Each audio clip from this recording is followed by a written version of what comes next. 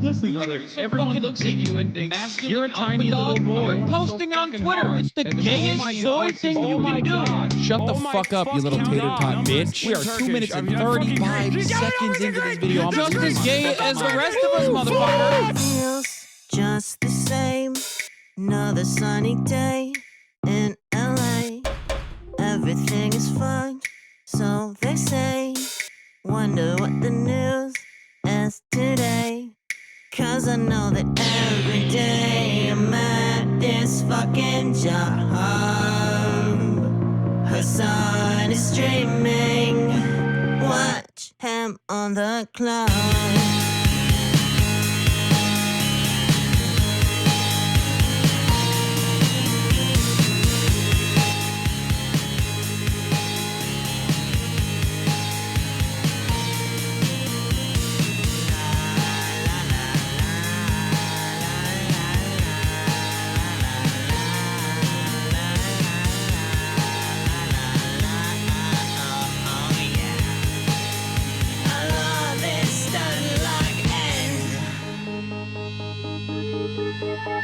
Listen, bro, the Lyra does not need this. Trans people love playing Hearts of Iron 4. Eating pussy is the basic bare minimum thing you can do. Where did they find these people, dude? And women want to have sex. Your job is posting. You're gay. Okay. God, I hate women so much. But is he really a socialist? He's such a himbo, I can't handle it. He's got a car and a house and it's better than mine. How the fuck can I sit here like everything's fine? That's just me being a fucking hog.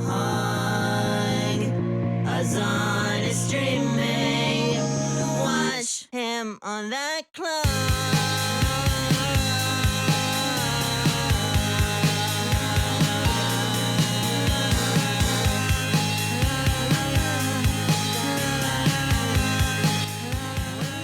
What's going on, everybody? I hope everyone's having a fantastic evening, afternoon, pre-noon, no matter where you are in the world. I'm Hasan Piker, and this is the HasnAbi broadcast coming to you live from sunny California, Los Angeles. It's cold, but sunny here in Los Angeles, California. Folks, I'm live and alive, and I hope all the boys, girls, and MBs are having a fantastic one because today's a beautiful day. Today is a wonderful day. Today is Wednesday, hump day.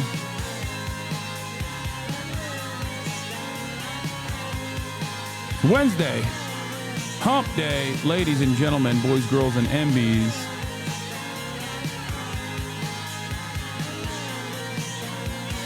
(2024) 11:15 p.m. or 12:15 p.m. I'm live. I'm alive. Fuck it, I'm saying it. I'm also a new pod John. We fucking totally brought it on ourselves, dude. Holy shit. We did. That's right, We ladies and fucking gentlemen. did. In a video game, whatever. I am officially a pod John. We fucking did, man. We did. That was Hasan Streaming, theme song from my favorite socialist himbo official video for Theresa Sweetheart. And we're live, and this is the part of the broadcast where I tell you about my personal news. First and foremost, new glass alert, ladies and gentlemen. I purchased these Gentle Monster bad boys a while ago. These Gentle Monster bad boys, I got the optics put in them by a HasnAbi head's girlfriend who happens to be my optometrist. And I was able to go and pick these up this morning. I'm very excited. The lighter frames look good on you. Thank you. Where are you going? What the hell? What the hell? How bad is your eyesight? I don't know. I have the prescription somewhere, but I don't know what it is. Anyway, ladies and gentlemen, we're live, we're alive, and it's going to be a good one regardless. This is part of the broadcast where I tell you about my personal news, about what's going on in the world of Hasan, HasnAbi Piker, in between the time period where I press the stop streaming button and press the start streaming button. Insane lineup, King? What do you mean? You look like you're ready to go to Korea with those frames? Thank you.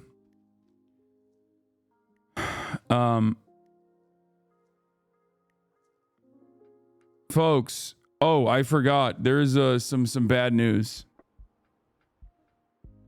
There's some bad news. I'm going to get to it in a second, but personal news-wise, ended the broadcast last night. Didn't really do much. Just went on a TikTok TikTok journey basically last night. Woke up early in the morning, worked out. And the reason why I'm late today is because after that workout sesh, I got my new glasses. I have these in, this is gold, but I have it in silver frame as well. I have another transition lens glasses too as well. I got transition lenses. These aren't transition lenses, but anyway, I did all of that. And then afterwards, what did I do? I went to the Pod Johns. Okay. I went to the Pod Johns. Pod Save America. I went there to save America. And although the original conversation on the Pod Johns was supposed to take a 30-minute, it was supposed to be a 30-minute conversation. It took us 2 hours. We talked about so much.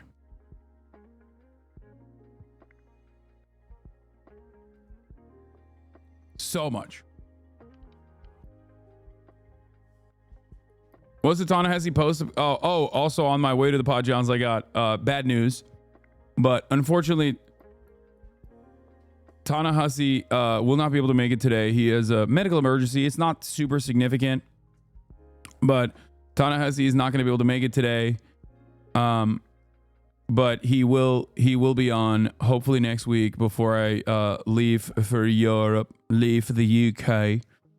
Fucking hell.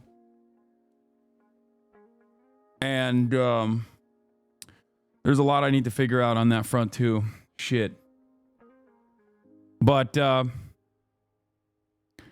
any case, I will be going in a fucking UK for Oxford Union and Cambridge Union. But then also, I'm going to be back in America for Streamer Awards. Yeah. Fucking hell. I'm meeting Idris Elba. When's the Pod Save America episode coming out? I don't know. Hopefully they don't cut out too much of it. I see some crazy shit on there too. I talked about Hezbollah having optic fiber.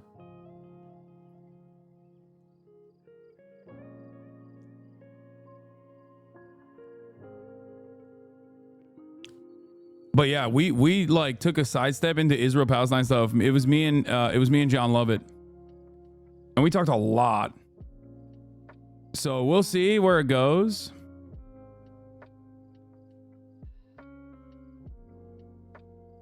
Are you gonna do a talk in the UK? I'm not gonna do one talk in the UK. I'm gonna do 2 fucking talks in the UK. Peace. That's right. Going to fucking Oxford and Cambridge, yeah. Going to fucking Oxford and Cambridge. I'm in Cambridge, but they only allow members, and it's like £200. 200 fucking quid. That's crazy. That's mental, isn't it? Oh my god, I'm gonna do this nonstop. They made this just for you. Better story with the Yakuza mini games. What? This is a better dating sim? Okay, we'll look at it later. What are we doing in place of codes? Just regular old broadcast that I was gonna do anyway. Did you call the Pod Johns dumb piece of shit? No. Why the fuck would I do that? It's insane. Are you okay? No, I did not do that because I'm not a fucking freak.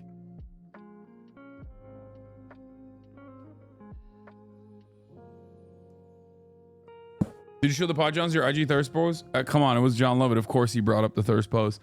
But yeah, that's it. That's all I got. I'm here now. We're ready to go. Ready to let it rip. Okay. There's some Kaisen ass stuff that popped off too while I was about to go to sleep last night. It was crazy.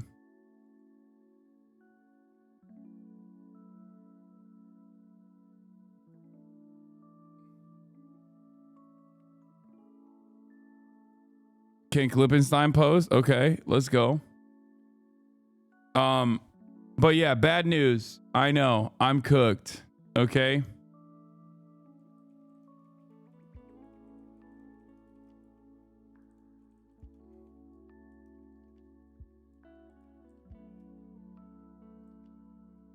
I'm cooked. No more Diet Cokes. I know. Coca-Cola is now officially on the BDS list. I am fucking devastated. Actually devastated.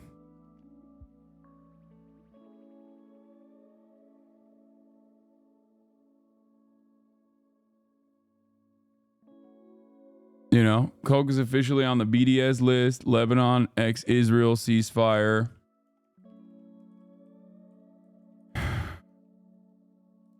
What does this mean? Tina reacts to your IG post. Oh my God. Uh-oh. No, Tina, shield your eyes. Hasan, how do you make your hair curly? Do you have perm? No, dude, this is just... You know what I do to make my hair? Nothing. I just get out of the shower and I towel it and then I just leave it like this.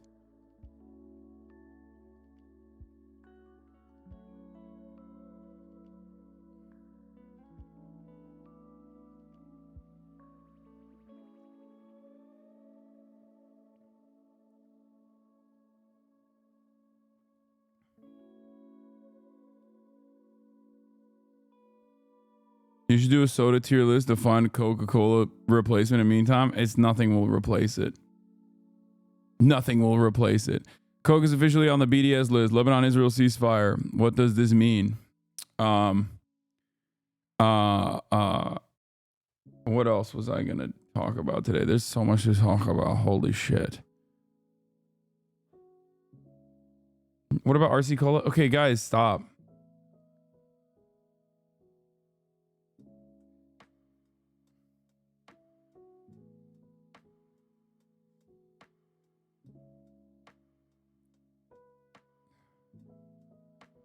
No. Okay. Coke's video on the videos list. What else was I gonna say?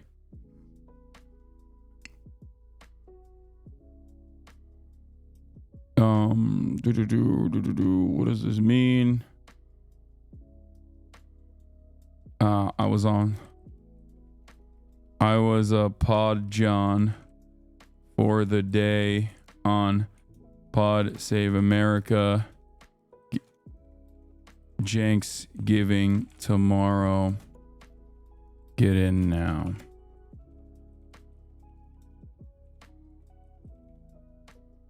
Okay, that's good.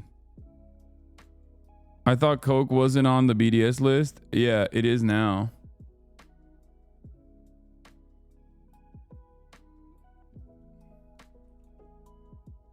It is now.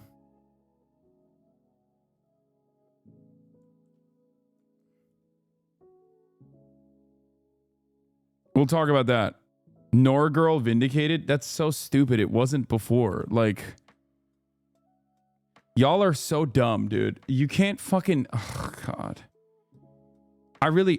It's not retroactive, you fucking idiot. Like, it doesn't apply to previous incidents, okay?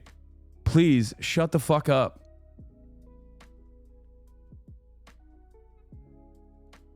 Anyway, Thanksgiving is tomorrow.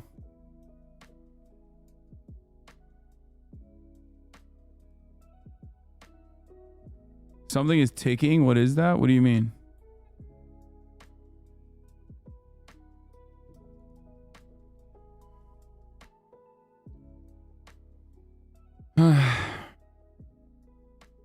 Wasn't Coke already on the BDS list? No, it wasn't. Hey, thank you, Themasius, for the playlist. Okay, we'll get started. But before Tina saw my Instagram post, oh no. Why? I open my Instagram and there's just Hasan.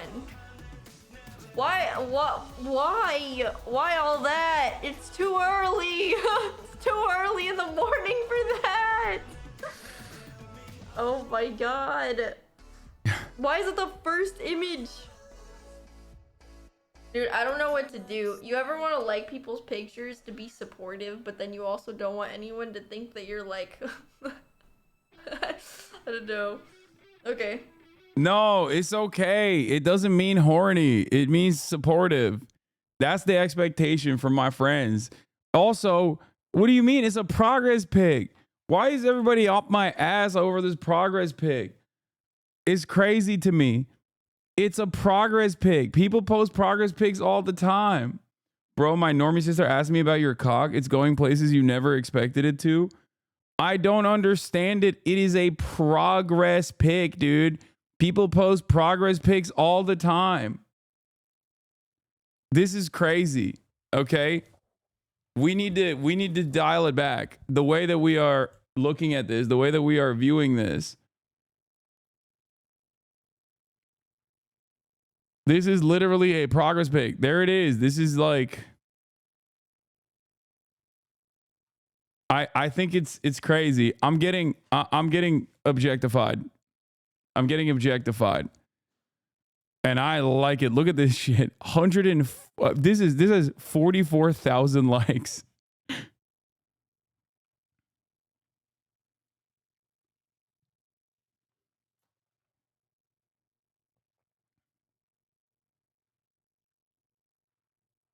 People that aren't in the gym life don't understand the progress pigs. They're horny to post them. Wait, there's a funny thing that's come out of this, by the way.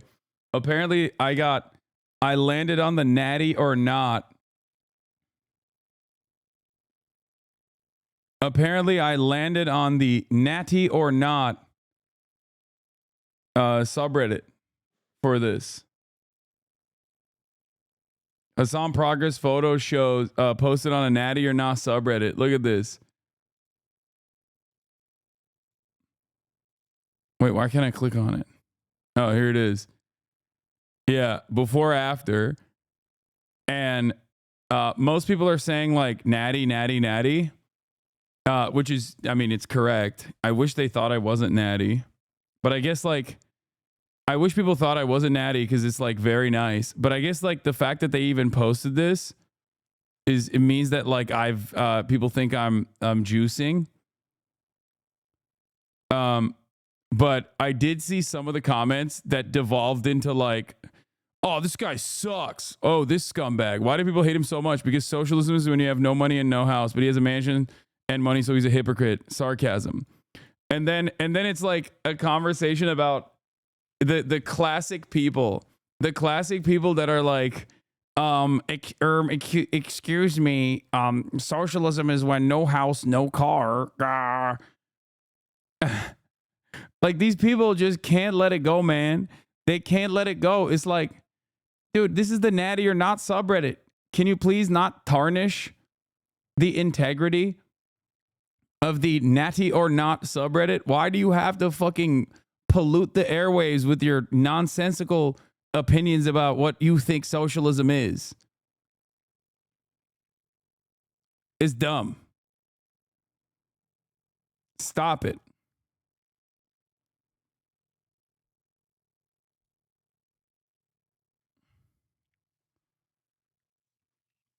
Anyway, if Sam Cedar came to your house for a stream one day, would you make him take calls? It would be a glorious disaster. What? No. Anyway, this is an insane post. Trump make America great again. America Post Project 2025. This is creepy and gross. It's starting to set in that this was a rather controversial post.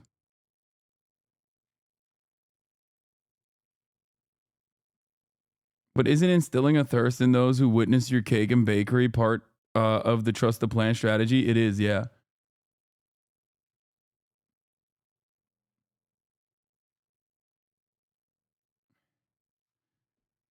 I sent in my best friend that I just got into your content. She loved it, Lamau. Nice.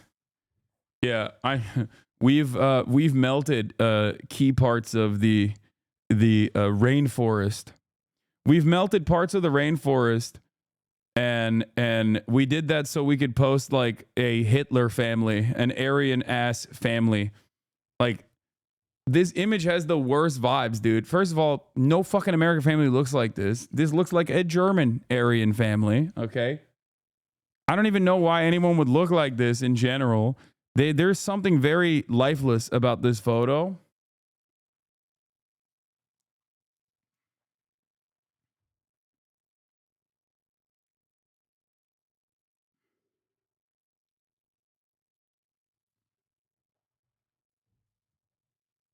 What is this? Your new podcast co-host is getting cooked? This is the voice of the future of America's working class. He will lead us to glory. Michael, you don't think this guy's the voice of the working class, do you? Does he use his platform to perpetuate the ideologies of the ruling class at the expense of the interests of working people? Not to be pedantic, but a 2.7 million house in WeHo and a 4.4 million house in Hancock Park are hit very different to someone who lives here, lol.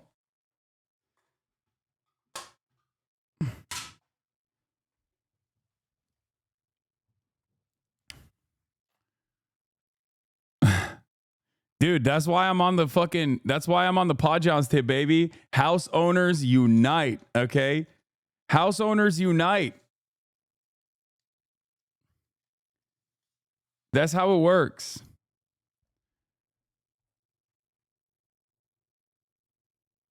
Lol, wait, did they say your house is 10 million? No, I think the new house he bought is like 10 million or something. I don't really give a shit. Of course the Podjohns have a massive house that is very expensive. I thought he was a director, not a podcaster. No, that's a different Jon Favreau. Podcaster Jon Favreau, and the Podjohns are former Obama administration officials, like speechwriters and staffers that got together and created the somewhat more progressive than mainstream Democrat podcast circuit called Pod Save America.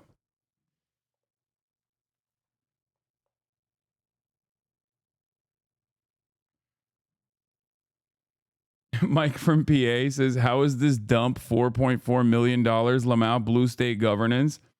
Yeah, that is pretty crazy.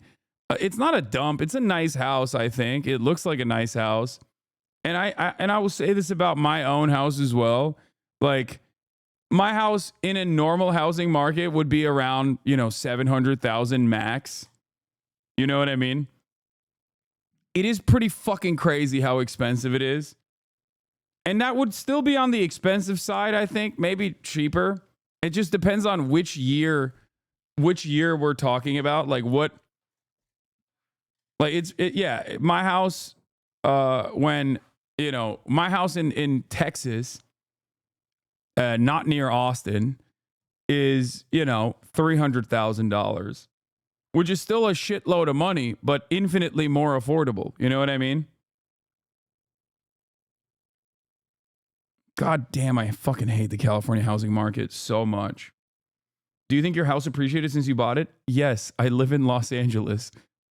That is a byproduct of home ownership in Los Angeles. There is no, like, regardless of my efforts to desperately try to claw back and depreciate the housing market here and ensure that we have a just, honorable, equitable, reasonable housing market, which means depressing home values, including but not limited to mine. In most markets across the country, home ownership, housing values just go up only. It only goes in one fucking direction. And that's why everything is so goddamn expensive. When you were trying to downplay the house thing and Chatters would turn around and defend it, it's not even that nice of a house. It's actually a shitty house. And you were like, hey, what the fuck is a nice house? It'd be, yeah. Did you buy it outright or did you pay a mortgage? Of course I didn't buy it outright. Dog, in 2021, I did not. Like, that's crazy. People thought I had like 2.7 in cash. The fuck's wrong with you?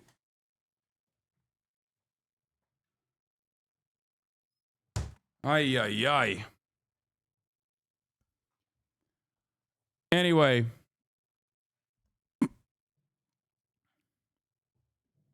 HasnAbi comes out. Oh, you were saving to buy that media company? Yeah, I'm buying MSNBC with the quintillions of dollars that I have.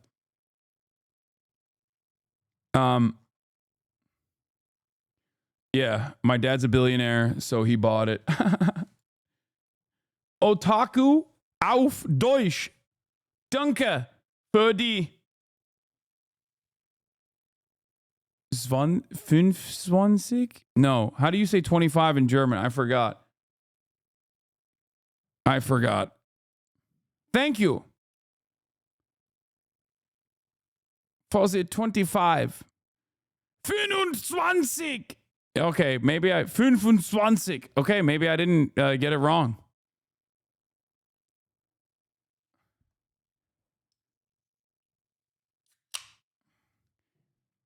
Gifted subscriptions. IRA glasses, also with a good loan rate, your money will appreciate more in high yield savings account than it will save in interest if you were paying in full. This clip channel that you helped the other day got their issue fixed because of you. Yeah, that's fantastic. I like that this is now the rallying cry. This photo is now being used by everyone.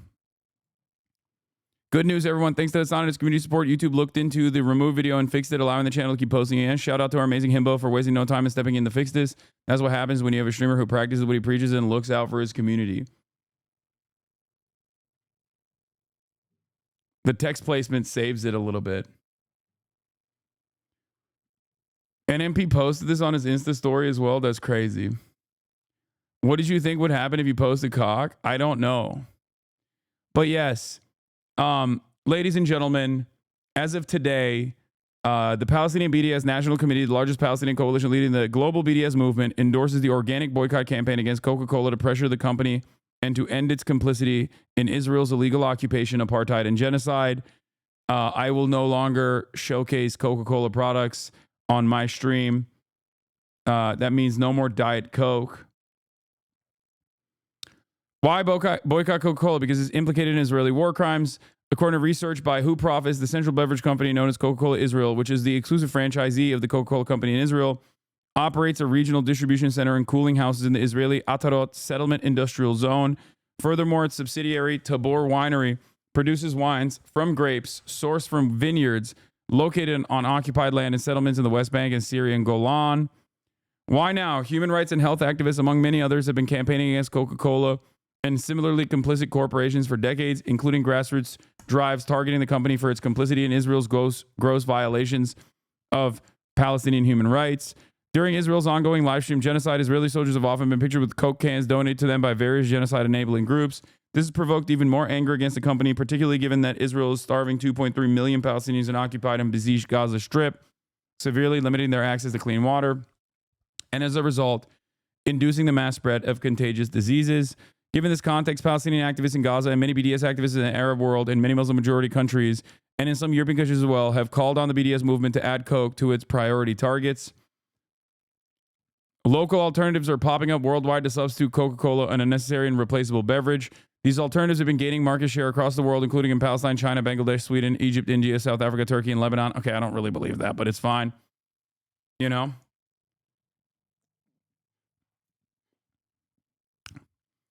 I guess Pepsi is fine for the time being, or Dr. Pepper. I don't know. Based on all this, giving Coke's large contribution, though, through business, as usual, in taxes to Israel's war chest during the genocide, the Palestinian BDS National Committee, BNC, the largest Palestinian coalition leading the global BDS movement, endorses the grassroots organic boycott Coke campaigns to pressure the company to end its complicity in Israel's illegal occupation, apartheid, and genocide. Dr. Pepper is a Coca-Cola subsidiary? Is it? No, it's not. The worst part about this is that these guys are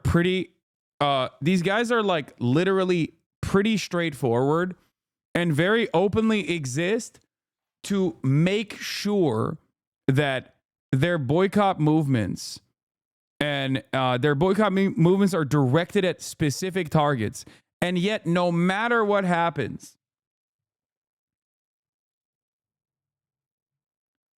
okay, no matter what happens, motherfuckers will still go, oh, that means you can't drink whatever the fuck I've decided as well. Like, shut the fuck up.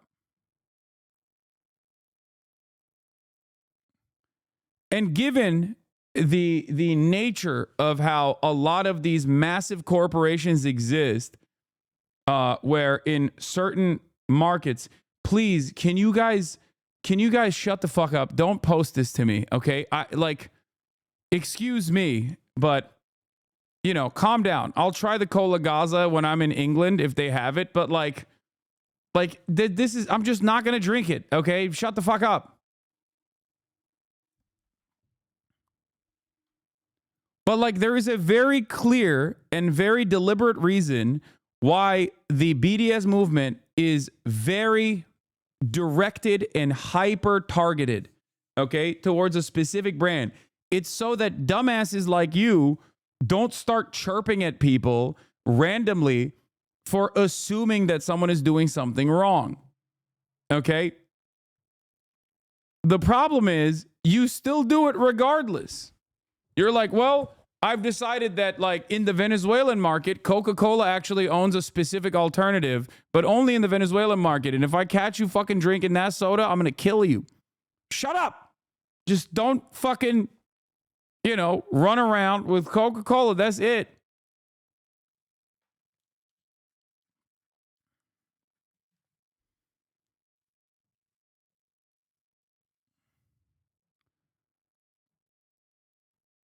To be fair, it's very confusing. Dr. Pepper is co-owned by Coke in the UK, Japan, and in South Korea. In the US, is owned by Keurig. Canada, owned by PepsiCo. Yeah. Dr. Pepper is fine. Okay? It is not a Coke product. Please. Oh my God. Bro is yelling at 90% of Hosgard right now. I know. It's one of the most annoying aspects of like being a fucking leftist and trying to do what's right all the time is that there are a lot of fucking people who are like, nope, I've made up my mind and you will never change it. Fuck you. Shut up.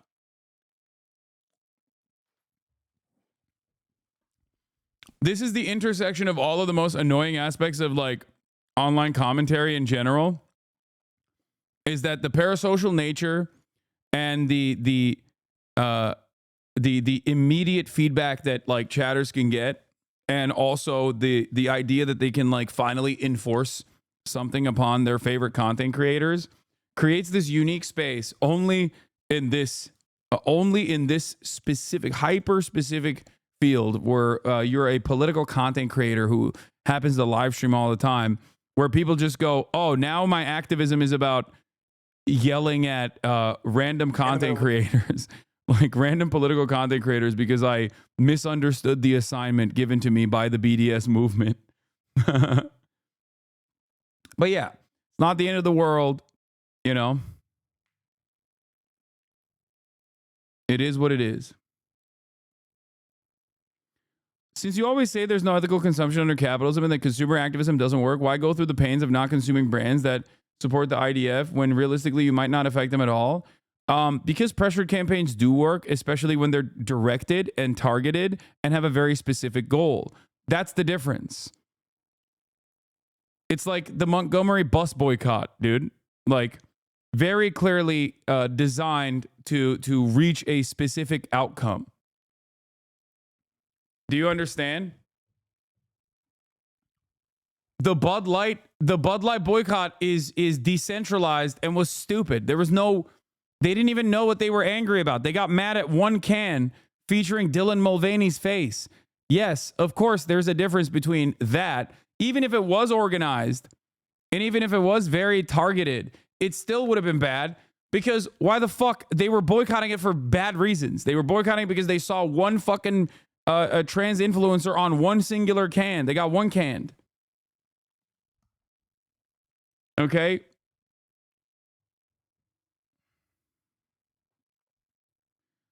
And also, the BDS movement has achieved some very noticeable victories.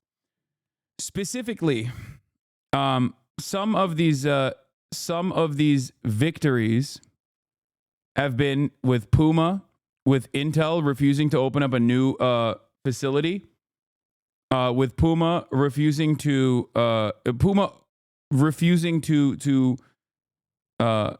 restart or continue their sponsorship of the Israeli Football Association.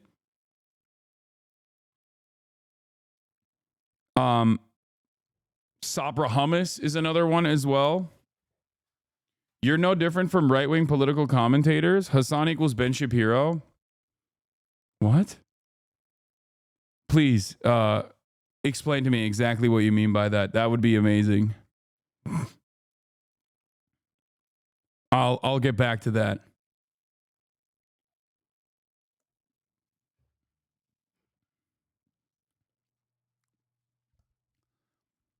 But yeah.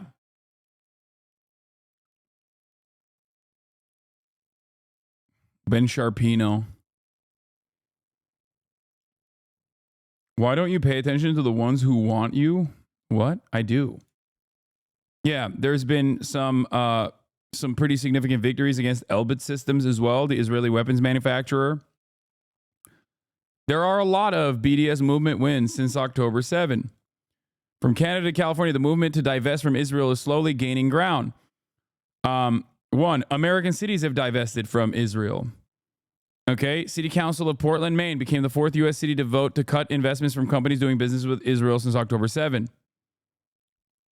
While Portland Mayor Mark Dion said he understood Israel's desire for retribution, he added that our role collectively is to grab their shoulder and say, it's enough, it's simply enough, and then pull them away. Other U.S. cities such as Portland, Oregon, Berkeley, California, St. Louis, Missouri have passed BDS measures focused on specific companies. But this marks the first time a U.S. city council fully endorsed a pro-BDS measure against Israel, Middle Eastern Monitor reports.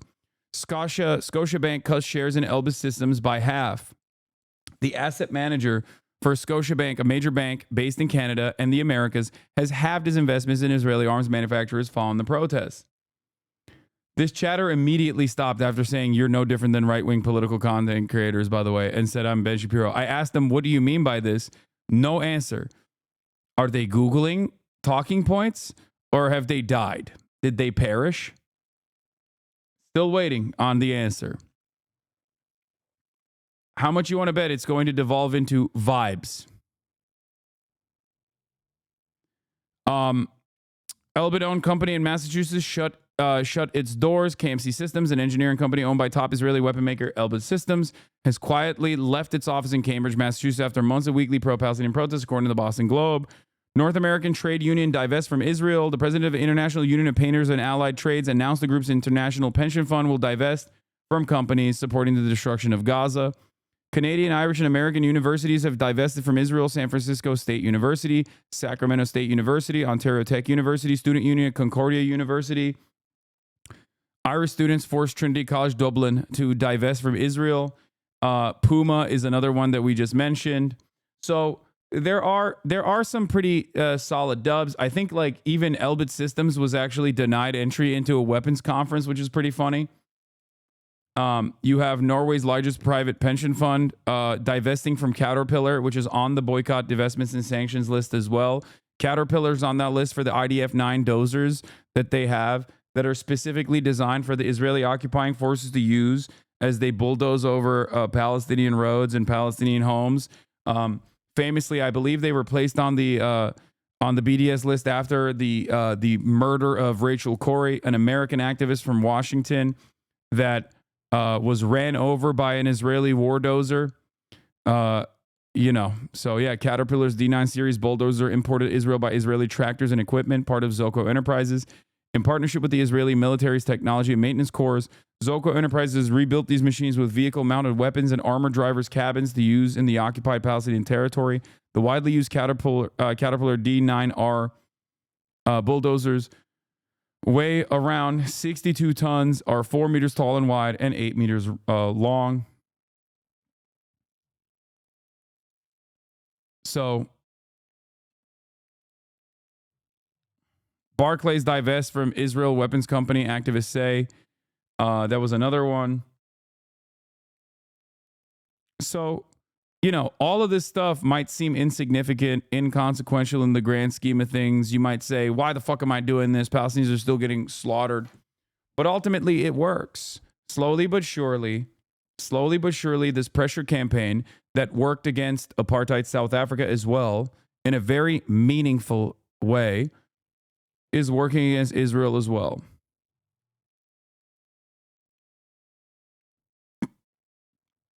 Yeah. And it's ironic because a big part of the process here for the BDS national campaign is to make it as easily digestible as possible. Wait, this guy got timed out because he wrote an essay. Right and left wing political commentators on social media share many similarities. Oh my God, he chat GPT'd it. Oh my God. Dude, you're a fucking bot, brother. You're a bot. You don't have any convictions of your own. You literally went to chat GPT. Do you not recognize how sad that is? You let a machine fucking write your points for you. You don't have any firmly held convictions whatsoever. I want to have a fucking conversation here. How are you not embarrassed to admit that you went to ChatGPT? I called it before I even read the full thing, and he admits it. They simplify complex issues, use emotional appeals, foster echo chambers, and emphasize polarization. Both monetize their platforms, selectively use facts, vilify opponents, and leverage memes or pop culture for engagement. Despite differing ideologies, their methods often mirror each other, driven by the dynamics of social media and audience behavior. Yes, it's ChatGPT, but it is what it is. That is the most pathetic thing I've ever seen from a human being. You literally went to an artificial intelligence chatbot, openly recognizing that you are less than an NPC. Okay? You are literally less than a video game NPC. You understand that, right? What a fucking intellectually incurious, lazy, idiotic thing to do. If you have an opinion, okay, if you have this firmly held conviction, you should be able to communicate exactly what it is. Maybe you're not going to be the best at communicating your perspective, but like, you should have some thoughts in there. You're a human being. Why the fuck would you go to ChatGPT to try to seek out answers? Like, that's insane. That blows my mind. That is incredibly disappointing.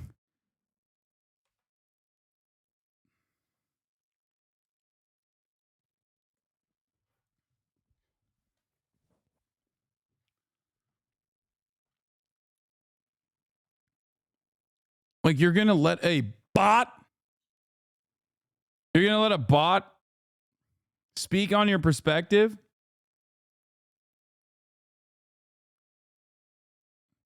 Yeah, this is the guy who wants to say I'm no better than the right wingers, by the way. The type of person that has no fucking opinions of his own. Head so goddamn empty that they rely on a fucking robot. Rely on a robot to churn out a response for them. That is sad, brother. That's sad.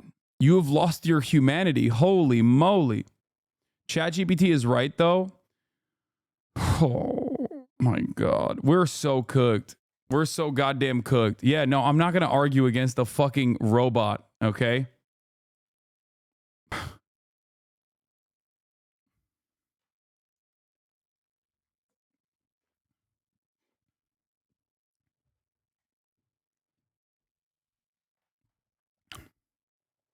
It's basically letting someone order and eat your shit at the restaurant for you. Yeah, I can't believe I would. I hope for the day where I have people with like actual perspectives that don't just go, I have an opinion. It's mostly vibes based, and because I have no actual convictions of my own, I'm gonna resort to, when you have the brain of a dog. Holiday pro tip: rely on ChatGPT AI, the Thanksgiving table, to ease polarizing arguments and achieve a peaceful celebration. Guy who sucks at being a person sees huge potential in AI. We are losing sight of what makes us human when we rely on chatbots. What? Same chatter? Holy bulge looking. Is he hard? Oh my God. Ask ChatGPT to comment on this. It's a pretty tired move, honestly. Relying on someone else to back you up in a debate, especially against a figure like Hasan, who thrives on informed and dynamic arguments, screams insecurity in your own stance. Originality comes from standing on your own intellectual ground, not outsourcing the heavy lifting. If you're going to engage, do your homework, know your values, and be ready to articulate them. There you go. Bot on bot violence, dude. You do realize that the AI is just a chatbot, not like a a unique sentient being. It's just a chatbot, which means it will give you whatever you want, whatever your desire is. You prompt it, and it churns out whatever it thinks you want to hear.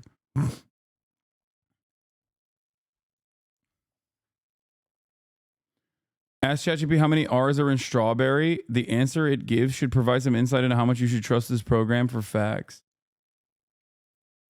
It's kind of crazy though. Like it actually is crazy that it's like this is a thing that people are doing.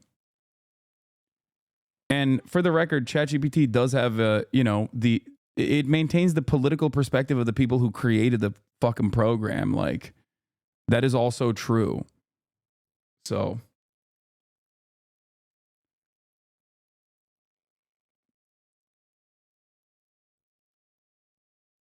it pumps out what it was trained on. Yeah, there is a political perspective in there as well. It's definitely liberal, but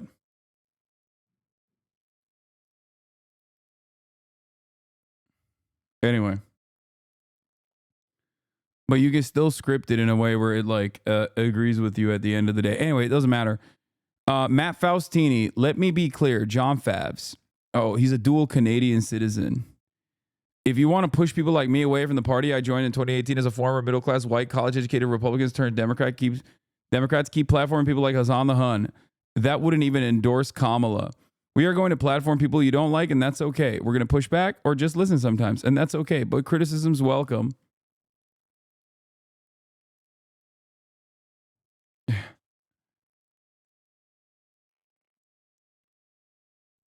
Anyway. Some of the replies are salty. Harris campaign staff interview ran Tuesday. Hasan guest hosting the show today. Interviews with candidates like John Tester, Pat Ryan, and others ran before that. The goal is to hear a range of opinions about why the Democrats lost and how to fix things going forward. Whatever cop, terrible decision being involved at any level with Hasan, but you'll have to learn that yourselves. Are you surprised by how many people poorly reacted to the Harris campaign episode? I'm not surprised by that.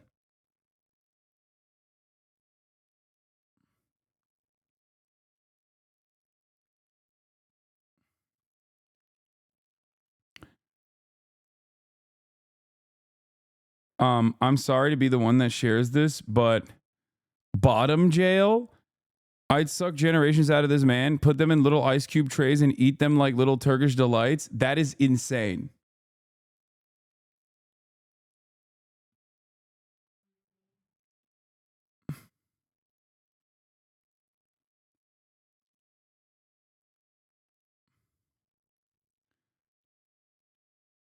Hey, when is that episode out? I don't know.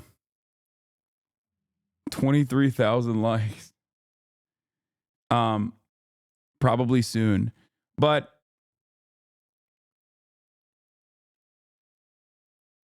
people replying are the same ones who are soy facing at the Bush Cheney endorsements. Yeah. So many libs on Blue Sky were so mad at you for the CNN thing. They can't take criticism at all. Yeah, that's why people are like, Hasan, you got to get on Blue Sky. Yeah, no thanks, man. I'm good. I'm good, I think.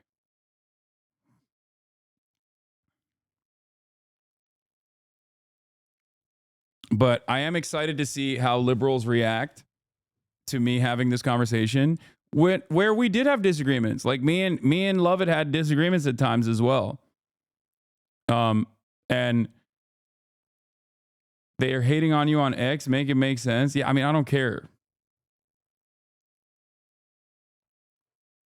This is what's waiting for you on Blue Sky. Audiobooks count as reading. Audiobooks count as reading. Audiobooks count as reading. Yes, but read also. Hey, friendo, some people can't read. I don't think you meant to be ableist, but that's how the statement comes off. No, it's good, man. It's Tumblr over there. I love it. I mean, I'm a fan of radical liberalism.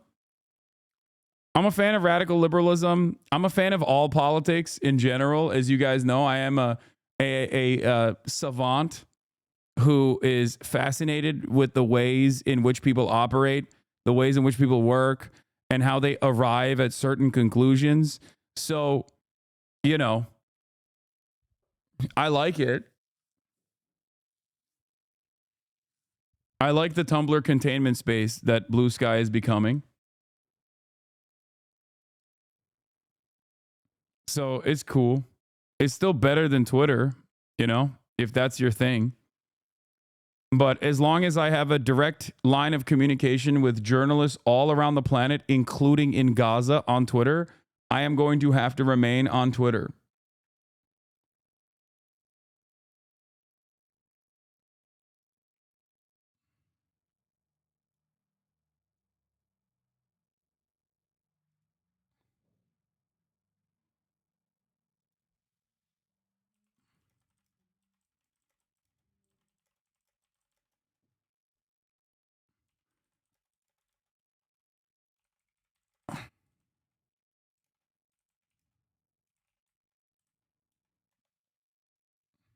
Anyway.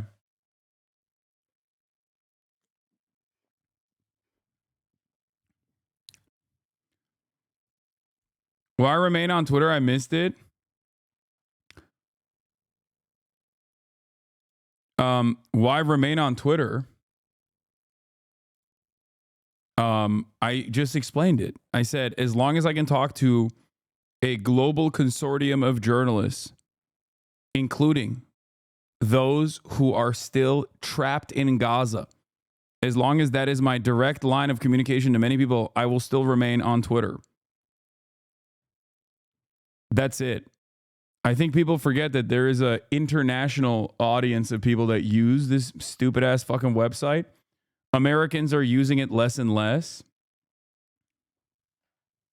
Having said that, however, why are we having this conversation? Man, shut the fuck up, okay? That's it. How about that? Jesus Christ. Why am I always finding myself having to address like the smarmiest, most annoying fucking silly ass comments? Like, what are we doing? How unproductive this is. I just, you know, because I like it. How about that? Is that good? Because I like the Nazis on the platform, on the Nazi platform. Is that good? Is that a good enough, you know, solution to your questions? I hope that it's, you know, I'm just like eating the bait, and it only makes it worse. So yeah, I posted. I said hosting Pod Save America this morning on stream. I have Ta-Nehisi Coates 3 p.m. Pacific. Unfortunately, Ta-Nehisi is not gonna make it today. Like I said, he had a medical emergency. Also, tomorrow's Thanksgiving. That is still out. Also, another thing I posted this morning was this was an insane thing that pro-Israel groups did, and we never really addressed why it was allowed or even remotely normal. How many Twitter tabs we got open today? A lot. Okay. Also, yeah, I tweeted about Mesor Vault as well.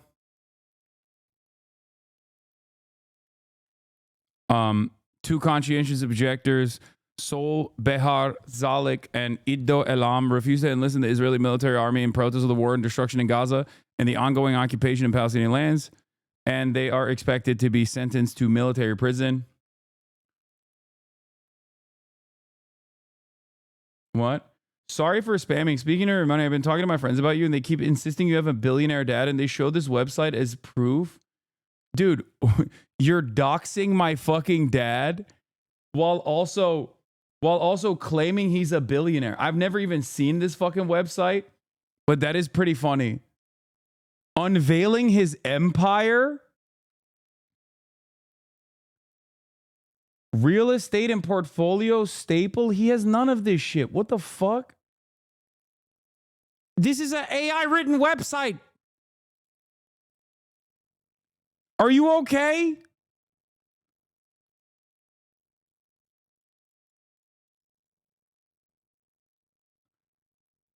What? It says he has 5 billion. Net worth is $5 billion.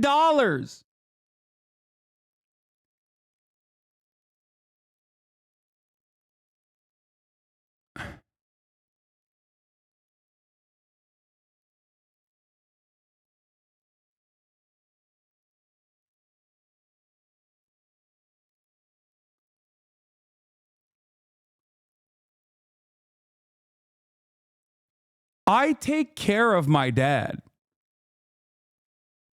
like financially, and my mom.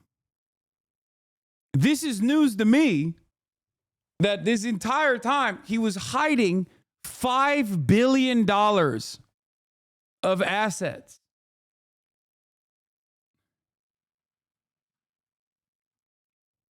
If only I had known that there are AI bot written websites out there who are claiming that his net worth is $5 billion.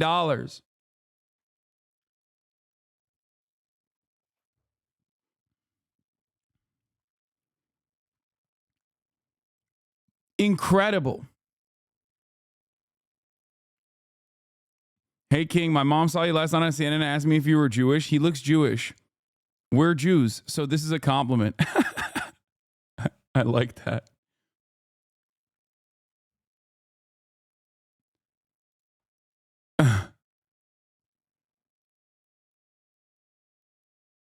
That site was an IP grabber. You need a new IP address? Wait, is it? Nice. Great.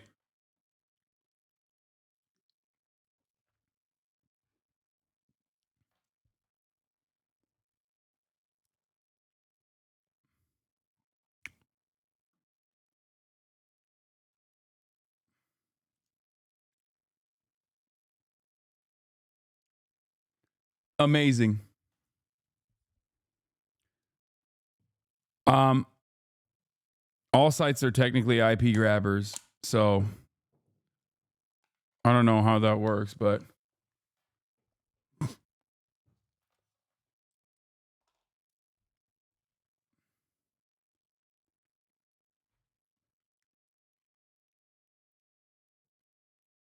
I hope people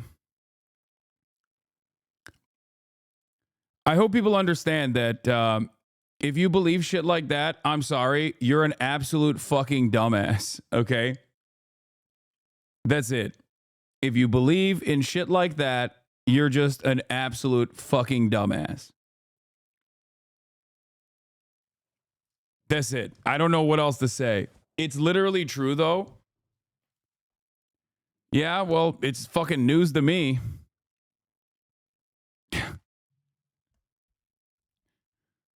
It is funny, though, that like people will be like, nah, actually, it's true. You don't know. This fucking random AI website actually knows the truth. There's no explanation for how this occurs, and yet he's not on any like Forbes list. You know? Because I feel like at that point, if you're a billionaire, you're gonna appear on some lists of the wealthiest people, right? Yeah, that would make him the second wealthiest person in Turkey. Wow. If his net worth, well, Murat Ülker, his name is Murat. My brother's name is Murat. Maybe there's a connection there. Yeah, this would make my father the second wealthiest person in the country. Do you understand how fucking stupid people are?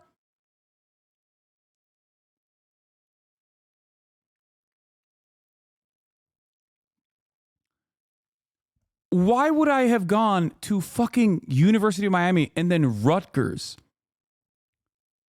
It doesn't make sense. Why would I have gone to a fucking state school and graduated from a state school if my father is a multi-billionaire? What makes you think that I would not have gone to fucking Harvard if that was the case? Brother, you say that like they're poor schools. Rutgers?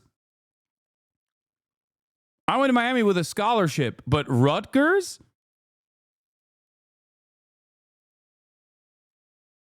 What are we doing now? Like, are we acting like Rutgers is not a state school? What the fuck? I mean, I'm in the South, different perspective. I'm sorry. Being from the South does not change this concept at all. Okay, as far as schools go, and by the way, I literally also still, while paying in-state tuition, still had to take out student loans, for the record. But again, didn't realize that that was also something I didn't have to do because my father happened to be the second wealthiest person in Turkey, just not showing up on this list for some secret reason. Had to pay my own student loan debt, my brother's student loan debt, my mom's student loan debt, which, I was very privileged and very fortunate enough to be able to do.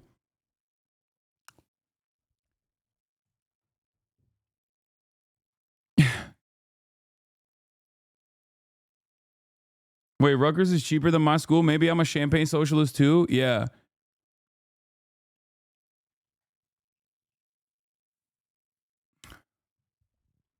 Yeah, it's called quiet old money. Yeah.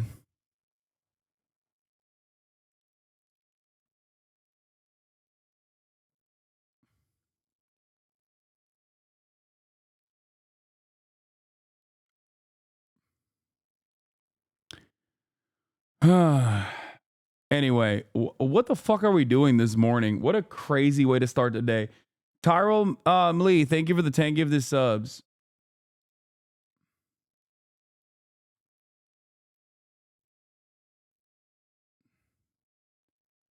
If you ask ChatGPT, it says $1 billion. What approximately amendment as of his net worth is estimated to be approximately $5 billion. His wealth comes from a combination of real estate investments, business ventures, his role in Sabancı Holding.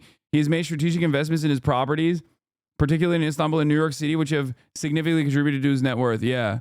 He's a real estate mogul in both Istanbul and also New York City.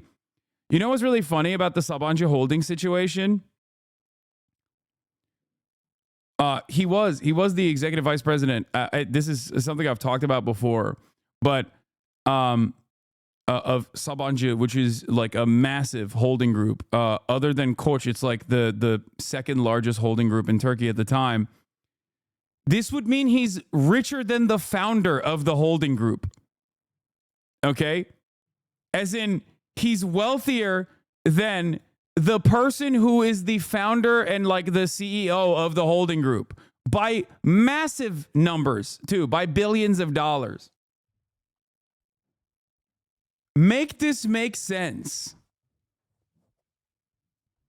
Make this make sense. You can tell who's heard of the Piker curse. Yeah, I've talked about my family's finances before. Like every generation of my family has made a shit ton of money and then lost it all by the time that they're like next of kin, next up gets to college. It has happened in both sides of my family as well. Not that it fucking matters because I use that to explain to you all the time that the Republican concept around wealth is actually built on a faulty premise. Ben Shapiro will always say, actually, like only 10%. Like, do you know how much money is passed down every year from one generation to the next? It's like 10%. You are lying, okay? You are lying when you say that.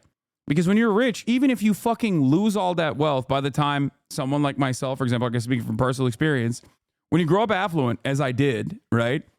By the time you get to fucking college, even if you go to college in America where you get a fucking slate wiped, basically, because you have no network in the same way in the United States of America, I still did not have to work to ensure that I took care of my family. That would have fucked over my schooling in the process. You know what I mean? There's a tremendous amount of different societal pressures that I did not have to withstand as a consequence of growing up affluent. Even if they had no money by the time I got to college, it still doesn't matter, right? Because I got a tremendous education. I'll give you one example, okay? Not a very good test taker. In Turkey, there's a lot of emphasis placed on tests. And you can go to some of the best public schools in the country. Some of the best schools in the country are public schools still to this day, right? But you have to be really good at taking these tests in both 8th grade and also, before you get to college. And because I, was dog shit in 8th grade in my standardized testing, okay, I was not able to get into very good high schools, very good public high schools. But because of the affluent position of my family at the time, I still went to a really good private school. Okay? That is a massive leg up. That is a massive, massive leg up.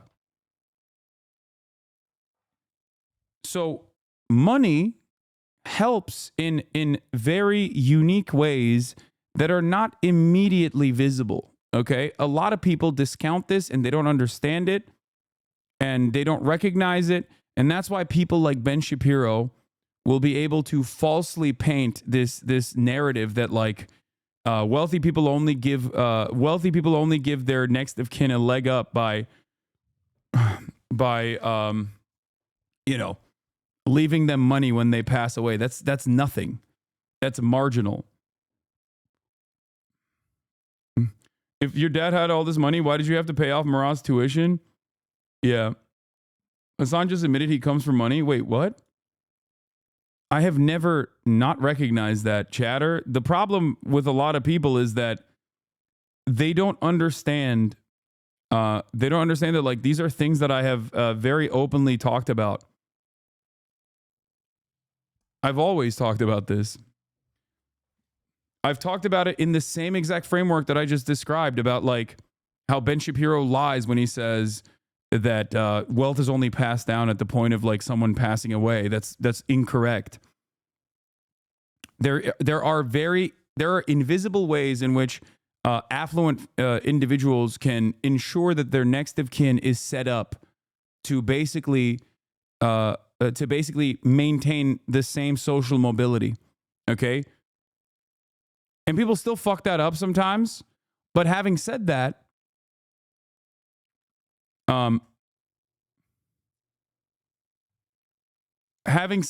the idea that like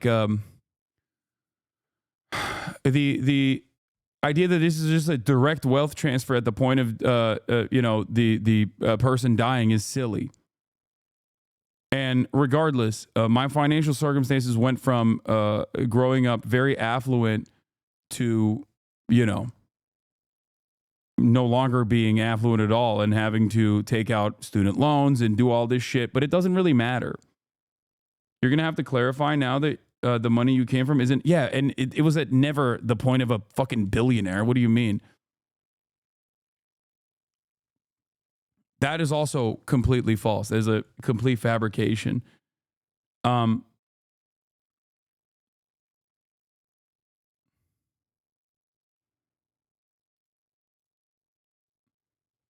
Yeah.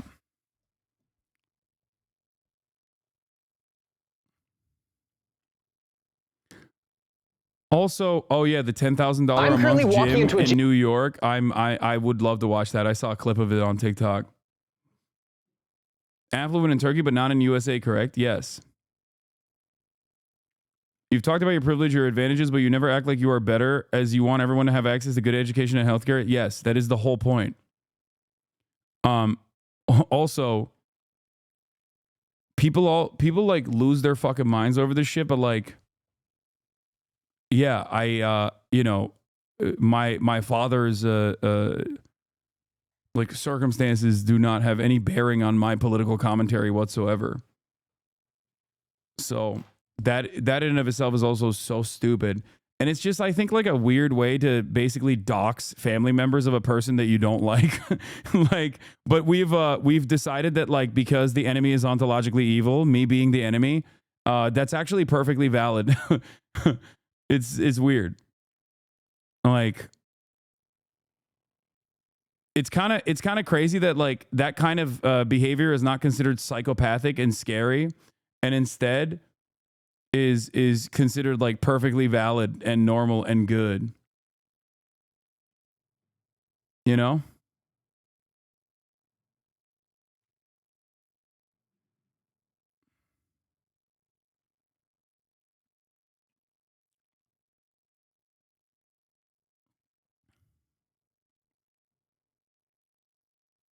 Video of you talking about it from a while ago? Any number of different people who have not benefited from that intergenerational wealth. My father is probably not going to leave me any money by the time he dies. My grandfather, who I'm named after, he died and left virtually no money. He had tremendous wealth and almost had none left at the end of his life. But it doesn't matter because he gave my father an incredible education, incredible opportunities, just like my father before me gave me those very same opportunities. Because Hasan, I can't believe you admitted that. On this video with 669,000 views from June 15, 2020.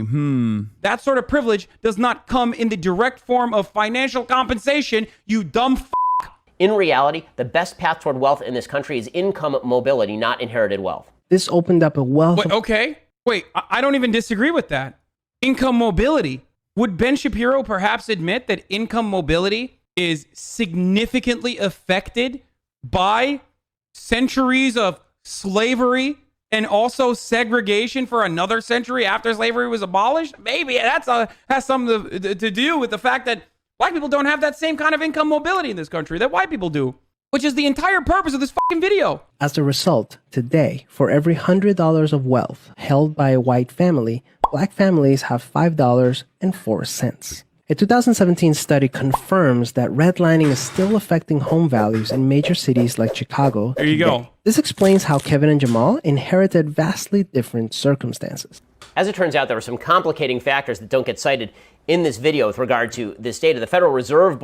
The Twitter freak out this morning about you is amazing. Wait, why are people freaking out?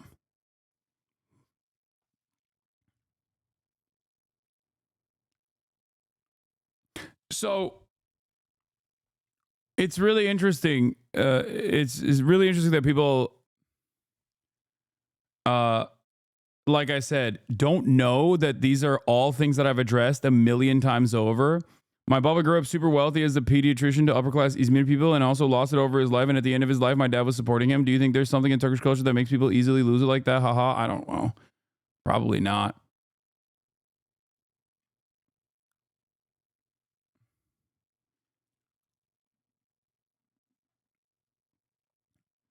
I think what a lot of people don't understand is that, like, I have made more money than my dad ever has in his entire life. Okay. And not only that, but I also take care of him now. And I'm very fortunate to be able to do so.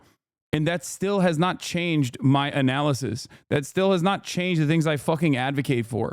So I don't understand. Like, yeah, no, you can yell at me all day, every day. Be like, you're rich and also socialist. What the fuck? Blah, blah, blah, blah, all this shit. But that's it. Yeah, $6 billion. My net worth is actually $6 billion. You guys joke about this shit, but like, honestly, people do believe it. So it's like a very weird situation. And I don't even want to talk. I don't even want to talk about my fucking family. It's like odd that people do this kind of shit. Especially when I don't bring them on stream deliberately and make them the centerpiece or the focus of my commentary in general. But once again, it always goes back to the same like false first principle, which is that like, are you losing viewership? No. Will there be a 2028 U.S. election under Trump administrator? Will there be a fair election in the USA? I don't know why you're.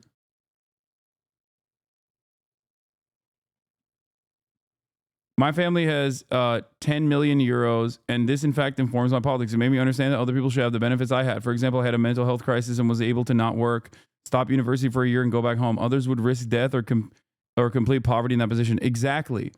That's another thing.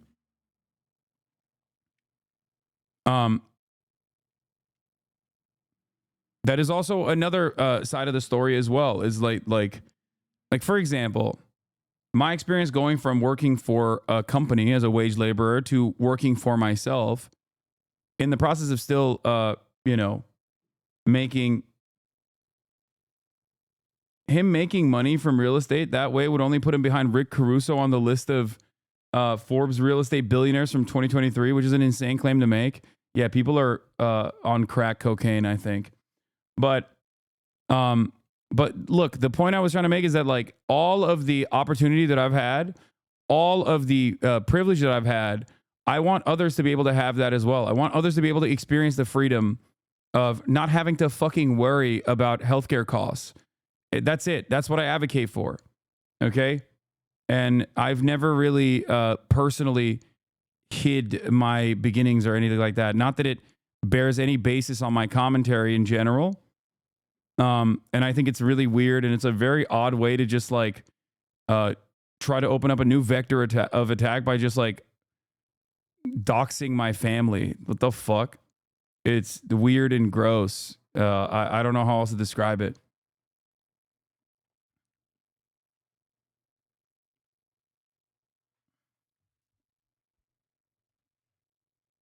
Yes, Little Bear. I'm aware that Coke is officially on the BDS list. I know.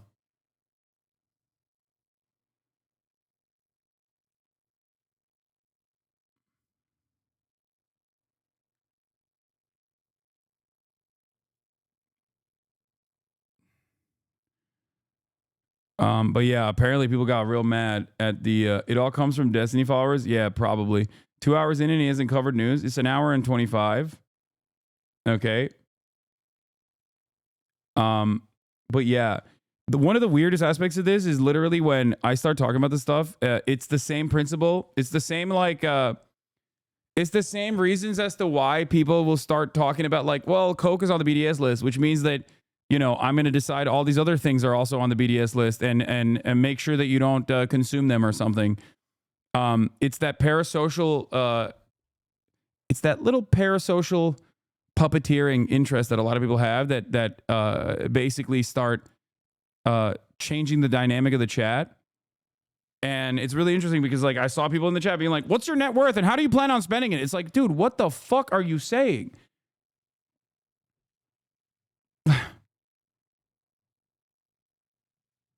Anyway.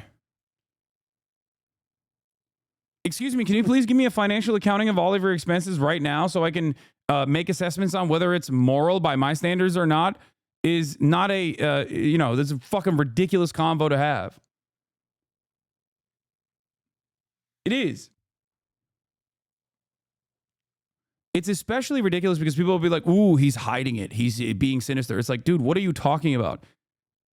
I exhibit or I live under capitalism in the most ethical ways possible, okay?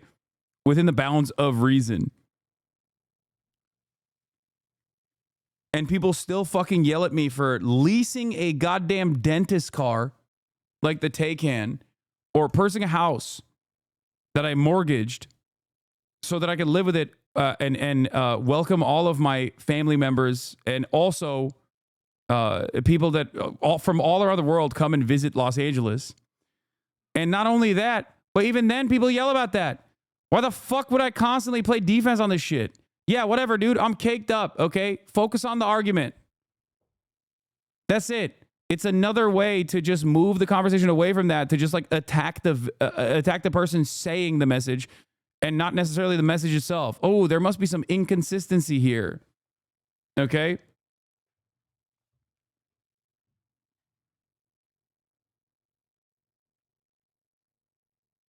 Anyway. Yes, I will be streaming tomorrow. And Thanksgiving is tomorrow.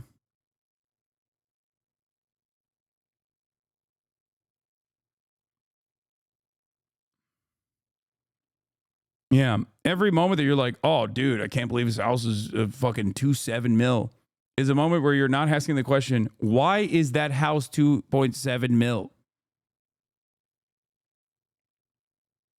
That's, I think, a much more productive conversation to be having.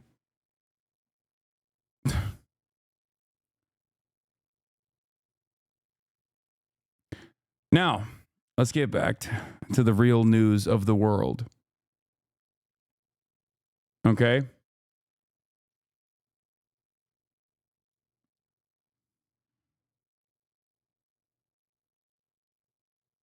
Released a temporary ceasefire between Israel and Hezbollah is in effect this morning after more than a year of cross-border fighting. Israeli airstrikes and I'm gonna Hezbollah pee. rockets continued until shortly before the truce began. President Biden spoke about this deal, which was brokered by the United States. I applaud the crazy decision made by the leaders of Lebanon and Israel to end the violence.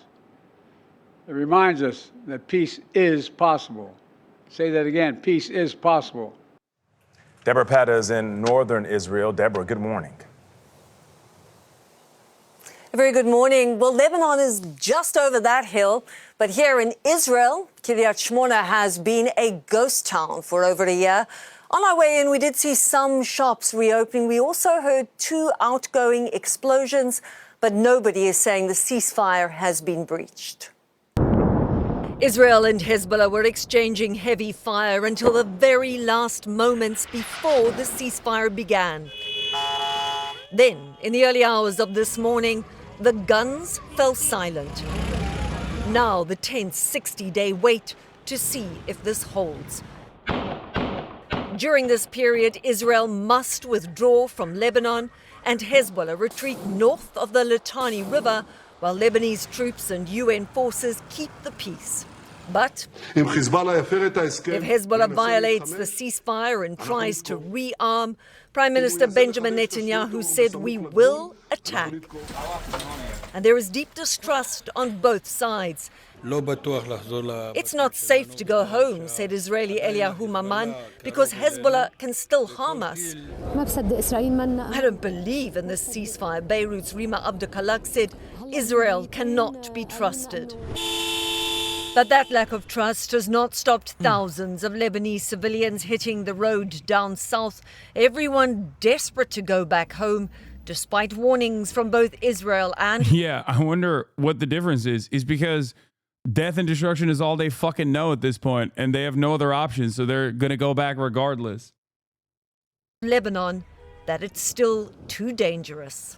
I wonder if they'll actually ask the Now, Lebanese this deal people. has revived hope for a Gaza ceasefire, but a former Israeli military intelligence officer told us he's convinced Israel will not be leaving the Palestinian territory for a very long time. Nate?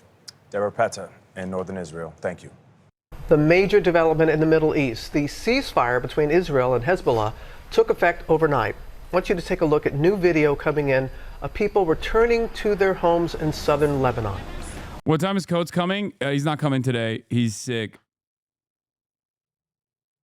I learned right before the Pod John's interview. Unfortunately, we're gonna try to reschedule. I'm gonna try to reschedule it hopefully before I leave for the UK.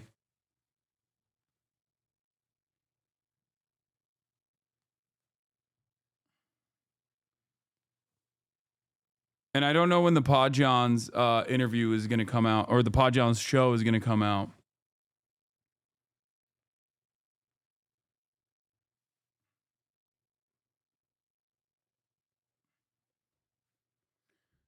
Lena Khan, we're gonna have to schedule after I come back from the UK. Yeah, Channel 4 did a Lebanese people celebrate returning home in The the news of a ceasefire came way past their bedtime. But this was a time to celebrate. Lebanese families, displaced by war, danced with joy. Come morning, many were already on the road heading home. More than 1 million Lebanese people have been displaced and lived in terror for months. Guess which road is heading south?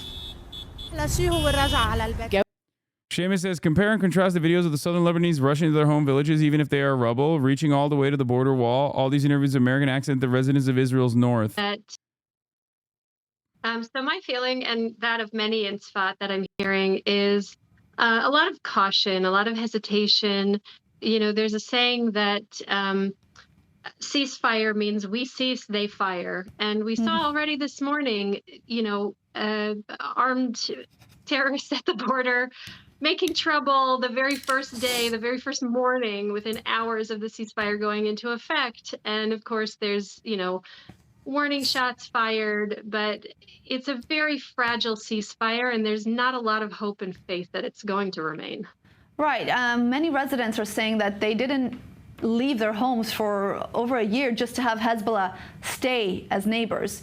Do you have faith at all that this deal could set the basis for something more stable and long-standing, and that you would be able to return to some sort of normality anytime soon? We're not seeing really a lot of hope for that, honestly. I mean, at this point, you know, the schools have been reopened, well, but only some of them, only ones that have a protected space accessible within 30 seconds from their classroom. And so even the Homefront Command is taking the precautions necessary and keeping in mind that at any moment there could still be rockets fired our way. What would it take for you to feel safe and for you to return to a life that you knew for so many years and suddenly was taken away from you? Knowing that Hezbollah was completely abolished, disarmed, disbanded, destroyed, and that there was no longer an active threat on our border, only 12 kilometers away from us. That's It's like, look at all this glass that was broken in northern Israel. And then you look at fucking southern Lebanon and it's just wiped out. Just entirely fucking wiped out. You look at Beirut and parts of Beirut are wiped out. Entire buildings reduced to rubble. really anything short of that does not give us hope for security long term. But would that mean continuing the war as it is right now, or could some sort of ceasefire deal, a diplomatic deal, be enough for you? Well, you know, not so long ago in the past, we used to She grew up in Texas? say we don't negotiate with terrorists. And now, unfortunately, we do, but it usually... Well, that you know, that explains the Texan attitude. Really doesn't end very well for us.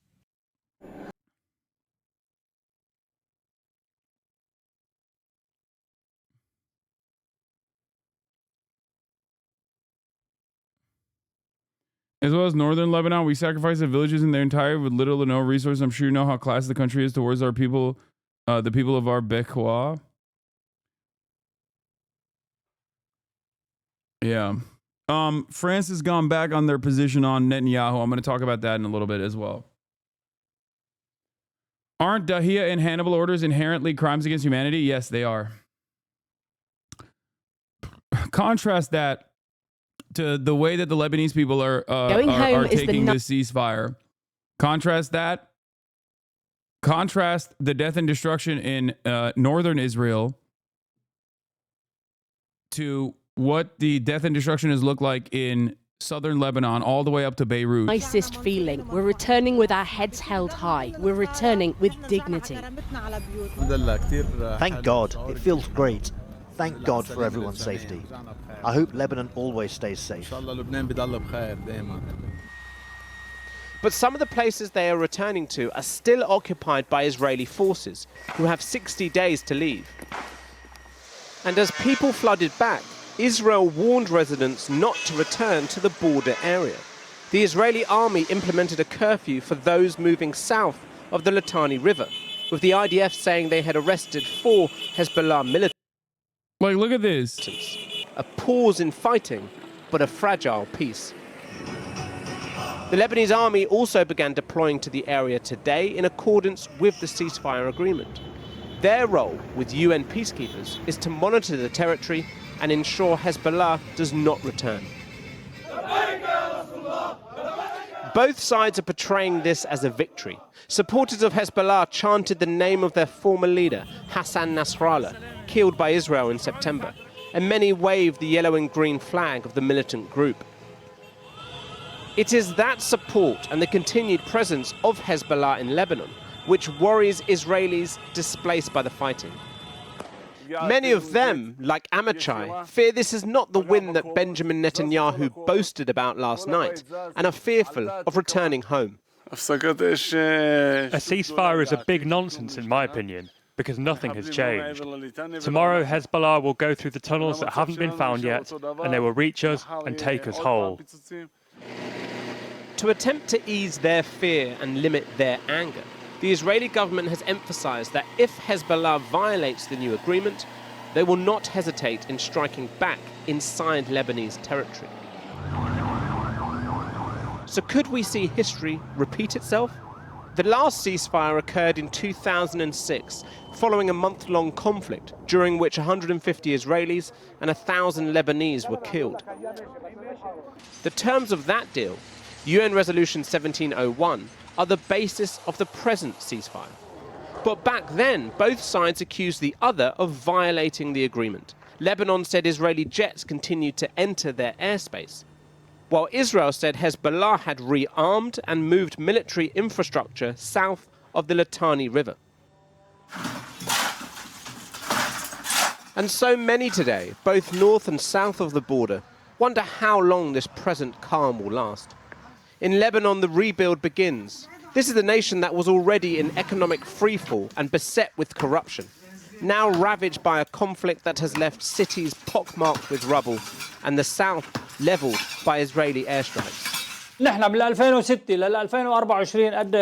From 2006 to 2024, every 10, 15... Would you gamble away everything you've built on Twitch? Why do you hate people who are right years before you? Are you fearing being wrong, or will you leave it all to chance? Roll the dice, brother.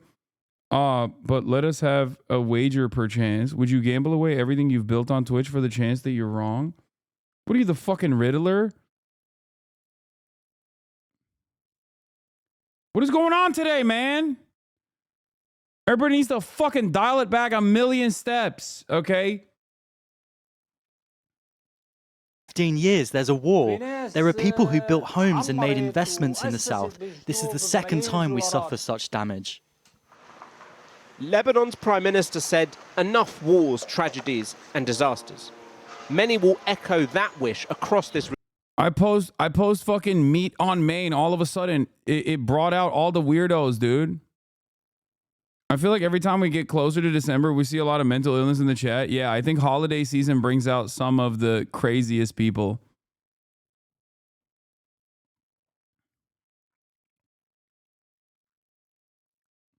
It's also the serialized, dedicated brigading coming from certain communities that are very upset that their daddy looks like you know, someone who has done really inappropriate things with minors in general, both in the past and continues to be like a fucking rapacious weirdo, and they don't like that, so they have to fight back to the best of their ability.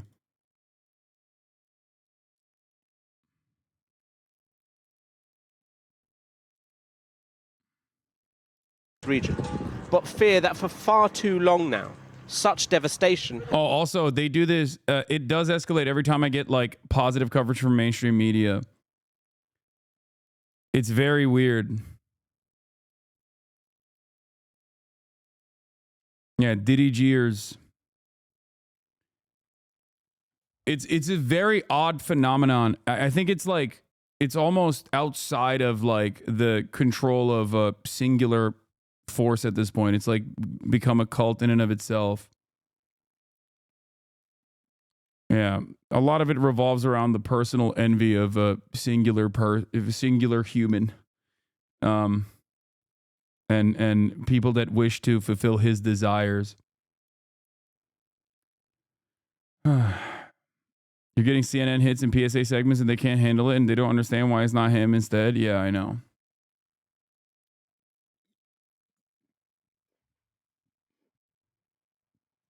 Has become synonymous with this land. Well, joining me from Beirut is the Lebanese-Australian journalist Rania Abu-Zaid. Rania, thousands returning home. What are they telling you about the scale of devastation, what they're facing there? Yes, as you saw from that report, the Lebanese did not wait long at all to head back to their towns and villages, not only in the south, but also in Baalbek and in the Bekaa Valley. The ceasefire took effect at dawn, and very soon after that, there were traffic jams on all of the southbound routes as people headed home or to whatever remained of their homes. Certainly, the destruction is widespread. There was a report recently that said that up to 100,000 homes have been damaged or destroyed. This war. By the way, your CNN piece was just Don't uploaded to yourself- the official YouTube channel. Let's go. Hasan is mostly right, except about adopting good policies. We're never doing that. Yeah, go show the support.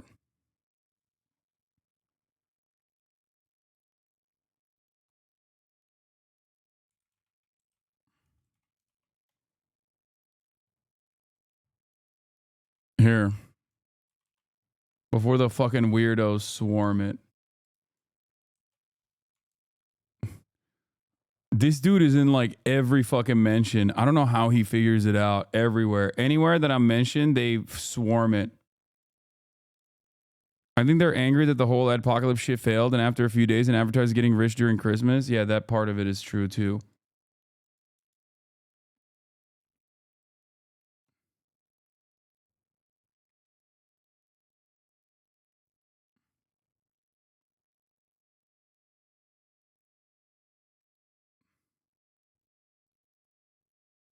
He's currently claiming a Twitter guy wishing AB and Lena's death is radicalized by you. That's the most insane thing that someone could claim.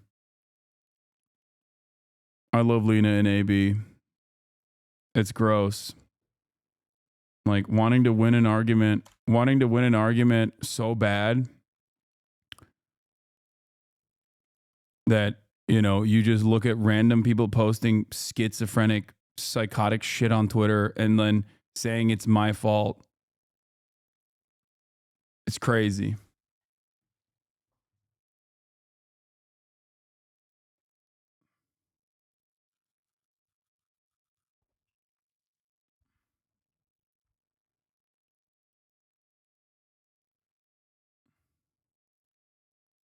Killed more than 3,700 Lebanese. It wounded more than 15,000. So the devastation is vast, but so too is the ability and the desire of Lebanese to return home and to rebuild their lives. And are they worried about that rebuilding, given the sort of prospect of new outbreaks of violence loom heavily, but also how they're going to rebuild, what help they will have to rebuild?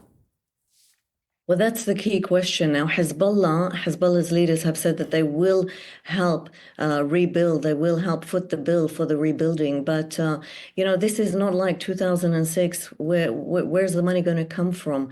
The country has been mired in a devastating economic collapse since 2019, actually, and it is still feeling the after effects of that collapse in 2019. Certainly, geopolitically, the Gulf states are not as friendly. Many of the Gulf states are not as friendly to Lebanon as they were in 2006. And Iran is also sanctioned and has its own economic woes to contend with. So that's the big question about where the money is going to come from. And over it all, this nervousness hangs about how long this ceasefire will hold. What are your reflections on that?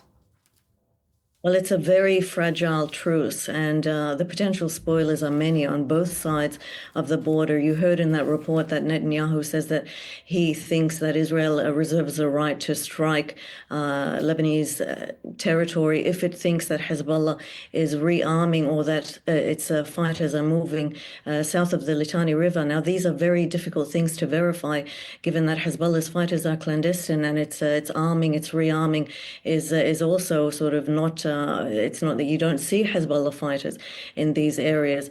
Lebanon fears that Israel may try and exploit that and violate Lebanese sovereignty. So it's a very fragile truce at the moment. So the Lebanese are certainly taking it one day at a time. And is there a lot of nervousness that Hezbollah will breach its side of the deal? Well, so far, its officials are welcoming this pause, this cessation of hostilities. They view it as a victory. They have said that they have, absorbed and endured devastating blows that Israel has unleashed on the group. So devastating that the former Secretary General Said Hassan Nasrallah himself described these blows as unprecedented and painful before he himself was assassinated a month ago. But Hezbollah's officials are presenting this as a victory because Hezbollah was not destroyed. It remained steadfast. It prevented Israeli soldiers from occupying and creating a new occupation zone in the south. And it says that it will help rebuild after this devastation. Rania Abizaid, thank you very much for joining us. Thank you. Well, President Biden says his administration will immediately try to secure a truce in Gaza, declaring he will make a push with regional powers to agree a deal which includes the release of all the hostages and the removal of Hamas from power. But is there any likelihood of achieving that? Jonathan Rugman reports. It's been a year since a brief truce in Gaza. In the words of President Biden, its people have been through hell. With over 44,000 Palestinians reported killed, most of them women and children. So, in the winter of his presidency, a final push for a ceasefire to follow that agreed over Lebanon. And Mr. Biden blames the lack of one on Hamas. And so now Hamas has a choice to make. Their only way out is to release the hostages, including American citizens, which they hold. In the process, bring an end to the fighting, which would make possible a surge of humanitarian relief. But these Israelis protesting in Tel Aviv last night blame their own prime minister. They want a deal to release somewhere between 50. Yeah, I wonder why. I wonder why the immediate family members of the hostages are still blaming the prime minister. Much to think about there. What's your take on the ceasefire, by the way? Is it a win for Hezbollah? I mean, I think ultimately Israel accomplished one goal, which is to decouple Hezbollah's actions from the ongoing genocide in Gaza. Okay? So I think technically, depending on how Hezbollah operates from here on out, they did accomplish that goal. But while they did that, what? My ex-husband spends Taylor's net worth daily on fucking what? He throws your network in the garbage daily. I still love you, just disappointed. What is happening? Anyway. So here's the thing. I'm going to stop reading chat, I think.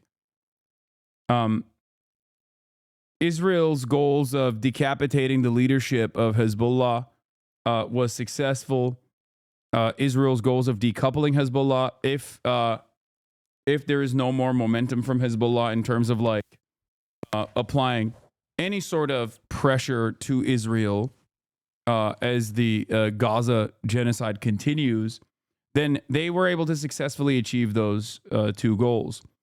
But I think their overarching goals were to create a permanent safety barrier in southern Lebanon and destroy Hezbollah's military capabilities.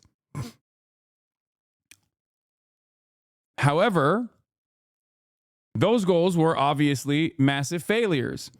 They killed a shit ton of Lebanese civilians in the process. They destroyed major parts of southern Lebanon. They wiped out entire city blocks in Beirut. And yet, when the ground forces moved into southern Lebanon, they incurred tremendous penalties. They went in and they left in coffins. They lost a shit ton of Merkava tanks. They lost they incurred a significant amount of deaths and wounded the casualties in general.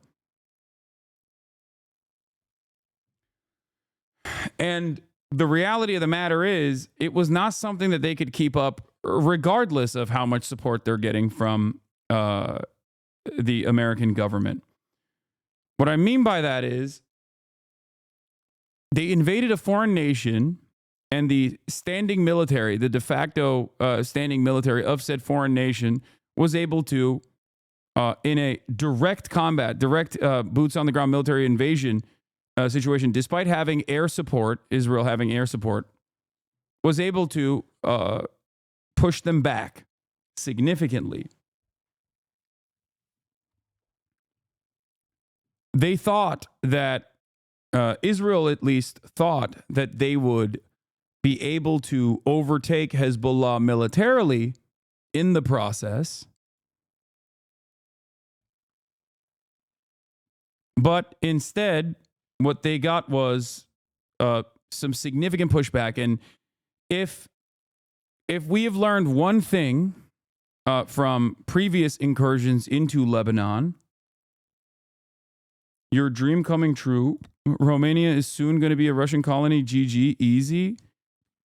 Why the fuck would you ever think that I would want Russia to colonize Romania? Why are people fantasizing about a position that I do not hold at all? And then what is going on, dude? I covered the Romanian situation.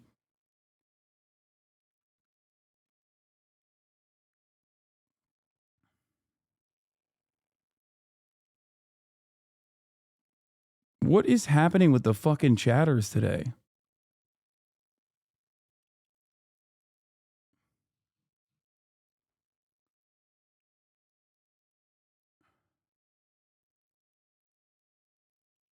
Anyway, the point I was making is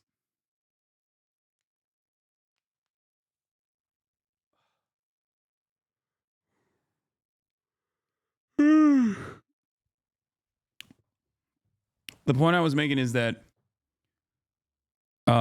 Israel has time and time again shown everyone in the region that the only people that the only groups that they respond to are those that they cannot defeat militarily.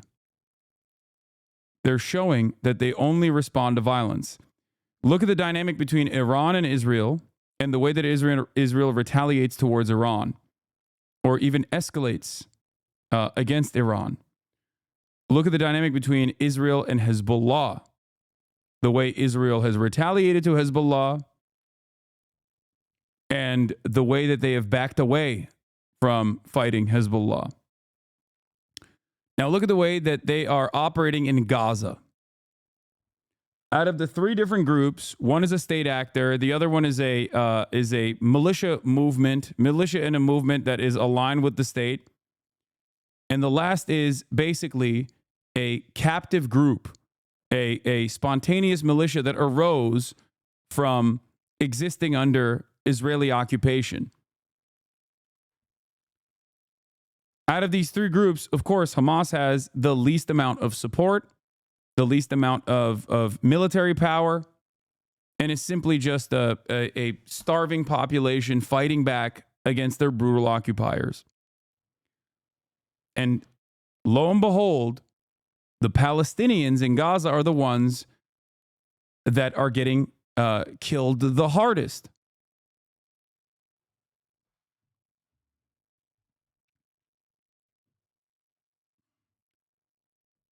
That's the modus operandi of Israel's warfare. Anytime they get hit by anyone else, really, from the axis of resistance against Israel and American imperialism in the region, they literally turn around and make the civilian population of Gaza suffer the penalties. They get mad, they strike against those who they have the capability of striking at. That's it.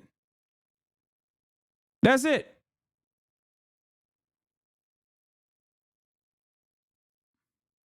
And that is where we're at.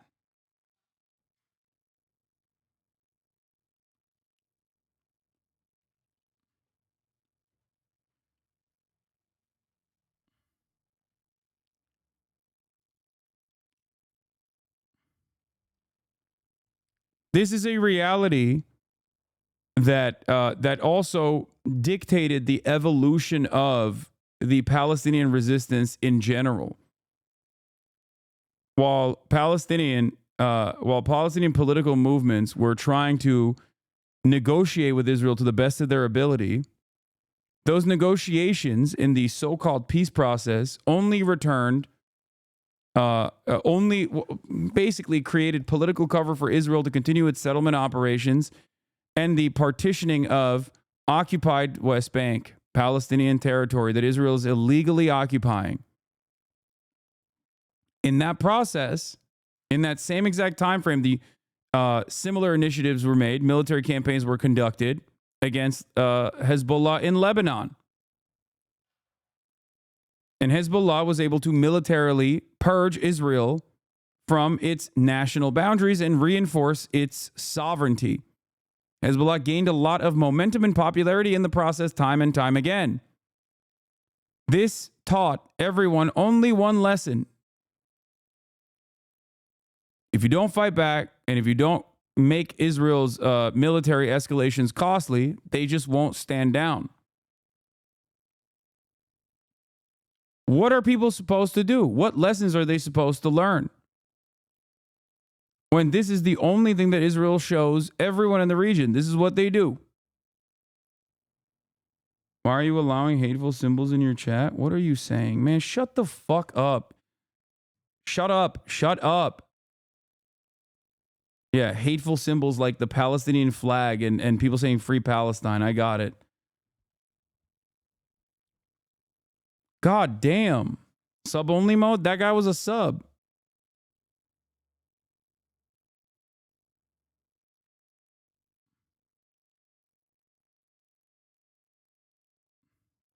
I'm hearing from Israeli sources we have diminished Hezbollah greatly, and I'm curious to know. I think it's mostly propaganda because the number of like armed combatants that did not diminish.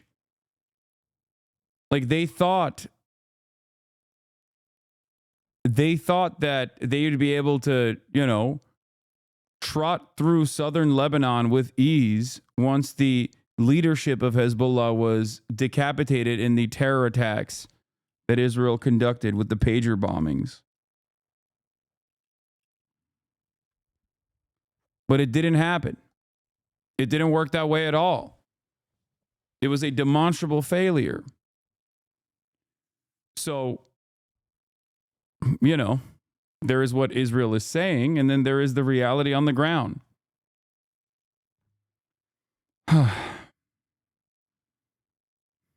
So, in this campaign that they where they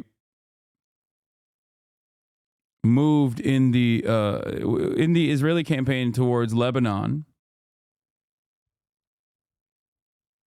Hezbollah literally drone striked Benjamin Netanyahu's house, blew up a military base, and also continued its bombing campaign into Israel, and simultaneously destroyed a whole bunch of battalions in southern Lebanon. How is that in any way, shape, or form a successful military incursion? The only W's that Israel can always fucking mark up are W's from above. They obviously have superior military power in the air.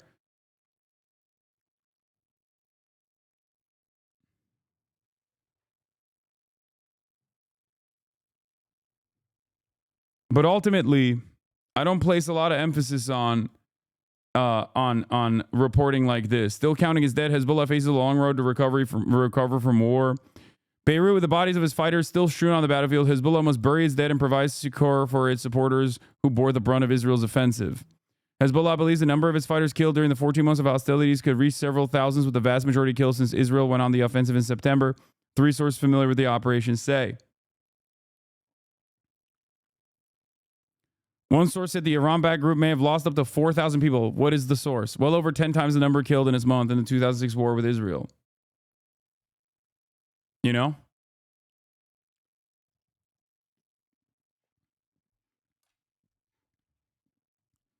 So far, Lebanese authorities have said some 3,800 people were killed in the current hostilities without distinguishing fighters from civilians. Yeah. Lebanese authorities have said 3,800 people were killed in the current hostilities. Do you think that they were Hezbollah fighters? And if they were Hezbollah fighters, how the fuck were they able to mount a decent defense in southern Lebanon if that was the case? Now, right now it's 1,700 Hezbollah fighters confirmed killed based on funeral notices. That part I believe for sure. If it comes from Hezbollah as a source, they always will, they always will recognize that if their fighters are killed, they'll say it. That seems like a much more reasonable number. And even then, yeah, Hezbollah does not hide their dead. They don't hide the number. Elite News says, but it's important to remember they have 50,000 fighters. Yeah, but that's my point. Like, Israel killed, just like they did in Gaza, a majority civilian population, and they're trying to lick their wounds and say, no, this is a dub. Part of the reason why they're trying to do that is because there's a lot of internal pressure from Israeli society and even members that are in the opposition in the Knesset against Benjamin Netanyahu's war cabinet and Benjamin Netanyahu's governing coalition that want more escalations in Lebanon.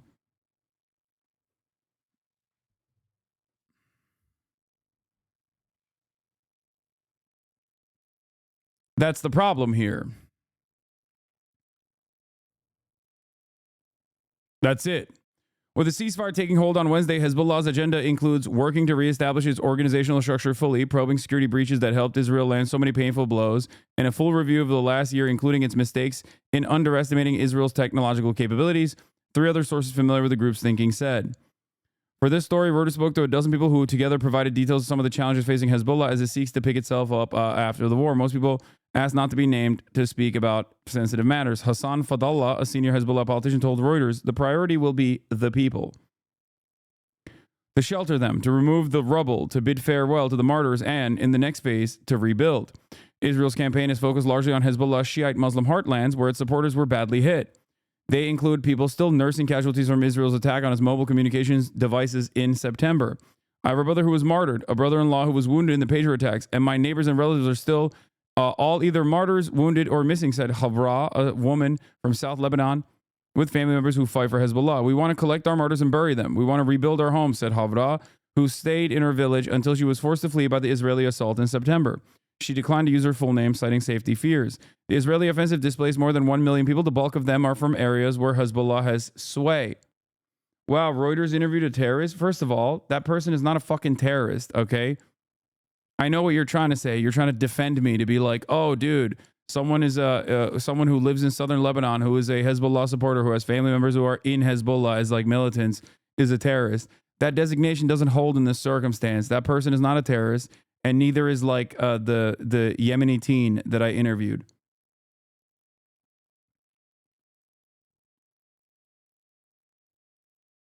Don't say shit like that. It's just racist.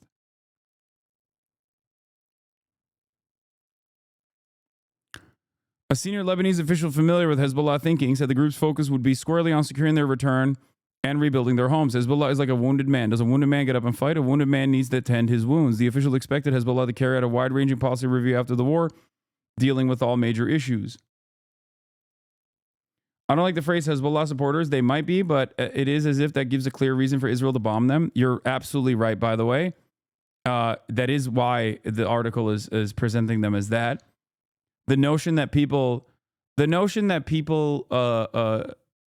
like that support the regional party that is offering civil governance to them, that is from their own sect, their own background, is worthy of death and destruction is a really stupid one. And the reality of the matter is, I don't agree that American Republicans also, I don't believe that American Republicans in like right-wing enclaves in the South or anywhere around the country for that matter deserve to be fucking bombed into oblivion. Just because I disagree with the right wing and the American Republican Party and its supporters does not mean that I think it is valid for them to be destroyed militarily and have their children be slaughtered and have their homes be bombed into oblivion. If you can make that distinction,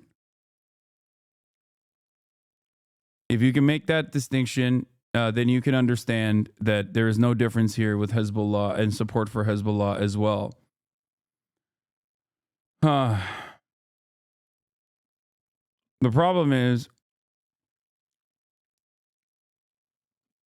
people don't see that. no matter how much you communicate, no matter how much I communicate this reality, most people will never actually look at it in the same way. You know, they will never see it in the same way. These are brown people far away that Americans have only seen on television screens as, either some avoidable consequences, collateral damage, or, evil villains that deserve to be militarily defeated.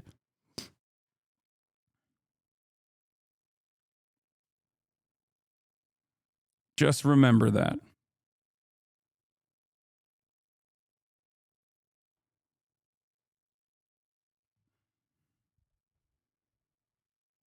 Thoughts on Sinah's analysis? Some reflections on the Hezbollah-Israel war from Sinah Tusi, senior fellow at CI Policy, Center for International Policy, tweets mostly on Iran. He writes for Foreign Affairs, Foreign Policy Magazine, and The Guardian. Israel entered the conflict with a clear and ambitious objective to advance the Litani River through the relentless aerial and ground assaults, seize control from Hezbollah, and secure the area to facilitate the return of displaced Israelis. Yeah, they wanted to create a security barrier like they did in the Gaza envelope past the point of the Gaza barrier inside of the Gaza Strip.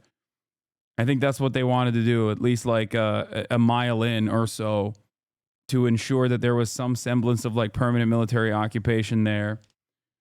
So that Hezbollah would not have, missile systems aimed directly in northern Israel, for example. This move was intended not only to reclaim territory, but to establish a long-term security against Hezbollah threat. However, the strategy faltered. Instead of achieving its goals, intensified missile strikes by Hezbollah forced the evacuation of even more Israeli areas. Escalating Hezbollah attacks since October also severely disrupted Haifa, a strategic economic hub. The escalation reached its peak last Sunday, just 3 days before the ceasefire was announced, with Hezbollah setting a new record for daily attacks. The volume of missiles and rockets fired, many targeting Tel Aviv and striking deep into Israel, surpassed all previous levels. Israel's acceptance of the ceasefire despite unachieved objectives in part highlights Netanyahu's constrained position. Had Netanyahu believed continued fighting would yield better outcomes, he likely would have not agreed to the truce. Just like he is not agreeing to any sort of ceasefire proposal in Gaza, because he believes that he can continue dominating and genociding and ethnically cleansing at least northern Gaza. Hezbollah, meanwhile, may have been pressured into accepting the ceasefire due to internal and international dynamics, raising questions about its satisfaction with the agreement. Hezbollah Secretary General Naim Qassem is expected to address these issues soon, but the ceasefire's implications will take some time to become clear.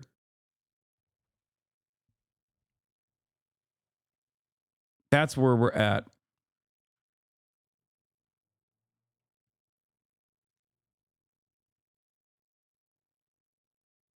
Yes, this map by the IDF shows this Gaza-style security zone where they're telling locals not to enter currently. Yeah, see? So they did this exact same thing in Gaza as well, where they just like blew up every building. They blew up every building that was, I forget what the exact distance is, but I suspect it's a similar distance. And completely wiped it clean. IDF spokesman, Rear Admiral, this is from Emmanuel Manny Fabian, Times of Israel's military correspondent. Just so you know, I'm not like looking at some random people on Twitter. IDF, he writes for the Times of Israel. IDF spokesman, Rear Admiral Daniel Hagari, in a press conference says any Hezbollah violation of the ceasefire agreement will be answered with fire. The IDF's mission is to enforce the agreement. The IDF is determined, and any violation will be answered with fire, he says. 1 kilometer from the border. Thank you, Elent News. Hagari says IDF troops are still positioned in southern Lebanon in the villages and areas from which there will be gradual withdrawal in accordance with the agreement. I believe it's going to take 60 days, they said. Air Force planes continue to fly over Lebanon skies, collecting intelligence, and are prepared to operate whenever necessary. Hagari says that in the coming weeks, the IDF will shape its defenses on the northern border and implement lessons from the past. Today, he says IDF troops work to enforce the agreement. The soldiers identified suspects who approached no-go zones, detained them, and fired warning shots. We also killed terrorists today, Hagari says. Hagari also shows a map of areas in southern Lebanon that are currently off limits for Lebanese civilians amid the gradual handover to the Lebanese armed forces. We are stationed and operating in this area. Armed operatives in the area marked on the map is a violation of the ceasefire, and any armed operative will be eliminated or detained, he says. Addressing Lebanese civilians, Hagari says, as you saw throughout the war, we are doing what we say. For your safety, we call on you to not approach the area where our forces are. The ceasefire agreement is built in a gradual way, and we will update you when you can return. It's pretty fucking crazy that they're like, yeah, even if you're trying to get back to your homes that we blew up, we will kill you. Israel gets to do that sort of thing, and America will defend it every step of the way. Biden administration is advancing $680 million of arms sales to Israel. This is by my Turkish goat, Hümeyra Pamuk, over at Reuters. That's the way that the Biden administration is brokering peace for Israel. Channel 12, quoting an Israeli minister who reviewed the documents, we have effectively brought Washington into Lebanon as a senior official, and this is a great achievement.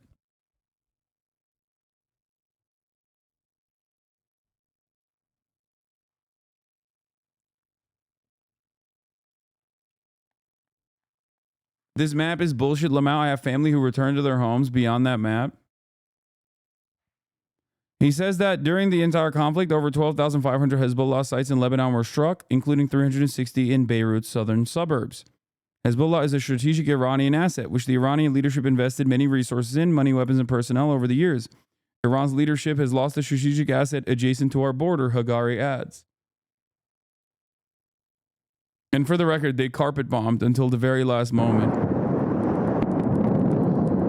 If you already agreed to a ceasefire and you're carpet bombing civilian areas because there are a few hours until the ceasefire kicks in, you are so far gone around the moral bend, it's hard to see how you come back. This is just killing for sport. It's true.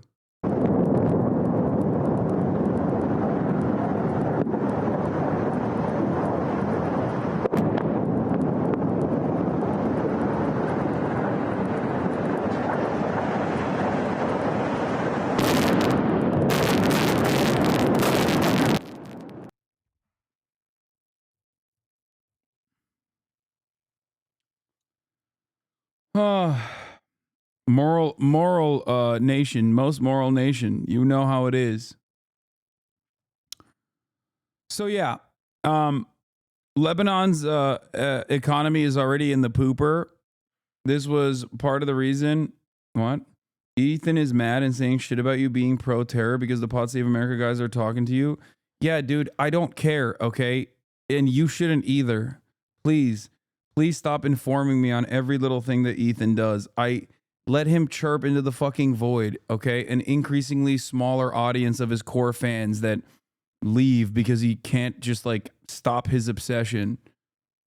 I'm sure he will love the new audience that he cultivates on this fuck Hasan train, okay? This is beyond drama. He is trying to like actively make me into a toxic person in the eyes of many of the people that I know, especially because it's, he just, I guess, misunderstands my position. I don't know what it is. It doesn't matter, okay?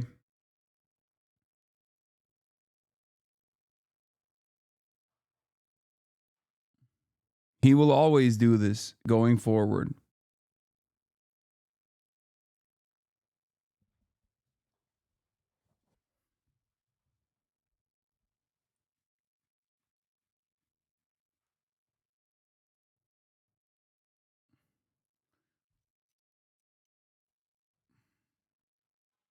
Let's continue. 50 and 100 hostages still thought to be alive inside Gaza. And they claim Benjamin Netanyahu won't compromise with Hamas in case his coalition government then collapses. You know he's probably making an H3 video on you eventually, right? Yeah, I think if he utilizes his nascent channel that he hasn't used for anything, specifically to like present me to this massive audience as like some terror supporter, I think that will probably backfire on him. Yeah. That's it. That's all I have. There's not much I can do about it.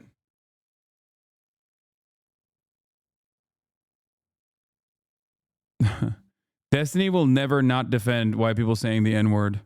People who say they don't hate watch are like white people who pretend they don't say the N-word. Not trustworthy people.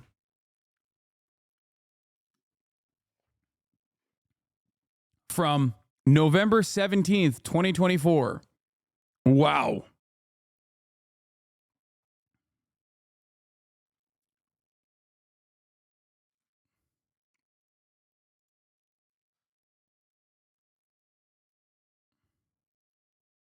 Last night, Israel's Prime Minister talked about releasing the hostages, but not about a possible ceasefire. His political allies can barely stomach yesterday's truce with Hezbollah, and they want Hamas completely defeated before any hostage deal. But despite Gaza's growing humanitarian crisis, this crowd is waiting for bread, and the yearning of Palestinians for peace. Hamas may have little incentive to stop fighting, if the alternative, a ceasefire, means giving up power. So perhaps it's no wonder Keir Starmer and others are cautious about any optimism over Gaza. We must seize this opportunity to build trust, de-escalate tensions, and push for a wider ceasefire. Those against? At the UN Security Council last week, the Americans themselves voted alone against a resolution demanding a ceasefire, claiming that it suggested that a hostage release might not happen until after the truce. It was the fourth time the US had sided. Do you think Hamas has the rush to negotiate with Biden now that Hezbollah can't interfere and before a Trump presidency? Brother, what are you talking about? Hezbollah has offered like 39 deals that America has actually voted in favor of and have claimed was Israel's ceasefire negotiations time and time again. This is not up to, Hamas has done that, not Hezbollah. This is entirely in the hands of America forcing Israel to actually concede on the ceasefire deals. Hamas on October 10th already had a condition set for voluntary transfer of all the prisoners that Israel has. No, like there seems to be even more pressure on Hamas. Dude, what are you talking about? Wake the fuck up. What do you mean pressure on Hamas? What are you saying? What are you saying?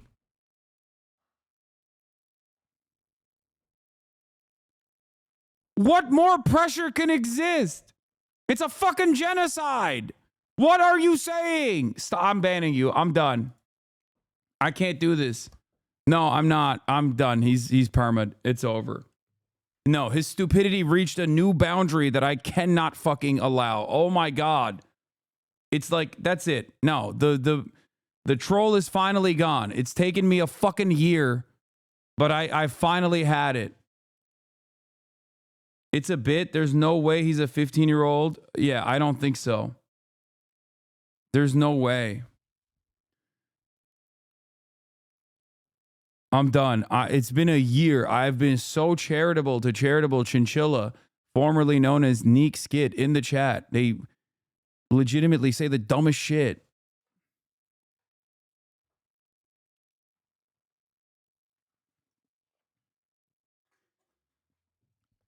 What more pressure can you fucking put?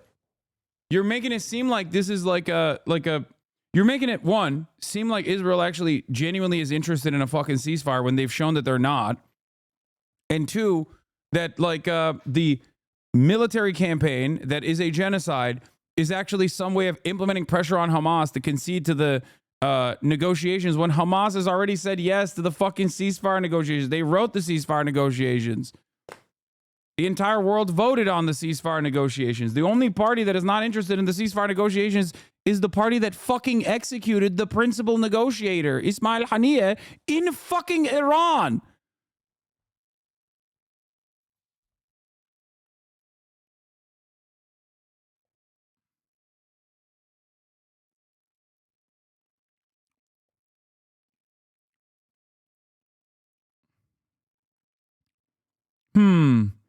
Yeah, I wonder why I wonder why they drew Claudia Scheinbaum like this.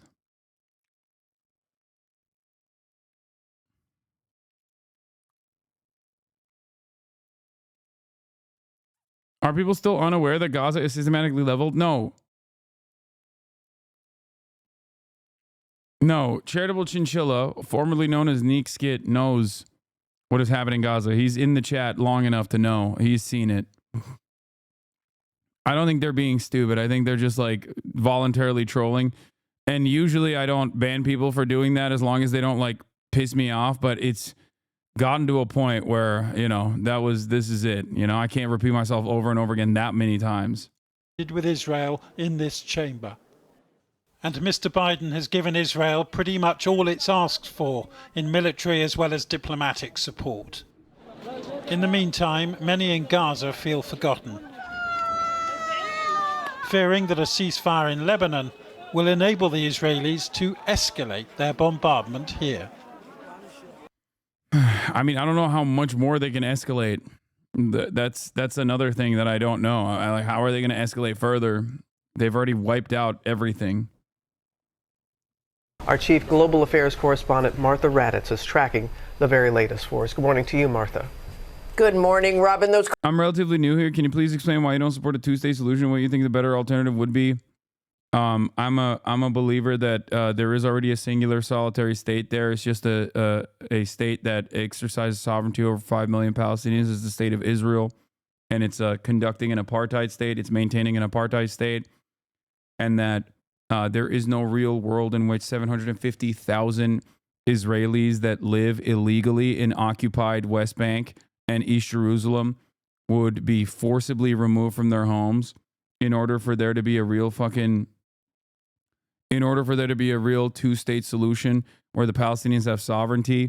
So I am in favor of ending the apartheid.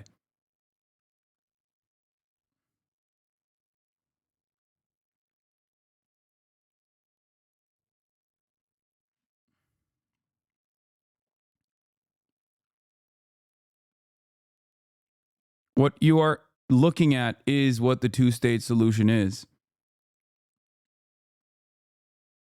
Cars returning home, certainly a welcome sign. In fact, this morning across Lebanon and Israel's northern border, the fighting is paused. Just hours ago, that U.S. brokered ceasefire taking effect with...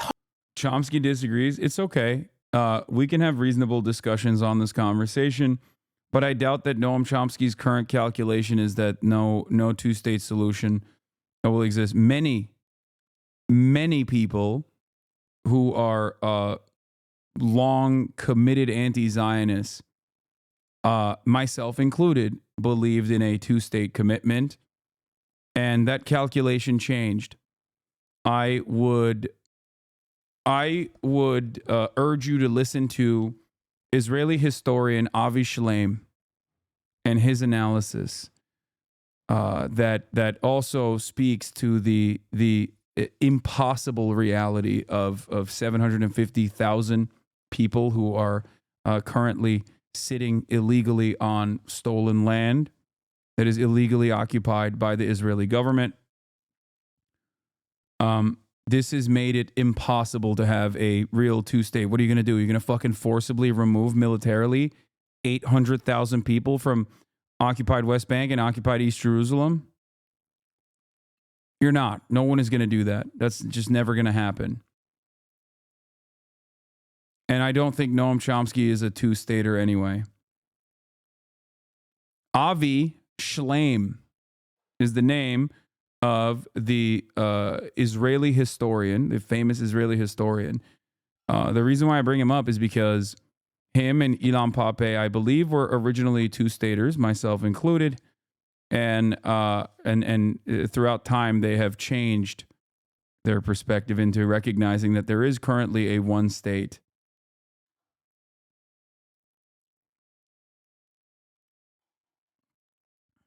Hopes it will be permanent. The West Bank settlers are living in someone else's home, not their homes. They should be returned to living Palestinians who were displaced.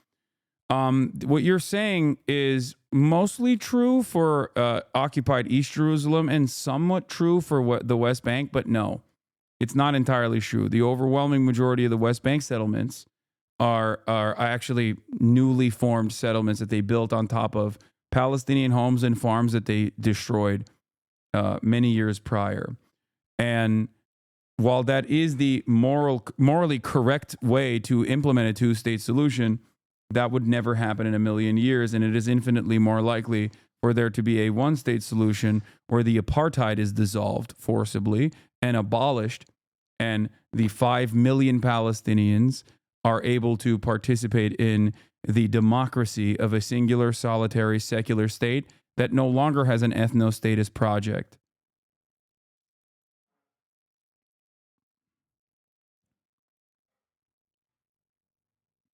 I think that that is not as unreasonable as the demands being made about a one state. How Avi Shlaim moved from two-state solution to one-state solution.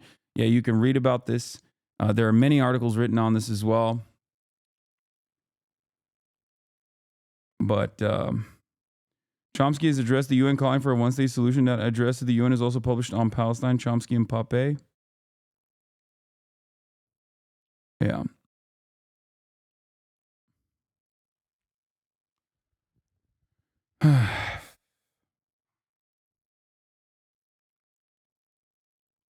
Yeah.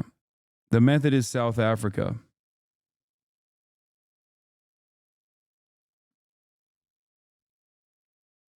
This is morally true in general, but as you say, the settlers in the West Bank are unhinged and would likely fight and kill IDF soldiers to try to evict them. Oh, for sure. I never say that this will be without conflict.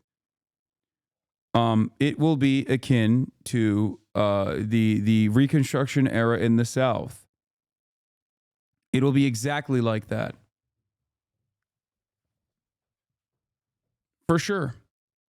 It has happened before with much smaller numbers in Gaza as the settlers refuse to leave, but the overwhelming majority of the violence will come from the settlers that want to restore the ethnic and sectarian pecking order, and not actually from the Palestinians who want bloody vengeance and revenge. That's usually not how it works throughout history. Reconstruction in the South failed. You're right. I agree. I know. Having said that, however, the current situation, or even the Jim Crow South situation in the United States of America, is still better than the conditions that are the conditions that Palestinians are subjected to as it stands. Now, that doesn't mean that that's where it ends, and that's not the final mode of existence for Palestinians, but it is objectively better than genocide.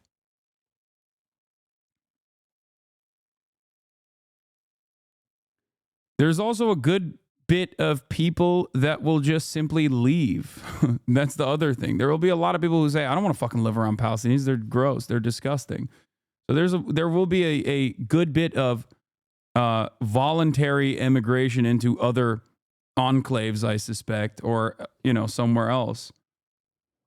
This happened in apartheid South Africa as well. I can't believe that in the year 2024, I'm over here advocating for no ethno state, and people still say, "Nah, dog, you're fucking stupid." Hey, can we not have a religious ethno supremacist ethno state? That seems like a remnant, a relic of the past, and people are like, "Nope." Actually, that is a controversial position. You are anti-Semitic. How dare you say such things? Can we not have like a country bouldering toward, country that is firmly in the grips of fascism at this point, not even bouldering towards fascism, let's be real, that wants to maintain a demographic, ethno-supremacist, religious state? That seems kind of crazy.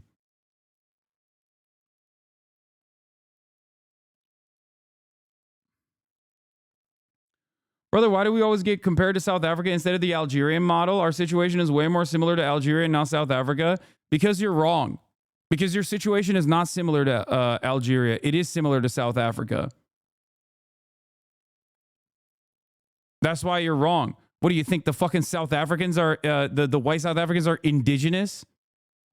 Are you stupid?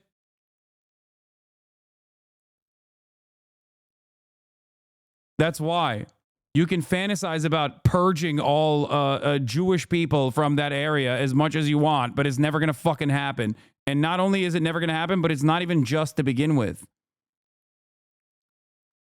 Like, that's ridiculous. The solution to this violence, this subjugation is not more fucking violence directed at random people. It's also never going to happen. So you're just fucking yelling you're yelling into the void.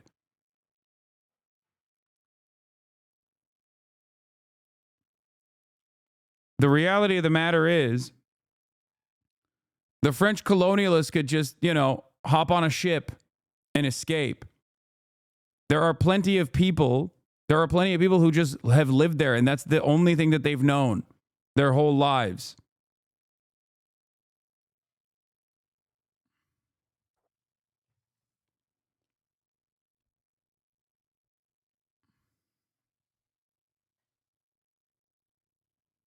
I don't get it either. Not trying to be antagonistic, but aren't Nazis Germany and Algerian outcomes equally as likely to happen as the South African outcome? No, I don't think the South African apartheid abolition outcome is that unlikely. I think that it is very likely. It is more likely to happen in my lifetime than I ever thought it would be.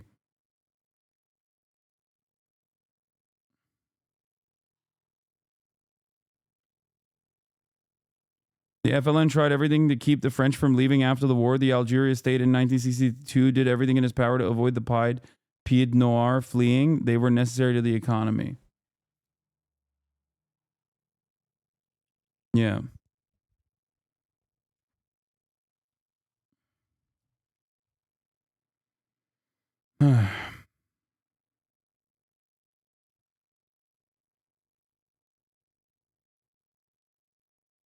Yeah, during the South African apartheid, people did advocate. Did people advocate for a multi-state solution with the Bantustans in the same way? Yes. On one state is much more likely, as you say, the former Mossad head said the settlers literally killed the idea of a Jewish state when they set up in the West Bank. There was no other way of bringing that land into Israel in the 21st century without full annexation and international pressure in the long term to accept all the Palestinians there as full citizens, thus making it a 50-50 Arab-Jewish population. Yep. That's the other side of the irony of the Miriam Adelson push for Donald Trump to permanently annex the West Bank. You permanently annex the West Bank, all of a sudden, there's no more illusion to what Israel is doing, okay? It is now officially firmly an apartheid state.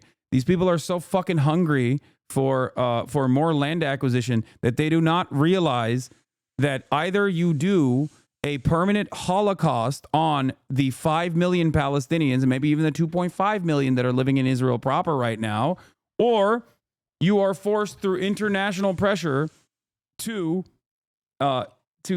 basically make them second-class citizens under Israeli rule. There's just no other way out of it. That's it. And if people think that they can maintain an apartheid over 5 million people that they enforce sovereignty over in the same way that they're doing in the West Bank right now in a holding pattern, they're fucking wrong.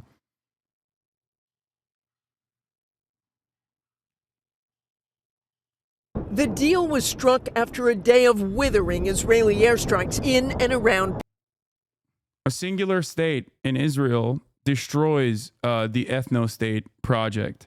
That is the thing that Israel fears the most. Okay? Because all of a sudden now you have 7.5 million Palestinians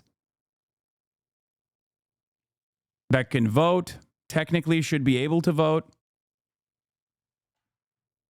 What do? I see a lot of people say Hamas is unpopular in Gaza. They want them gone. Is that true or propaganda? I'm sure that there are plenty of people who don't like Hamas in Gaza. It doesn't really matter in this situation. They are more popular than they've ever been, and they're incredibly popular in the West Bank. I was asking a genuine question. I don't understand why I'm getting shouted at. What? No, I don't think so, but we can't frame the Palestinian issues as apartheid only. No, the reason why I frame the Palestinian issues as apartheid is specifically because, well, first of all, there's a genocide going on, okay? It's not just apartheid. But the reason why I frame it in that is because I'm talking to a Western audience that understands the concept and the immorality of apartheid. Let me do my thing, okay? Can I just do my thing without people chiming in? It is exactly what it is. And it's also a word that is illegal. And I mean, it's a word that people understand is illegal and inhumane and unjust. Beirut, flattening this apartment building, causing panic in residential streets. But hours later, President Biden confirming that after weeks of intensive negotiations, a deal had been struck between Israel and Hezbollah to end the fighting. This is designed to be a I have a question about counterpoints. I've heard and love your thoughts. I would know that ANC and Hamas are compared often, but the ANC only killed 71 civilians when it was around. Obviously, a number much lower than Hamas. Obviously, both causes are just, but is there a more apt comparison? October 7 can be compared to the Nat Turner rebellion. And the reason for why the ANC killed less civilians, is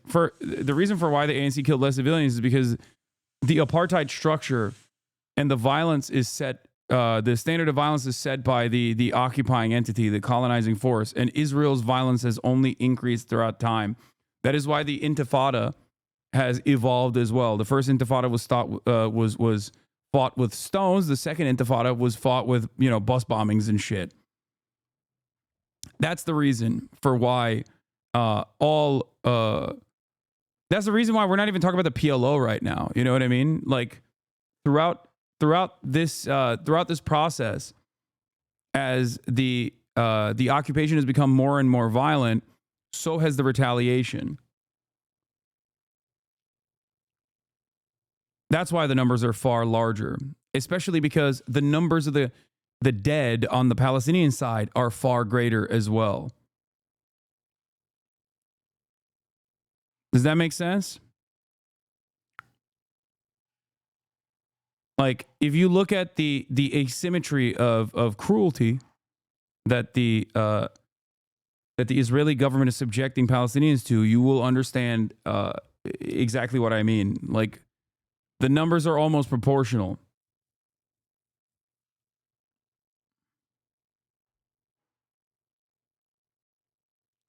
a permanent cessation of hostilities. What is left of Hezbollah and other terrorist organizations will not be allowed. Under the agreement, Hezbollah and Israel will observe a 60-day truce. During that period, Hezbollah fighters will move north away from Israel's border, and Israeli troops will gradually withdraw from Lebanon. In the last few months, the exchange of fire has left more than 3,000 dead in Lebanon and at least 70 Israelis killed. In addition to relentless aerial and ground assaults, Hezbollah leader Hasan was assassinated, and exploding pagers took out hundreds of its fighters.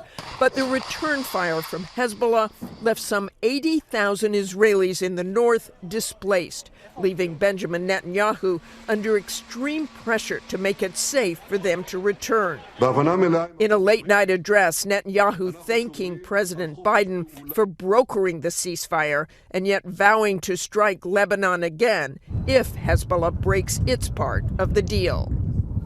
Secretary of State Antony Blinken says the ceasefire in Lebanon could help end the conflict in Gaza, since Hamas will no longer have Hezbollah's war to distract the Israeli forces. Michael? We sure hope that's the case. Martha, thank you so much for that.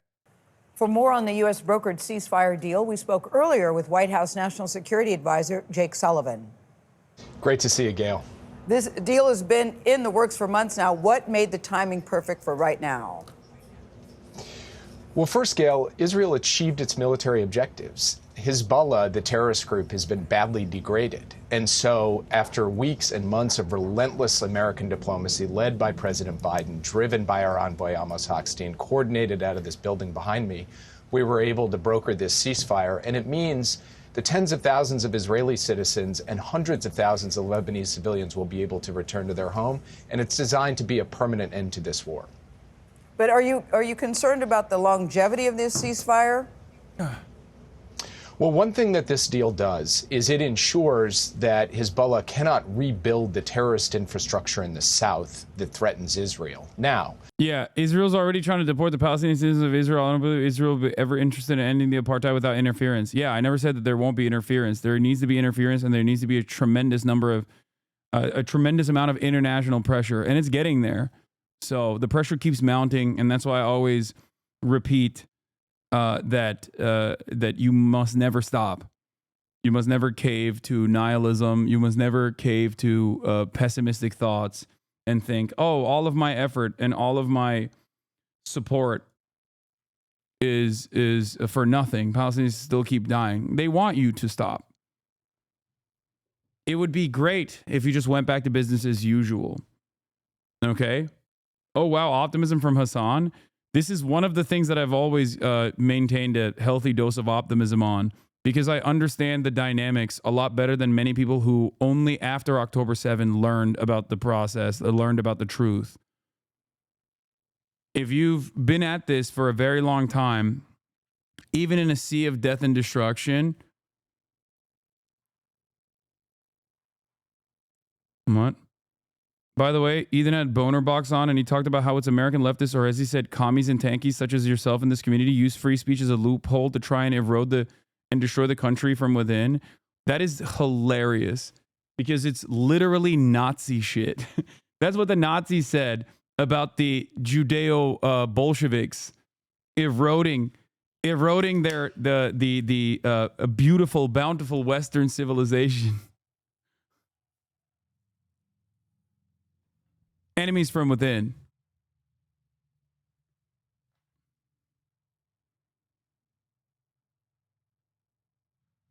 That's great. Yeah, that's what Donald Trump said too.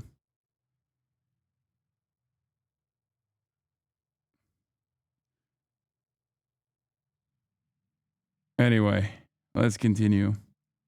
Of course, we're going to have to monitor it and implement it day by day, and the United States and France, along with our other allies, are committed to help doing that. And of course, at the end of the day, as the deal states, Israel retains the right to self-defense if Hezbollah or any other terrorist group violates the deal. Jake, I'd like to talk for a bit about the relationship between the Biden administration and the incoming Trump. One of my favorite subs was did the mods run from the grid? Unlock it, you bums. Mods when it comes to banning jerk on the jerk sub. What is this? APAC gave the two mods 2 tendies. Half these motherfuckers ain't even anti-Semites.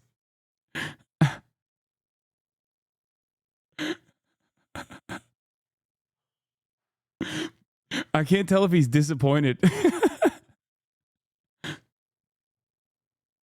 That's funny.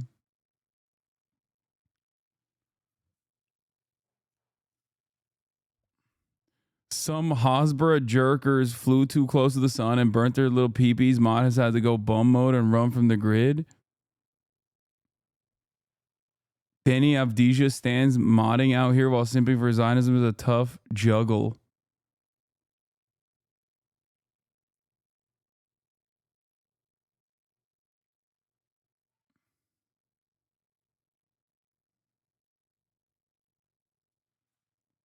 What is this? Bailing a dozen incarcerated people out of prison industrial complex, taking them on party boats for TikTok views, the content creation I can get behind. Wait, what?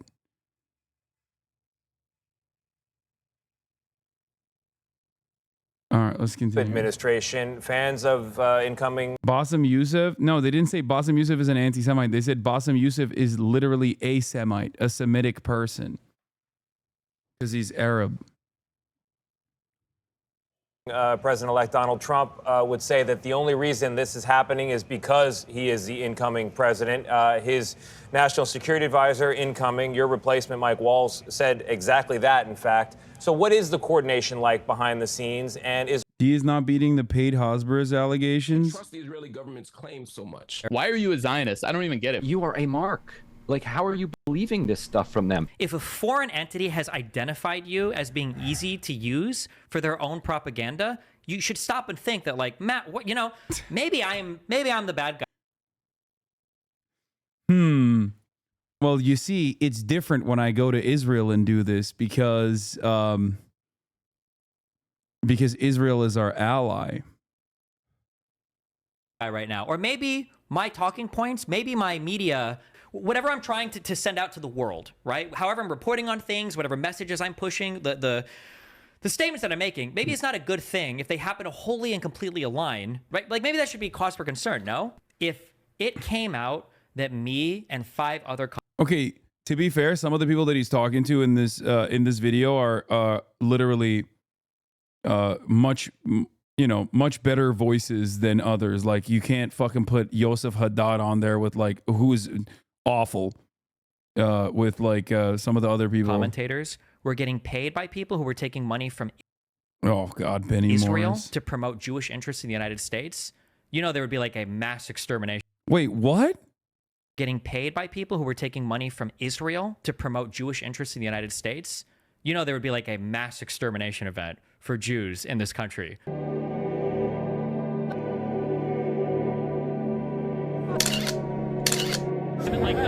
Like any culture at all. Like, you should go party more. Yeah, we'll think about it. I'll think about it.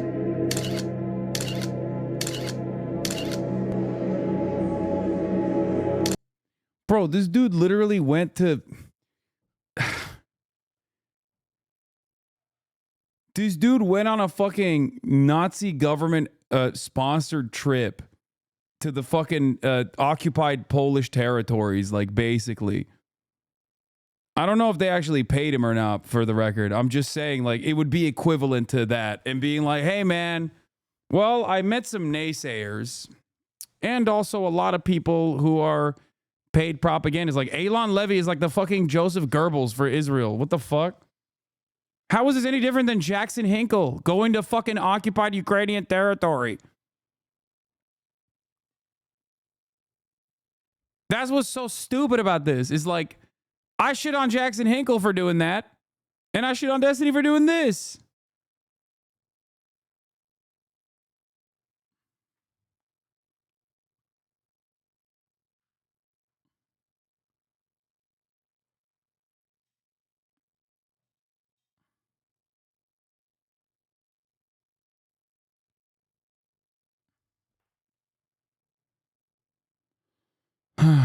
Kind of explains why his audience is so rabid about you. I mean, I think these are newcomers to the cause. They probably saw him as like a guy who is unconditionally defending Israel, and I mean, he's like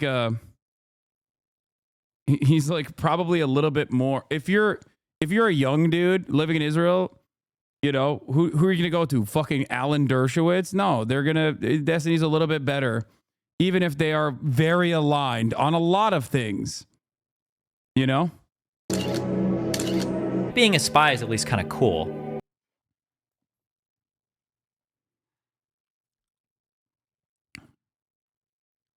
You say this like you're not sponsored by the Qatari oil barons? Hell yeah, baby. Yeah.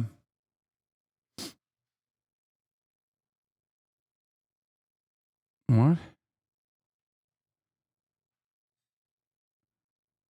IC prosecutor Karim Khan announced an application warrant for the arrest of Senior General and Acting President Min Aung Hlaing, Commander-in-Chief of the Myanmar Defense Services. Oh, I didn't know the president of Myanmar was Jewish. Yeah, these guys, man.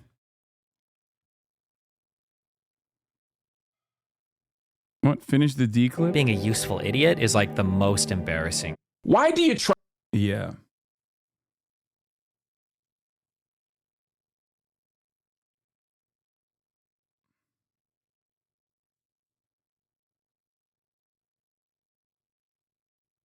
Is why he started defending Israel. He originally was a defender of Palestine, but triangulated towards Israel because of your position. Is very transparent, and he doesn't give a fuck about Israel, Palestine. Yeah, I know.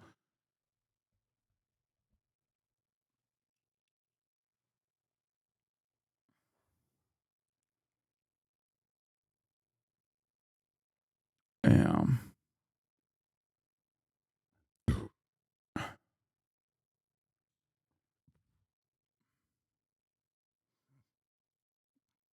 Conservatives are so dumb. Yeah, I saw this earlier today. It is just straight up Nazi propaganda.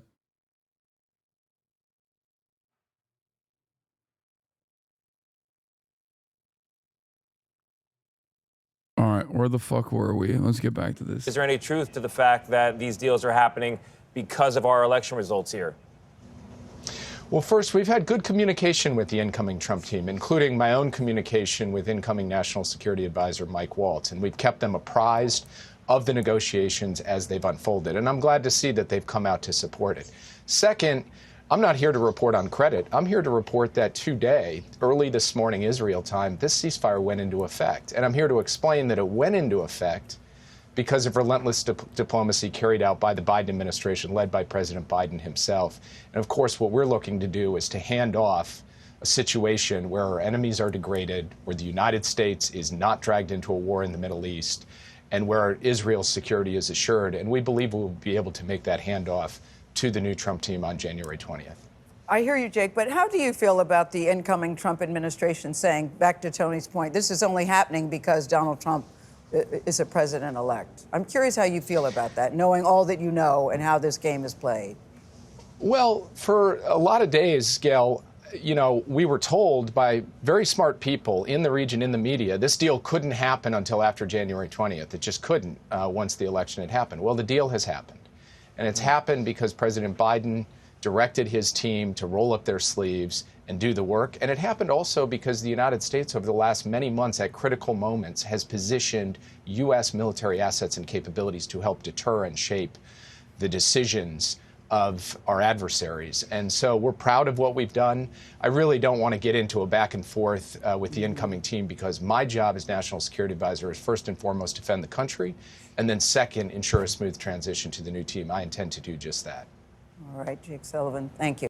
Don't you know American foreign policy is uniparty, please? Several Numerous bomb threats made against Donald Trump cabinet nominees, FBI says. Damn.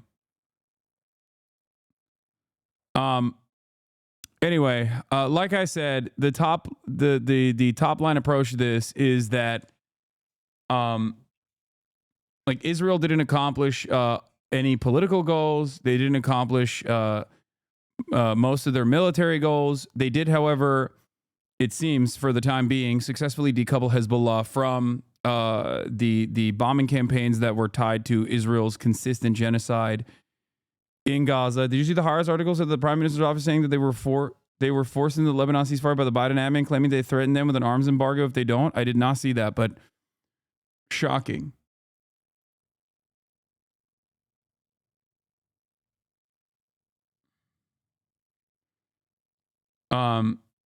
Overall,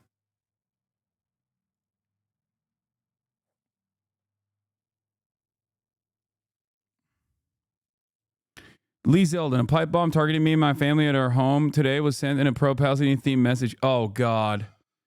Oh, here we go. Oh, dude, they're going to 9/11ify this shit. Or not even 9/11. They're going to do the fucking... Oh, brother. It's the anthrax attacks. Oh, God. Oh, here we go.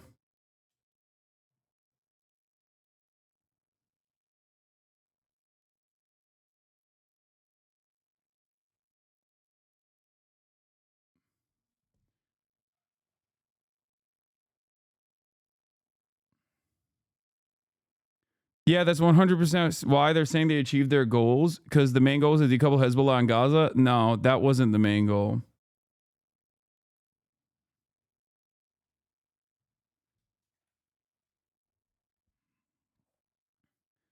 Oh, brother.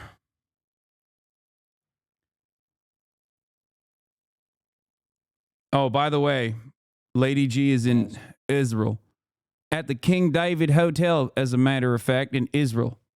Let's see what he had to say in Israel. This is his 8th trip to Israel since the 7th of October, 2023. Let's take a look at what Lady G had to say about Israel. Am Israel high? Somebody has to take over Gaza. Somebody has to rebuild it. It's not going to be the United States. We're not going to rebuild Gaza, and we're not going to take it over because we would fail. I love staying here. Well, I am back. I was here like 10 days ago. Since I was last here, some good things have happened. It's also wild to say this at the King David Hotel, by the way. Oh, the historical significance of talking about Israel in the King David Hotel. is not lost on me. You know. For those of you who don't know, King David Hotel was I think an unofficial headquarters of the British Empire for some time, and it's one of the most famous terror attacks that before Israel existed. One of the first very famous terror attacks that Zionist militias engaged in, Zionist terror cells engaged in, where they killed, what was it, like 60, 70 people in British Mandatory Palestine. Yeah. 91. Yeah. British administrative headquarters for Mandatory Palestine, housed in the southern wing of the King David Hotel, Jerusalem, was bombed in a terrorist attack on the 22nd of July, 1946 by militant right-wing Zionist underground organization Irgun during the Jewish insurgency. 91 people of various nationalities were killed, including Arabs, Britons, and Jews, and 46 were injured.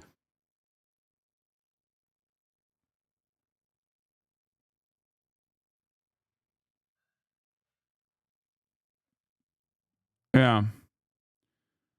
Irgun committed the attack in response to Operation Agatha, known in Israel's Black Saturday. British troops had searched the Jewish agency on 29th of June and confiscated large quantities of documents directly implicating the Haganah in the Jewish insurgency against Britain. The intelligence information was taken to the King David Hotel, where it was initially kept in the offices of the Secretariat in the southern wing. The Irgun was determined to destroy that wing of the hotel in order to destroy the incriminating documents.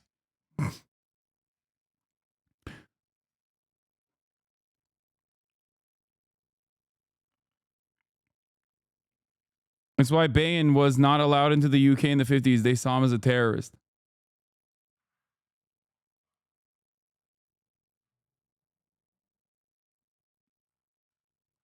Pete Hegseth has also given a conference at King David Hotel before. The ceasefire in Lebanon is a good thing, in my view.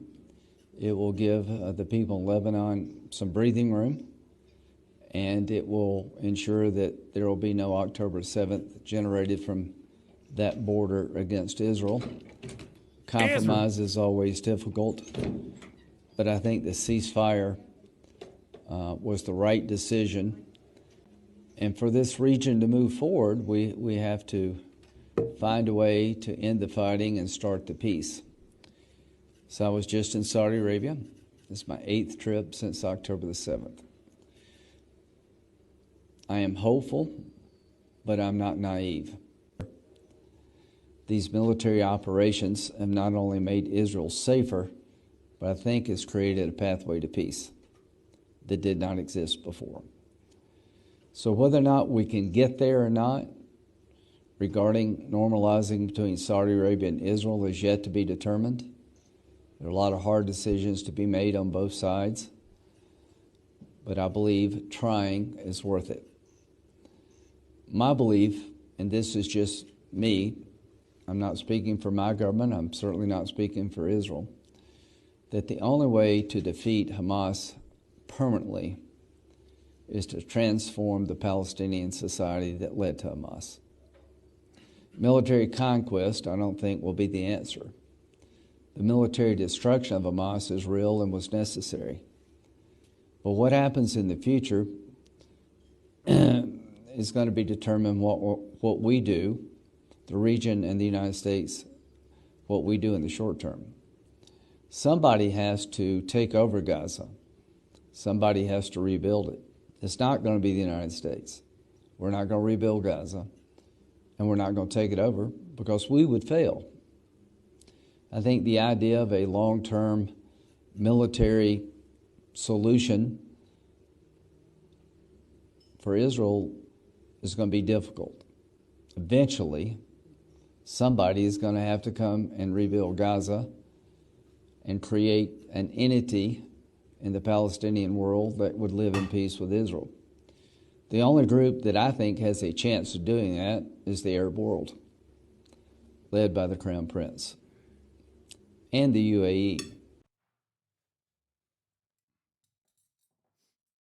Good stuff, man. Yeah, definitely. Yeah, this seems like a great idea, man. Good job. Hey, God forbid it's the Palestinians that have any sort of sovereignty or autonomy, by the way. Yeah, we gotta give Gaza to the Saudis. What an insane way to speak about 5 million people, 2.5 of them in Gaza right now.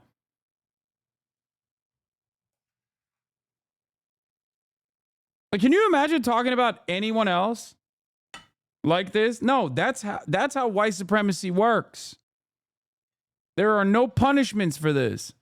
There are no consequences for this. As a matter of fact, this is American foreign policy, and Lindsey Graham will be celebrated for elevating it, for having the courage to say it out loud. In a just world, he'd be locked away in prison, okay?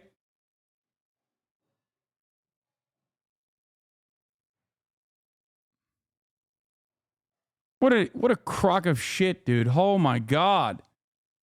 Anyway, let's move on to the bomb threats. Nominees for Donald Trump's incoming administration have received threats, including bomb threats. According to a spokesperson for the president-elect, the FBI said it has been made aware of the threats and is working with its law enforcement partners. Let's find out more from our senior North America correspondent, Gary O'Donoghue. What are we hearing about this, Gary? Well, Jane, the FBI are telling us that there have been numerous, what they call numerous bomb threats and swatting incidents at a number of addresses connected to incoming nominees and appointees to the Trump administration that will take hold of the administration in January. We're hearing that Elise Stefanik, now she's a senior member of Congress who's going to be the nominee for the UN ambassador's job. There was a bomb threat at her home in New York, which they learnt about while they were driving back for Thanksgiving, which is tomorrow. We're understanding from some other media sources that Pete Hegseth, the incoming nominee for Secretary of Defense, could have been one of those threatened, and also Howard Lutnick, who's the nominee for the Commerce Secretary. Now, bomb threats, swatting incidents. Swatting is where police call, or people call the police and send them round to someone's house, usually armed to the teeth, because they say there's some... This is so funny. Having a British man explain how violent of a military force the American police is on any given Sunday is such a funny thing for me. It's like, this is a normal part of American process. In the United States of America, people that don't like you can just call the cops on you to go to your house and try and get you killed.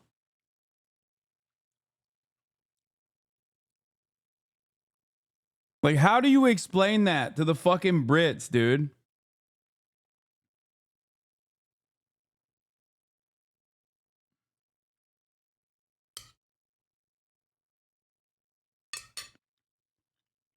kind of threat or incident going on there. And they have proved deadly in the past when police turn up. So these are incredibly serious incidents which the FBI is investigating. And bear in mind, there seems to have been a whole bunch of these over one particular night. And that would be particularly concerning because that suggests some kind of conspiracy. Gary, thank you. Gary O'Donoghue with the latest there in Washington.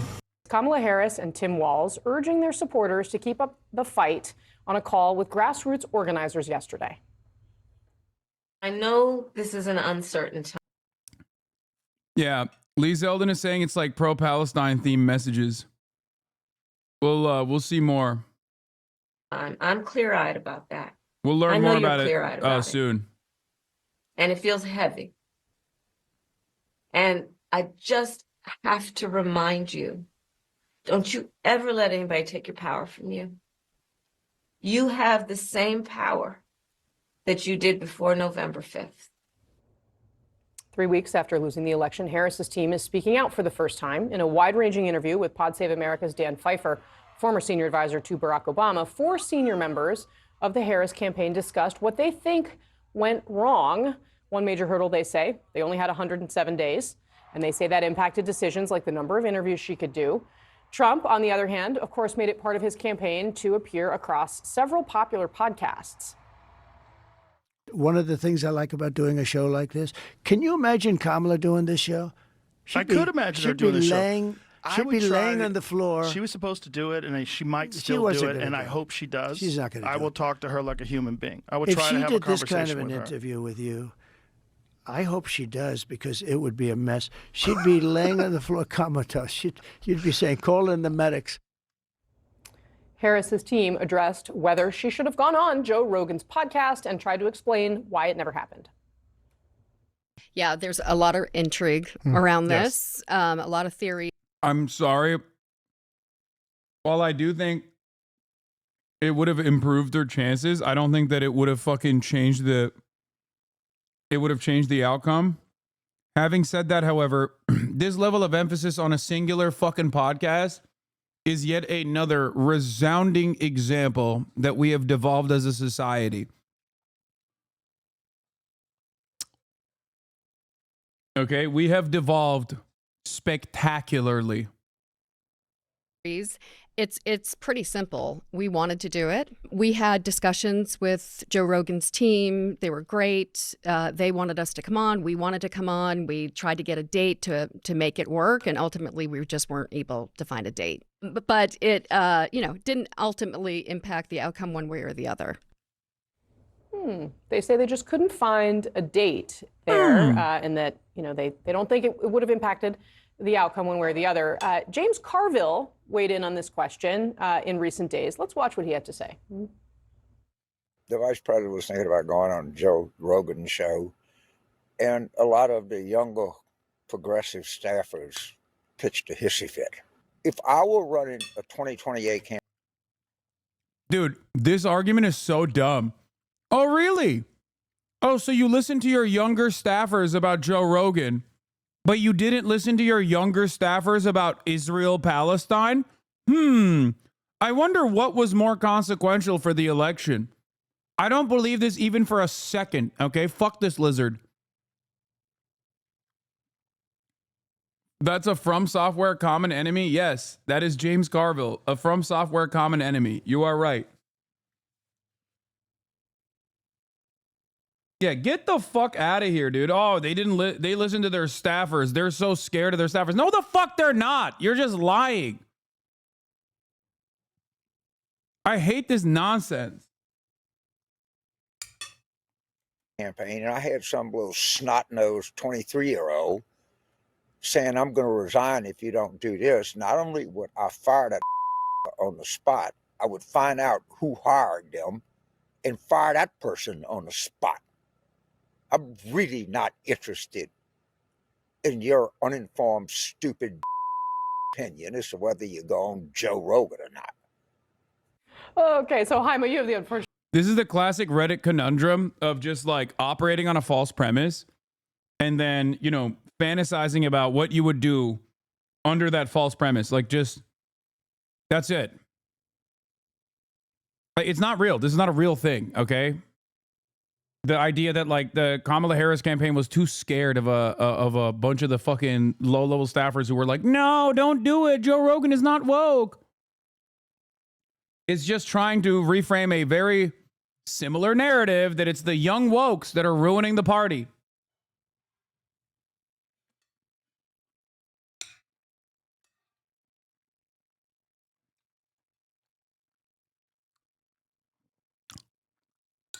Wow. The Kamala Harris staffers were only focused on Joe Rogan. They had to listen to their youthful staffers on whether or not they should go on the Joe Rogan podcast, but had no problems not listening to them on any number of different things, like fucking,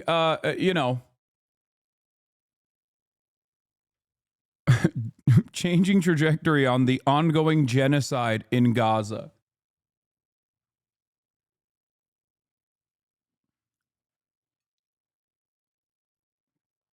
Feelings on Coca-Cola now being BDS.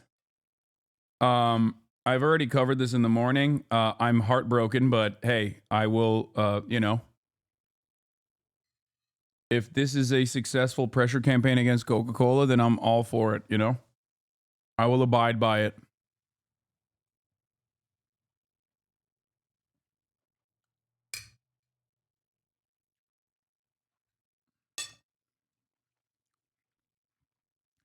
I have talked about my opinions on boycotting and consumer-based activism, and the Palestinian National Council boycott, divestment, and sanctions is like a perfect example of a hyper-targeted, very specific, very deliberate pressure campaign. It's exactly what is good.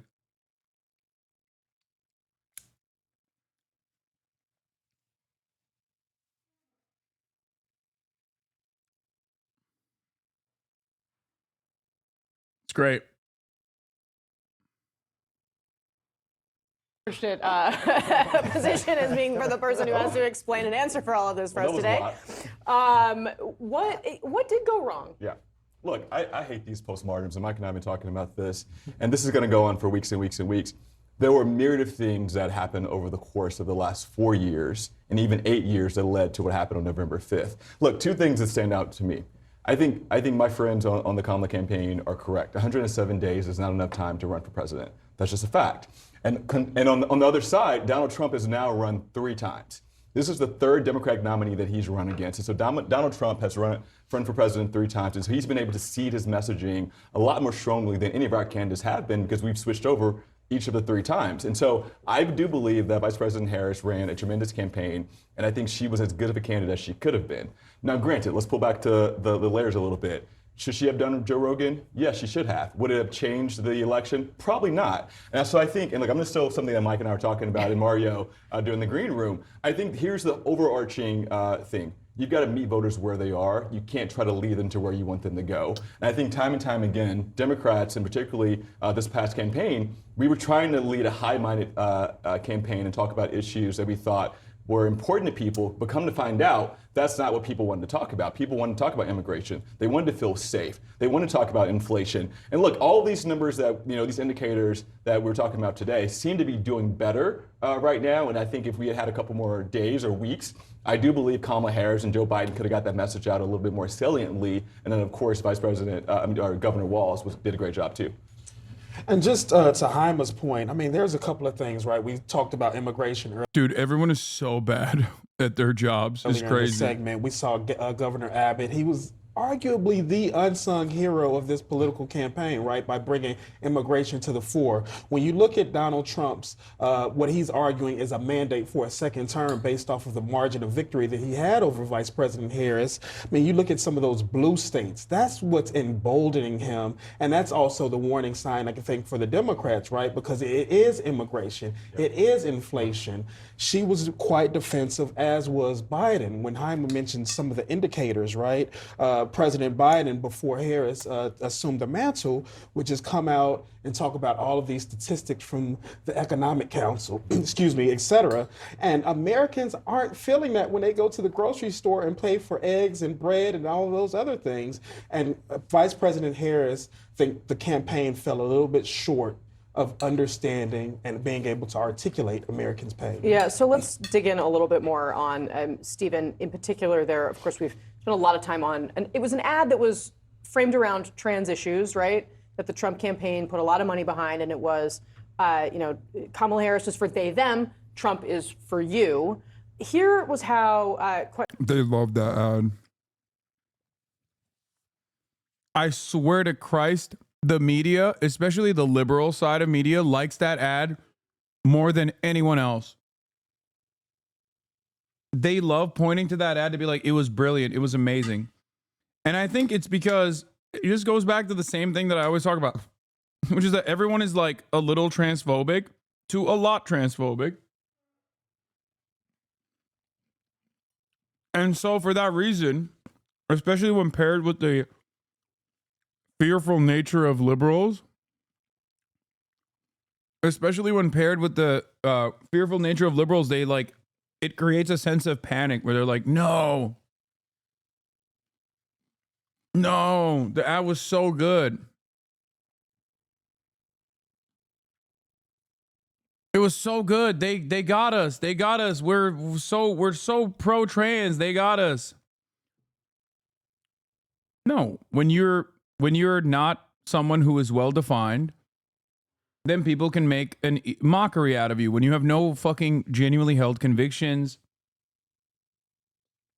and no universal programs that you're advocating for, people could just like so easily turn around and be like, yeah, you only care about giving trans prisoners bottom surgery.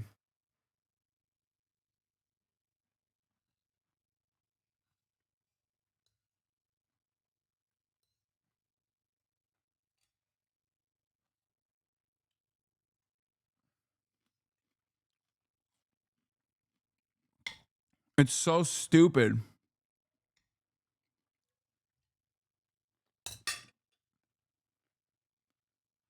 Quentin Folks, who was on the campaign, as well as David Plouffe, explained that in this postmortem. Let's watch. Obviously, it was a very effective ad at the end. I ultimately don't believe that it was about the issue of trans. I think that it made her seem out of touch. And it was sort of a pseudo-economic ad underneath it. At the end of the day, we were spending a lot of time with voters in these battleground states, both quantitatively and quantitatively. And this trans ad was not driving vote. So he says the ad's not driving votes, but when you listen to what Quentin said there,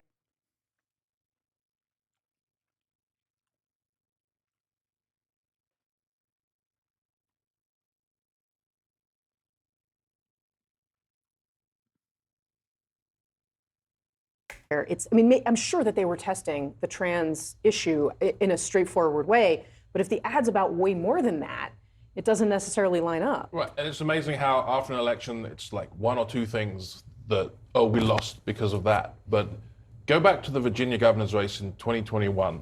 The issues in that race were inflation, trans kids in sports, and immigration. Even Dude, that's crazy. My man is pointing to a special elections in a governor's race. Like, it is perhaps the worst example. You might as well be talking about an election in fucking Zimbabwe to try and derive any sort of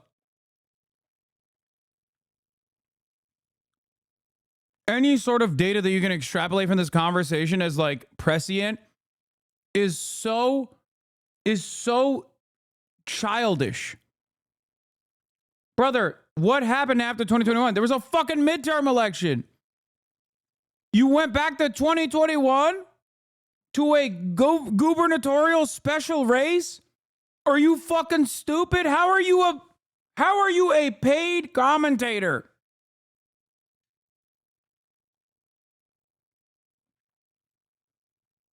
Red states have blue governors. Blue states have red governors. People have a much closer relationship with their governors.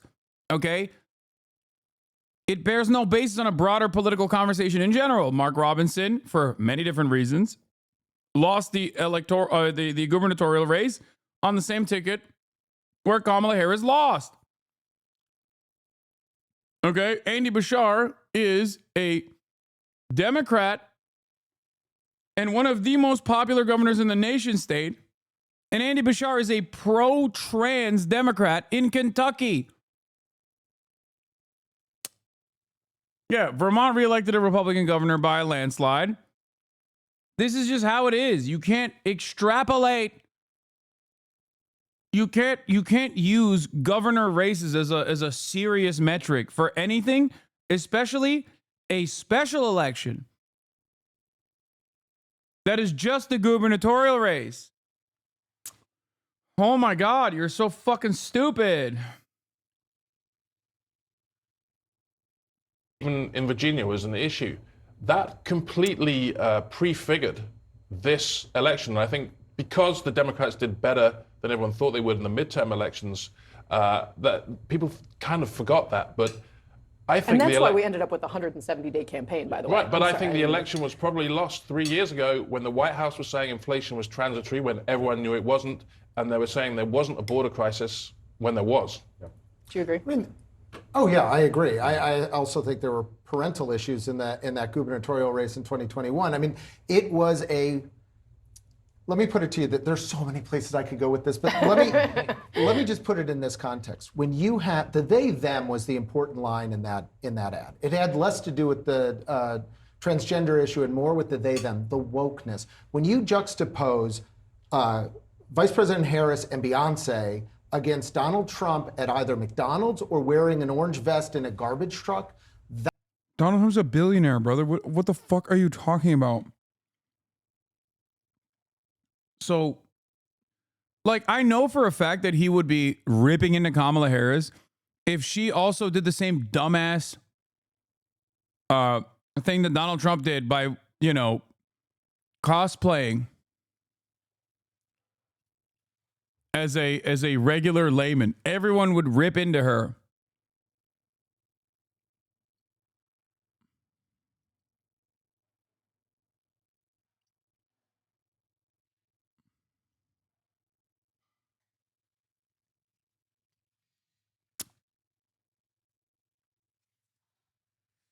It's so dumb.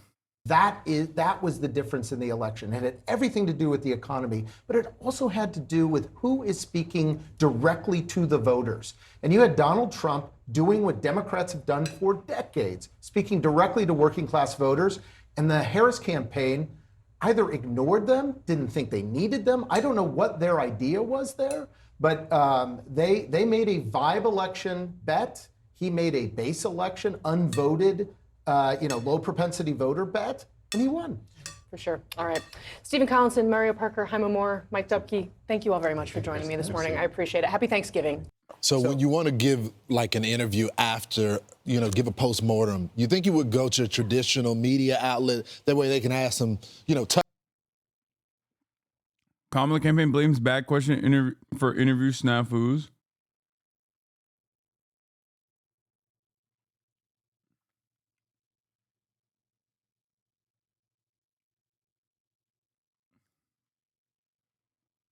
Okay. Dude, it's crazy how hard the Republicans are just cooking. They are absolutely fucking dominating the Democratic media, the Democratic Party apparatus. They have just been nonstop. It's been an endless faucet of fucking ownage. God damn, it must feel good to be a Republican right around now. You're like, we want everything, brother.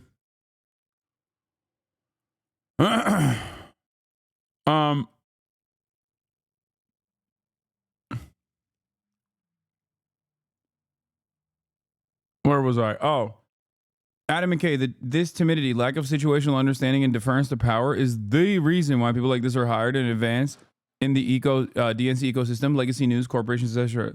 Select schools, communities, and mentors cultivate this nibble around the edges approach. And in the face of an active genocide, climate collapse, and widespread economic predation/corruption is absolutely killing us. Also, I just found out that Adam McKay actually follows me on Twitter. Watch this space. Got to get him on the broadcast, I think. It's so funny that I use his movies so much.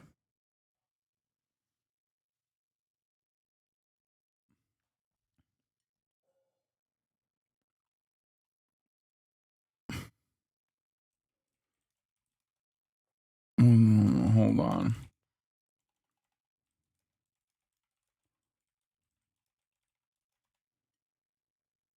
He saw your Schmeat yesterday. Have some shame. Maybe that's why he started following me. He was like, man, he's like, look, ultimately, I don't really care about a man's Schmeat, but like he has a respectable one, which is worthy of a follow. Like he's like, it doesn't tickle my fancy in like a gay way, but I respect it in like a manly way. tough questions. Instead, the Obama crew that ran Kamala Harris' campaign went to the Obama bros, which were the speechwriters, the comms team. Pod Save America. Pod Save America, and this is what they had to say. Dude, Pod Save America's they're eating it from every side, by the way. That's so funny. The left hates them because they're like, oh, you guys are establishment shills. And the right obviously hate them also because they're like, you're Democratic Party establishment shills. And the Democratic Party establishment hates them because they're like, oh, you're not loyal enough. even though they have been, and they haven't really gotten enough in return for that loyalty either.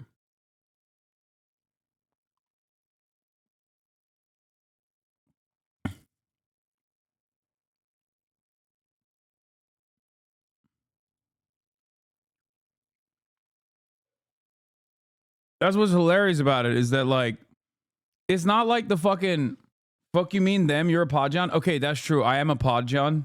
I'm a Podjon now. Okay, so put some respect on it. Yes. Tony The O'Sullivan. CNN This video's is out Hasan now. Piker. The CNN video's out and Kaya's on it.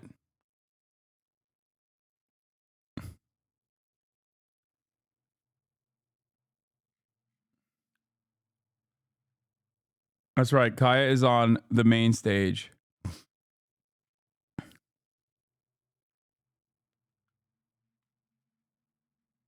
Oh, by the way, you know who was really mad at them? The fucking Kennedy guy, Jack Schlossberg, who he's like somewhat unwell, I think. And he's always like popping off on TikTok. He sometimes shows up on my For You page too. But he said podcast was a comedy, not a tragedy. Absolutely no grace or humility, no accountability, no clue. Truly insulting. But there's a happy ending. Never have to listen to the person below again, and neither do any of you.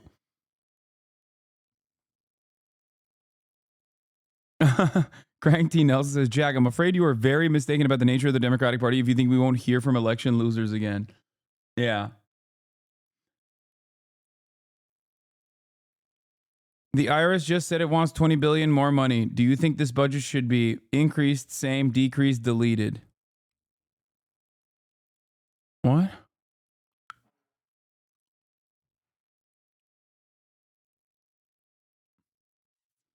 Flat tax for all, no loopholes. I suspect when they say flat tax, they don't mean like, you know, a flat percentage.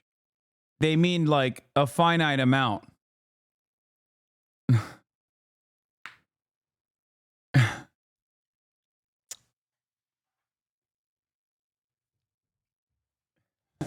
They mean like, you know, everybody pays like $1,000. I don't know.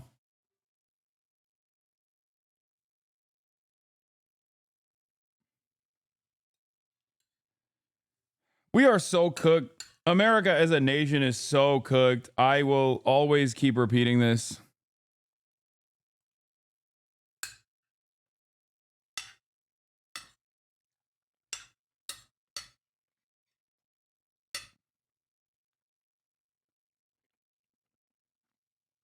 Oh, Kamala Harris was refused by Sean Evans, by the way,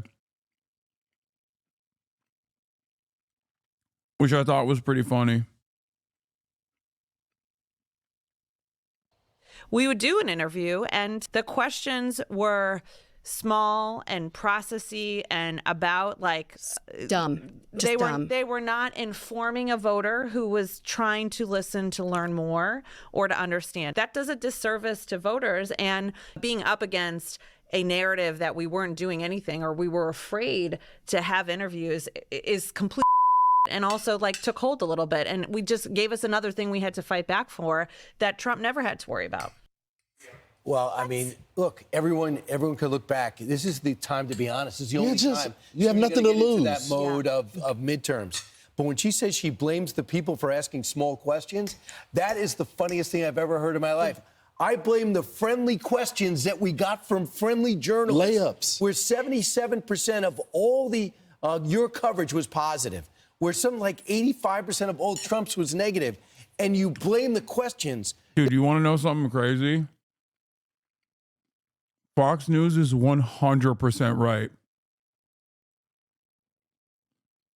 Like, I hate that I have to give it to Brian fucking Kill Myself of all people. Okay? It makes me want to say, I'm Brian Kill Me. But they are 100% right with this analysis. Like, he's on the money. He's like, what are you now complaining that they were too nice to you? What the fuck?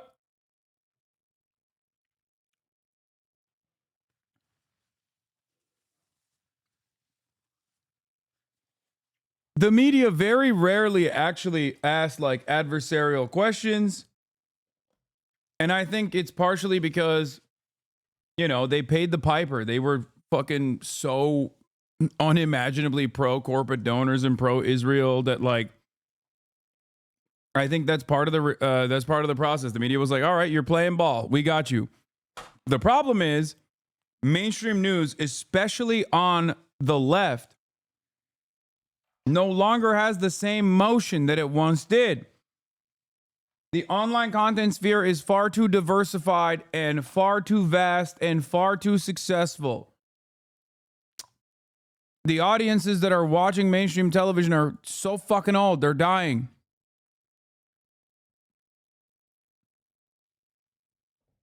And what is she going to do? Come on my show?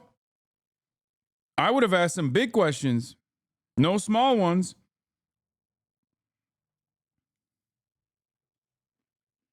You know?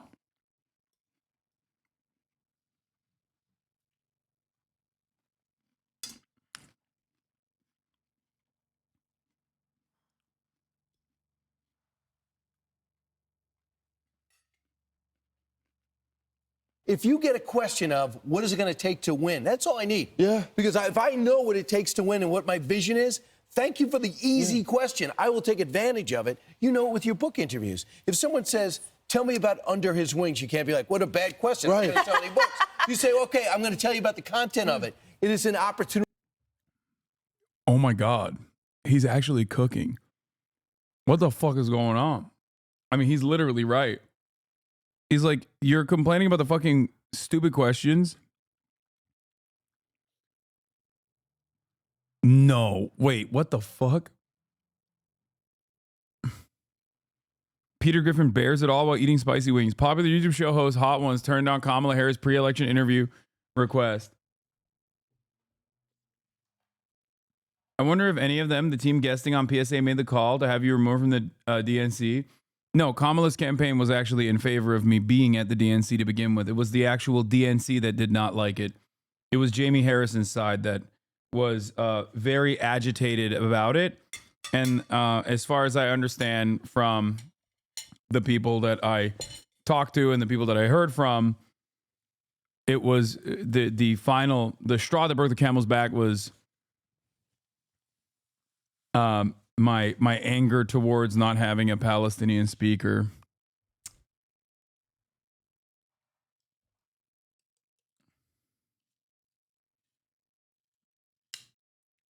Would you go on Hot Ones? Yes, dude, of course. Sean Evans is my mortal enemy, okay? But I would go on Hot Ones for sure. Why wouldn't I? I'd love to go on Hot Ones.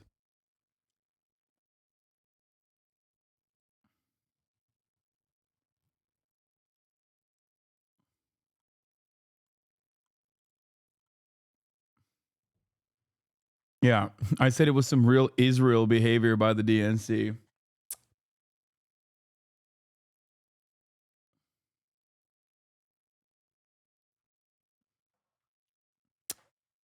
Sean is your fragile op? Yeah, he is. Although I'm a bald chaser, Sean Evans, who doesn't know I exist, is my op. And old heads of the show know why, okay? There's a good reason for it. He beat me many years ago. He bested me in the battle in an award show that doesn't even fucking exist anymore, and I will never live it down.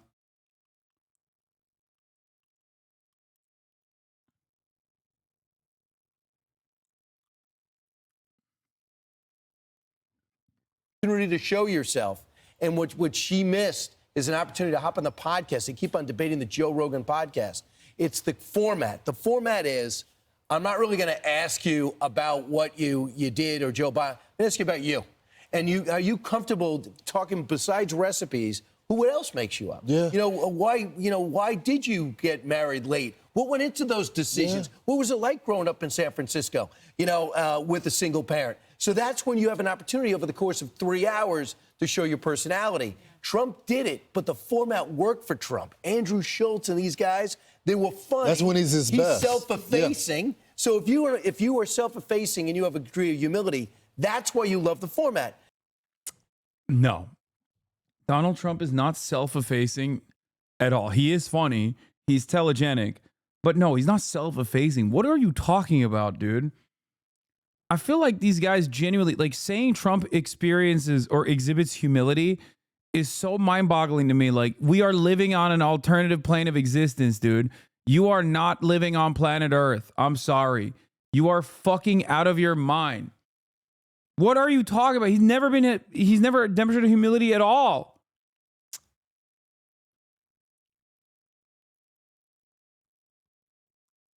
The only difference is Trump is honestly dishonest, okay? He comes across as earnest in his dishonesty. He's like, yeah, I'm a scumbag, but I'm your scumbag. That's it. Whereas Democrats, even if they're being honest, come across as fucking dishonest. They're so scared. They're meek. They're insincere. They come across as technocratic elitists.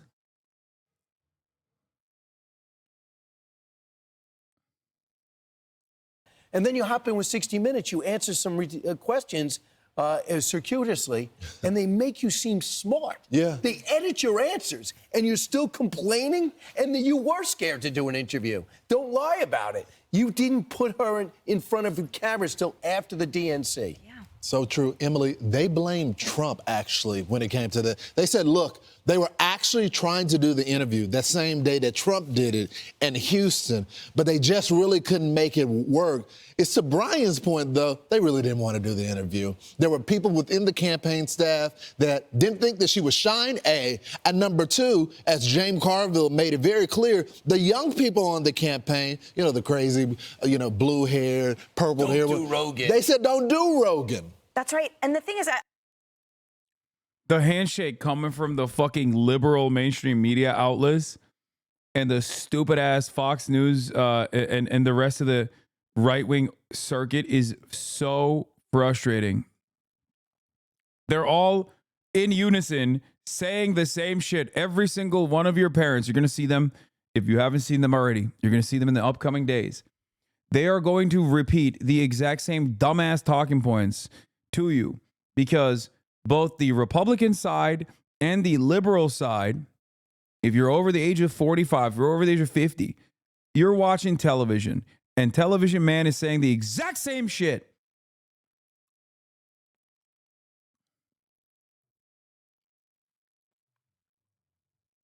I like that the liberals, instead of licking their wounds and doing an autopsy, have decided, you know what?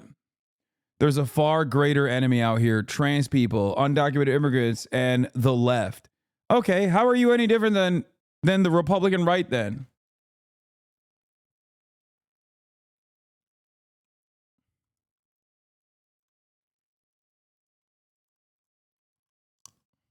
I hate it.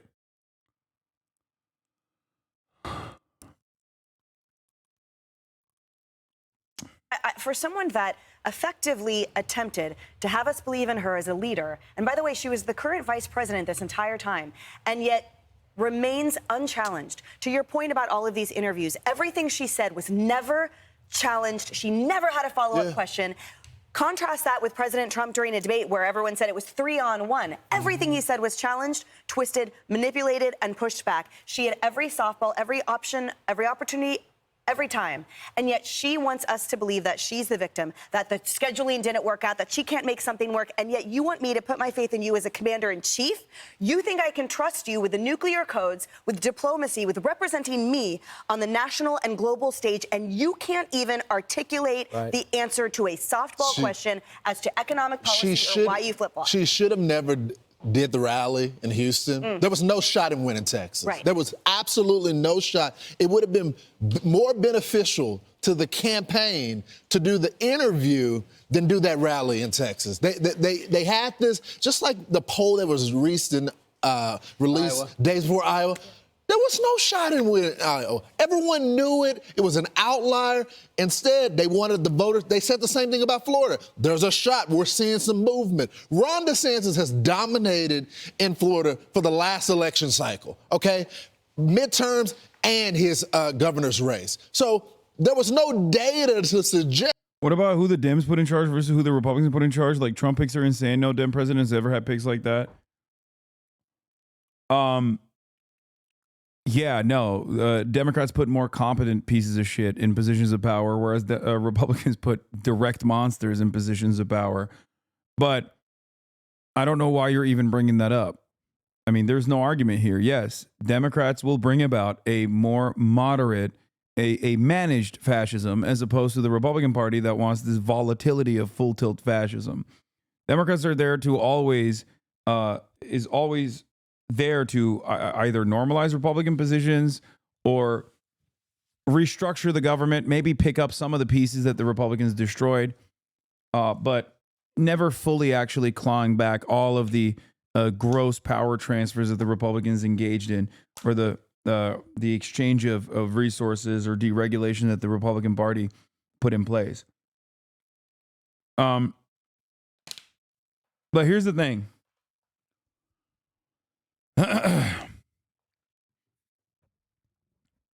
If you don't want the Republicans to put fucking assholes into positions of power, and I certainly don't want that, then you have to run a good race.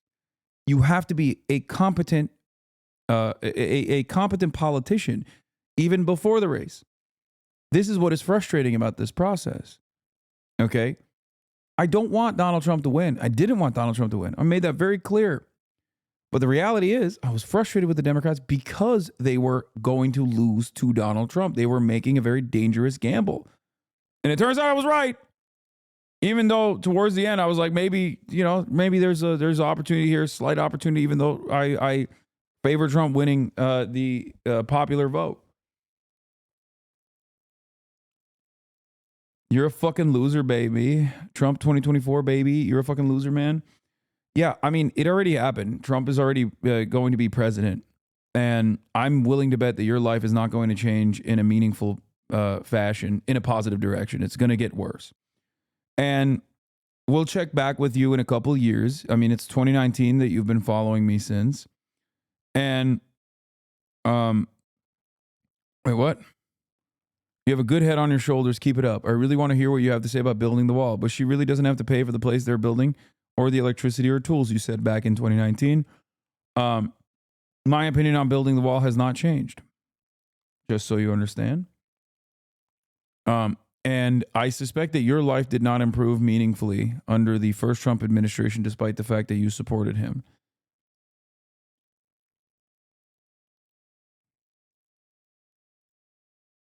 Yeah, my man went dead silent for the 4 years of Biden.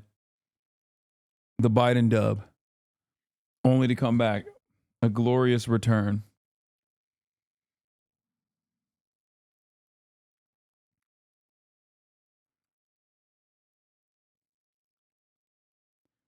For a lot of people, they just think like, oh yeah, we're going to dominate trans people. We're going to dominate gay people. We're going to dominate the undocumented migrants, thinking that is going to make rent better. You know, it's not.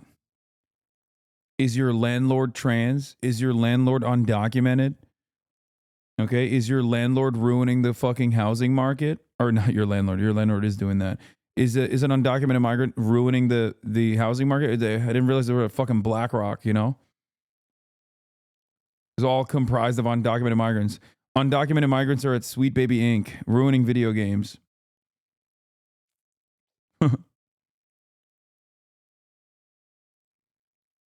My dad is currently watching you for the first time on CNN. He doesn't know that I watch you. Oh, shit.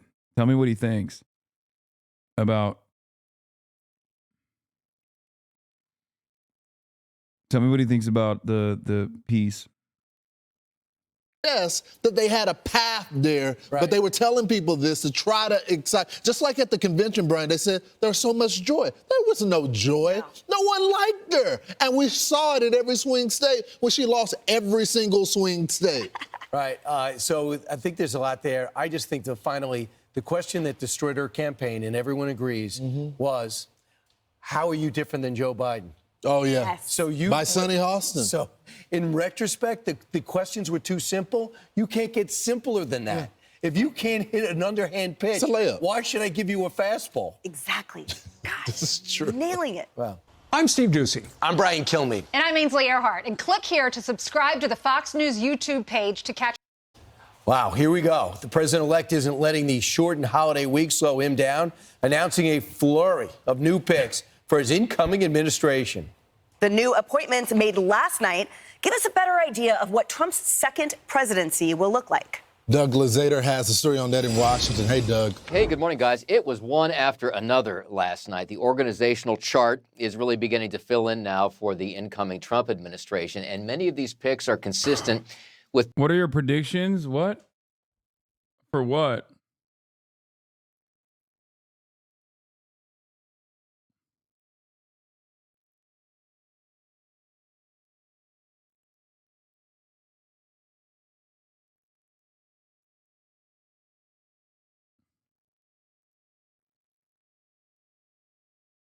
My parents love your evolution from that kid on TYT. They are 70. Good work reaching out to them old heads.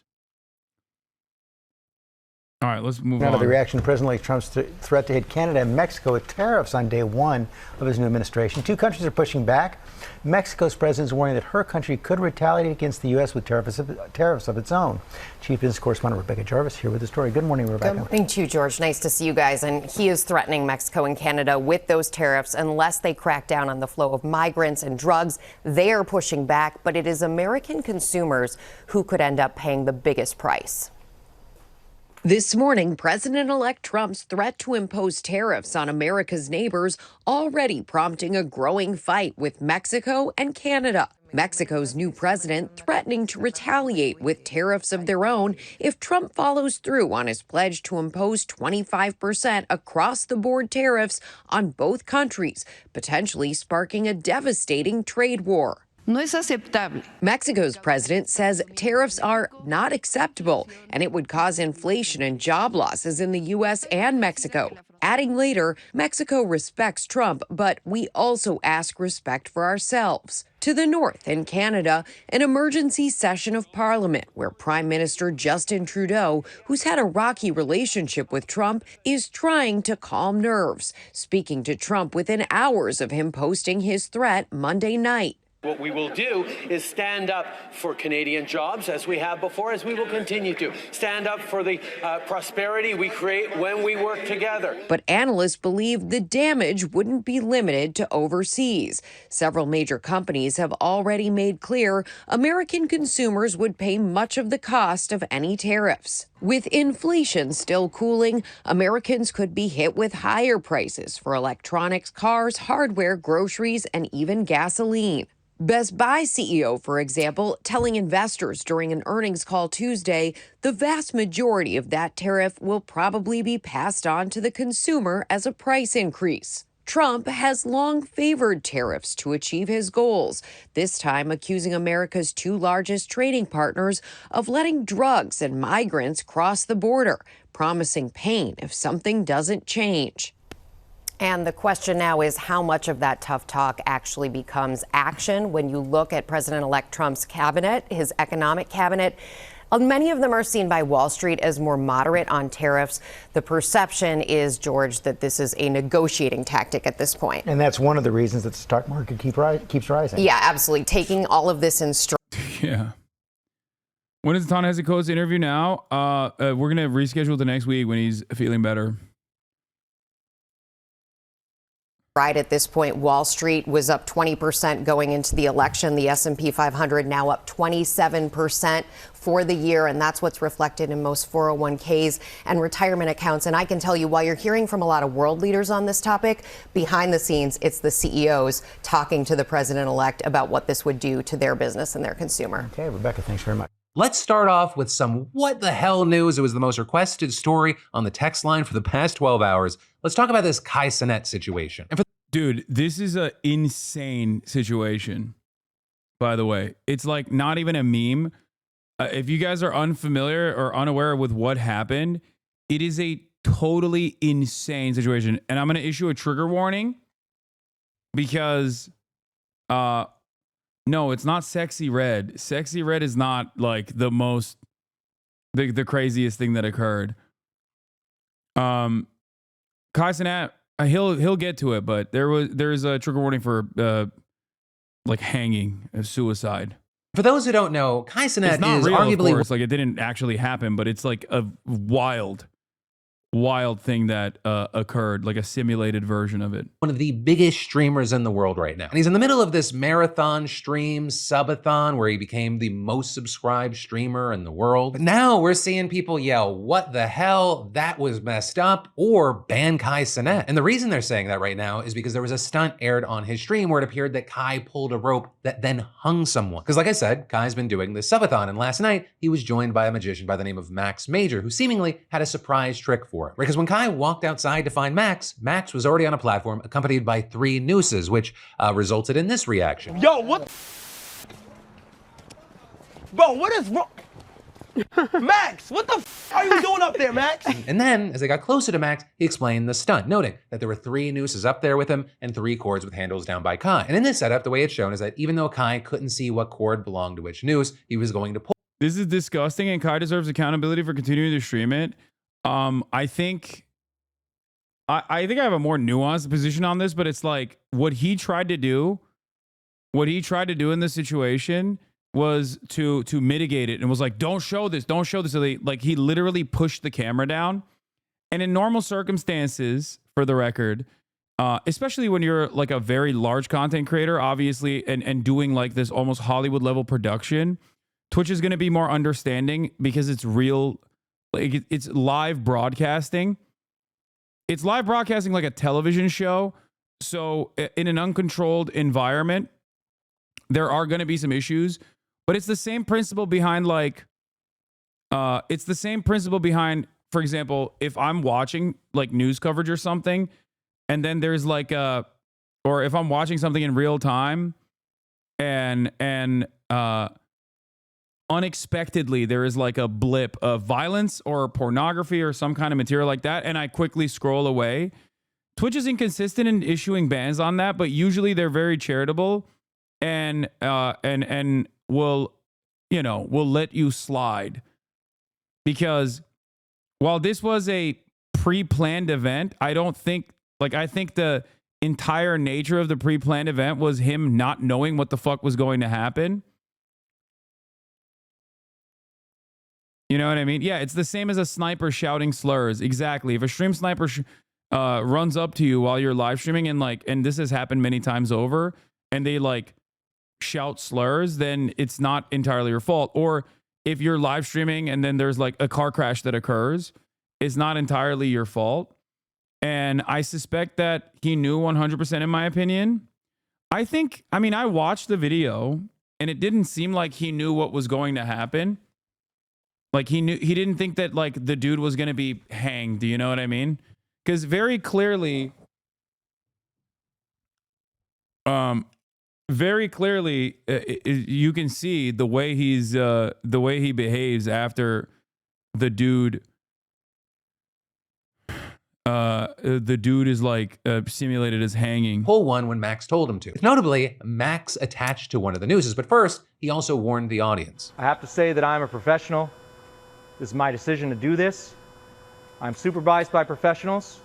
We have emergency personnel standing by, and that absolutely no one should try anything like this or anything dangerous at home. Then I think he was looking for, I think it was, I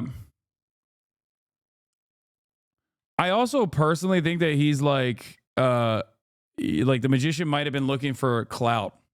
You know what I mean? And he did get it.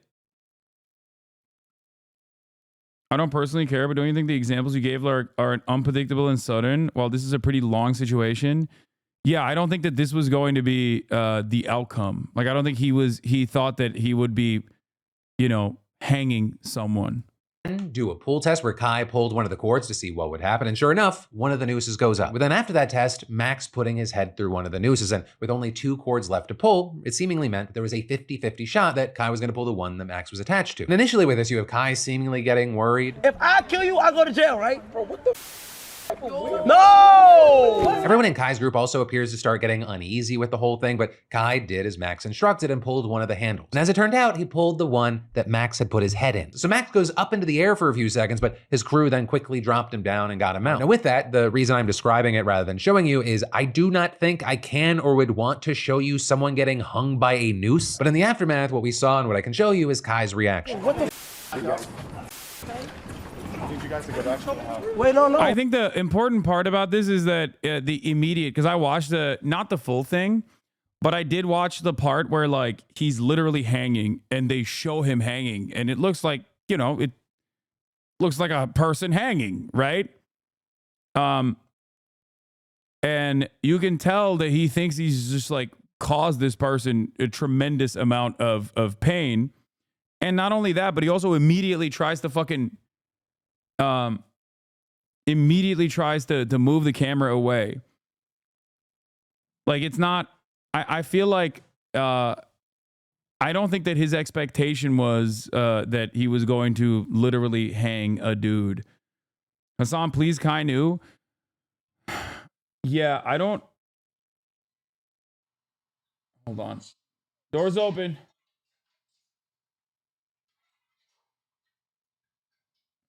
Sorry. Wait, so there wasn't actually a magic trick at all? It was just a stunt? Yeah. But also, you got to realize, like, he's probably going to lose a lot of sponsorship deals because of this. Like, why the fuck would he voluntarily be like, yeah, no, he most likely lost his Nike deal from this. You know what I mean? Like, there's no fucking shot that he was like, yeah, great. I would love to lose my Nike deal. Kai Cenat, you guys are forgetting, is not a normal Twitch streamer. He is literally in between a Twitch streamer and a Hollywood entertainer. The content that he's creating is television level production. And on top of that, I mean, he's got fucking McDonald's sponsorships and shit, okay?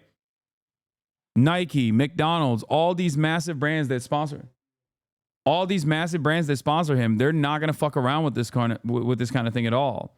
So, a dude appearing in like fucking T-Mobile ads and shit is not going to place himself in a place where, oh shit. Nice. Yeah, it's for Thanksgiving. Just leave it on the kitchen counter. Why would the magician not run it past them? He doesn't need to know. I think for this bit to work from the mindset, if I put myself in the mindset of the magician, you don't want the fucking person to know what you're gonna do. I'm on the he knew train, watch the full VOD. It's on his property and there was like 10-minute lead up to the final pull. They might have thought it wouldn't actually happen, but he knew the possibility for sure. I could see that.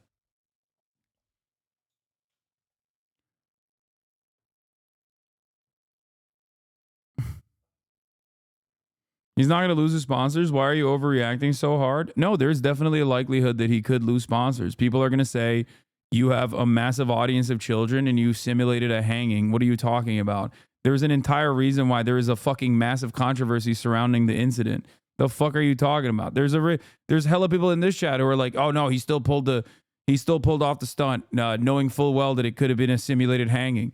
So yeah, I think that ultimately this is like a incident that absolutely would invoke a lot of controversy, and I don't think that he it's not even his reaction is so immediate that I don't think it's like people are gonna get mad at me for this and now I fucked up. Like that's the type of attitude that people would have if they did something, they thought it was chill, and then they faced repercussions, and then they changed their perspective. Okay? His attitude was immediate.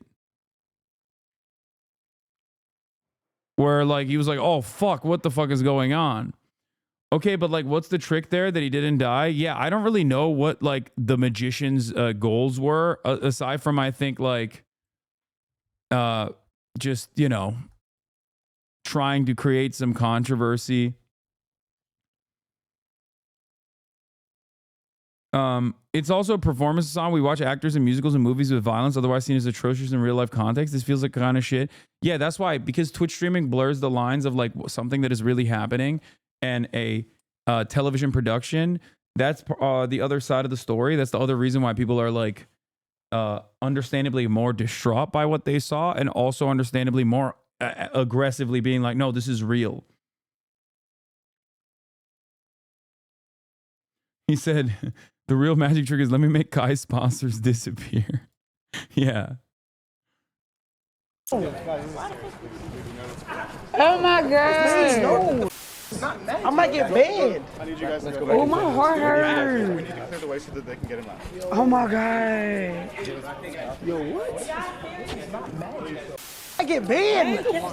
Is he good? It's gotta be a prank. It has to be a prank. Max still laying in the box. Bro, I just pulled a... All my life, I didn't mean to pull the wrong call. All my life. Kai's team then's instructed to go back inside. Kai continues to wonder if he was pranked, asking, is Max okay? And then he finds a note from Max instructing him to watch a video where he essentially explains that the whole thing was pre-planned. If you're watching this, that means that something has gone terribly wrong. But what you don't know is that was all according to my plan. You see, at the start of my performance, I said that tonight was all about choices. I took a clip. He was hanging for 7 seconds. Yeah, he hung for a minute, dude. He was, I mean, it was fucking gruesome. I'm not gonna lie. It shocked me. But not just the choices that you made tonight. This dude is insane, okay? Straight up. Like, an actually insane. It was all a part of my master plan. My goal was for you to hang me and therefore get you banned. Like, like, what the fuck? I think, like, in order for this reaction to be sincere, why are you standing in the corner? There's a fucking seat right there. Right there. There's also seats over there. You can pull a seat from over there and bring it in here. You can if you want to. Bro, Austin literally pulled a chair outside of the studio. He's sitting on the corner of the studio, like outside of the room of the studio. It's just like, and he's just like sitting there, this meek little man, okay? He's like, oh, I don't know. Should I come in? I don't know. Get the fuck over here, dude. What's wrong with you? What the fuck is... Somebody called me a fucking idiot in the chat. What the fuck is wrong with you, dude? I don't know. I haven't been socialized in a few days. I don't remember what it's like. Yeah, what happened? Why are you... I don't know. Still, this stomach virus is like cooked you. I feel like you're still pale. What? What's happening? I don't know. You still Do I look sick. pale? You still look sick. I'm not sick at all. Oh, shit. Did I get it again? I don't know. I hope. Fuck. Better stay the fuck away No, from I me. feel great. I feel great. I just haven't slept in like 3 days. Wait, But why not? I don't know. I can't sleep. I've been taking these vitamins and I don't know what the fuck's in them, but like, I'm like, I get to bed and I'm just like, I cannot sleep. I think I was Do you reading. masturbate? Yeah, multiple times. Over and over again. I had the fire off twice last night. Yeah, to go to sleep. Yeah. Yeah, Like sometimes you got to hit it twice. No, and then sometimes like I'll even try to like go to sleep and like put a porno on in my head. You know what I'm talking about? You ever like dream of like a fantasy and just like play it and then go to sleep to it? It didn't work. Nothing worked. Y'all know that nobody else does that? Is that just me? TMI. We just come on. He showed his whole cock on his timeline yesterday. What are you talking about, TMI? Dude, I'm sorry that I Jesus Christ. Fucking, I'm sorry that I'm dominating the spaces that you're... Bro, I couldn't even post a thirst trap yesterday without people calling me that I was saying I was copying you, like you invented the thirst trap. I'm blowing podcast content, god damn it. It's like, you know, LeBron James invented basketball. Like, did he actually invent it? No, but he redefined it. Okay. Damn. The LeBron James of thirst. How does this make you feel? But dude, I don't know. I'll be honest with you. I didn't realize. I looked at the before photo. Yeah, you didn't realize how fat I was? Yeah. Yeah. It's kind of fucked up of me to say, but I mean, Yeah. look, you were a little, look. I was a little chubster, You're a little dude. chub. Yeah. Yeah, no, look, I mean, hey, look, congratulations. I was proud of you. I was proud of you. No, this is good for my business. Put your cock away. Look, I mean, it Yeah, was. I don't like you that I'm my being comment? objectified, but we'll save this for the broadcast. You don't like being objectified? Like to this degree, it's like the cock wasn't supposed to be the main fixture of this entire thing. All right, we're talking about no more conversation. No more conversation. You guys Okay, got to. We're going to we'll talk save about it this for on the the pod. Save it for podcast. the pod.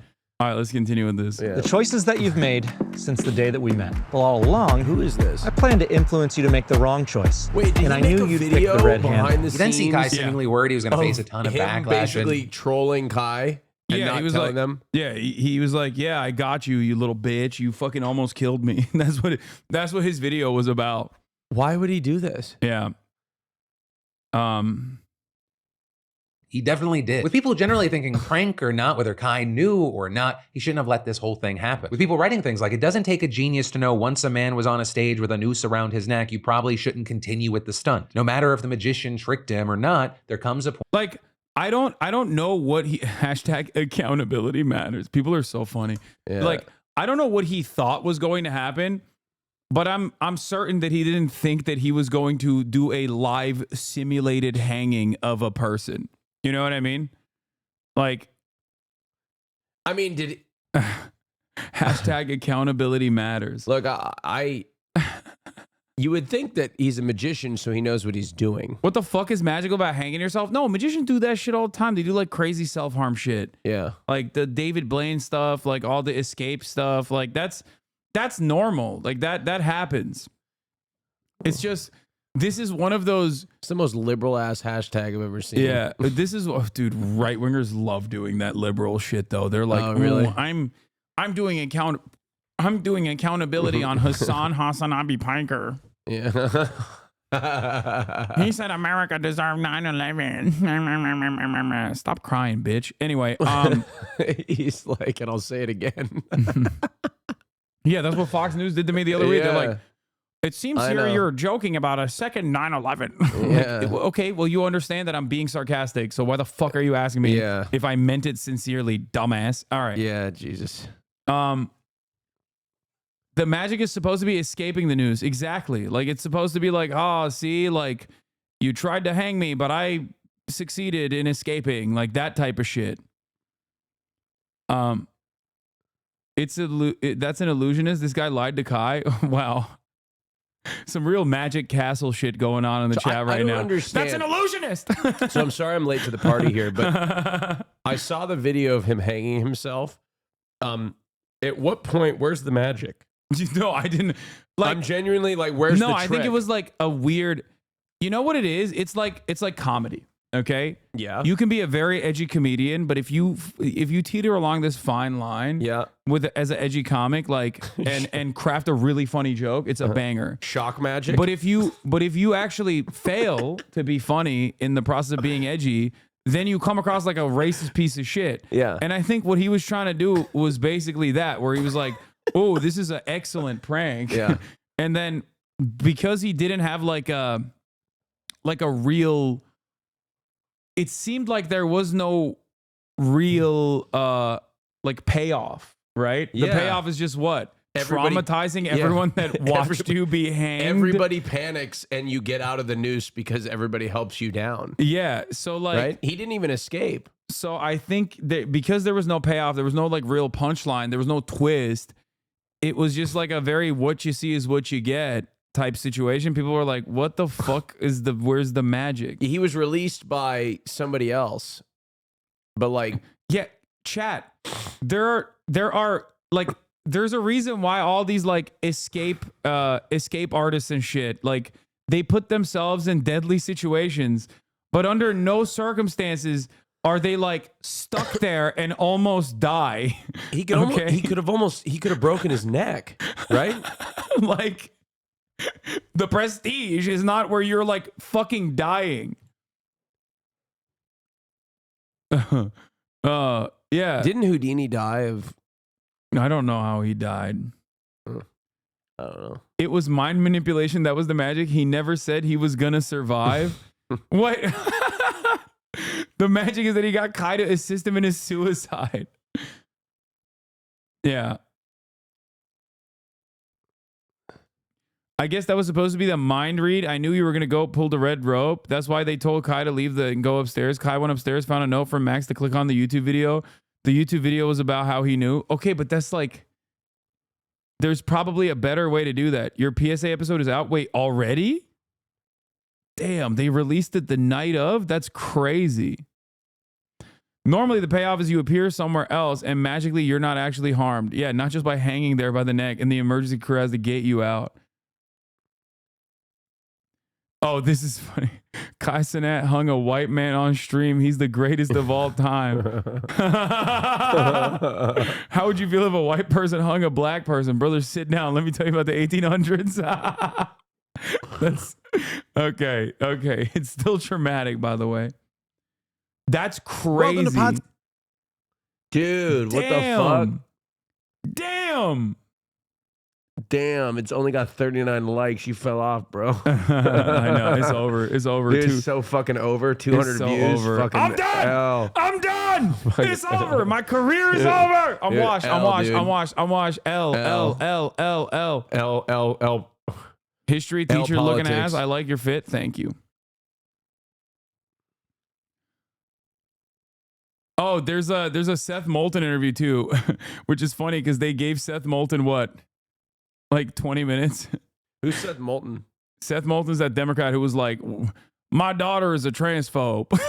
Wait, what? Remember after the election, he was like, my daughter hates trans people. Wait, why would he? She's afraid of trans people in college. That's what he said. Wait, was this like one of them pandering to the right or something like that? Yeah. He's one of those Democrats who was like, yeah, I called him a coward, a charlatan, and a hack in the interview. On this episode? Yeah, knowing that he was going to be interviewed after. Yeah. That's awesome. Was he interviewed live? Oh, he called him a dick? 20-minute interview with the New York Times and talked about a lot of places where I think the Democrats are out of touch or just not trusted on issues. And they picked out this quote about trans women in sports. But I do think it was a problem that Harris really just didn't even have a response to this vicious, hateful ad that honestly, Republicans clearly had data to say it was successful because they put $200 million. Okay. We'll get to this in a second. This is some crazy primo react content.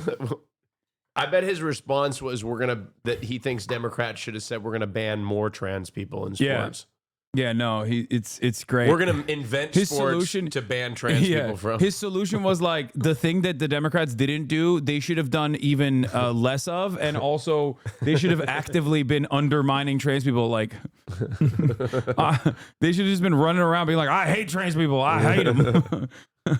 Yeah. Anyway, let's keep going. You need to use logic in your brain and call things off. I'm not saying Kai is a bad guy, but he needs to be held accountable. What do you and mean? Kai Cenat What does anyone ever mean when they say he needs to be held accountable? I hate this. I hate this so much. And someone will clip this and go, Hasan hates accountability. Okay. Explain what you mean. What do you mean? People say this all the time. It was the most annoying shit that liberals used to say in like the 2016 social justice era. Okay. And like, and now the right wingers say it all the time too. And I guess like Gamergate, like right wingers would also say this all the time too. It's like accountability for what? Accountability for what? Okay. It's not just how someone must be held accountable. You have to also respond to the why. Like what is the wrongdoing here? Does there need to be some level of deterrence? Like, oh yeah, Kai Cenat, you can't hang white people on your stream anymore? Is that the fucking accountability? Like, what do you mean? He was like, damn, I really like this. I was going to do this over and over again, actually. Anyway, it's just, I don't know. People just say it. It really fucking annoys me. I'm sure that there's a valid thing out there for, in terms of like accountability for Kai Cenat.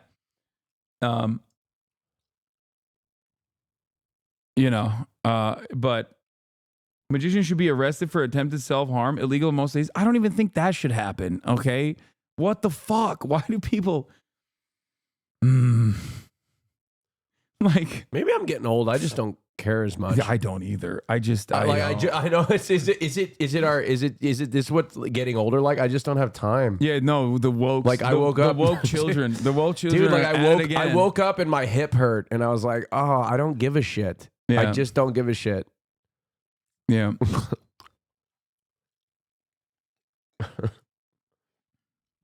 accidentally muted the fucking video because I got so mad.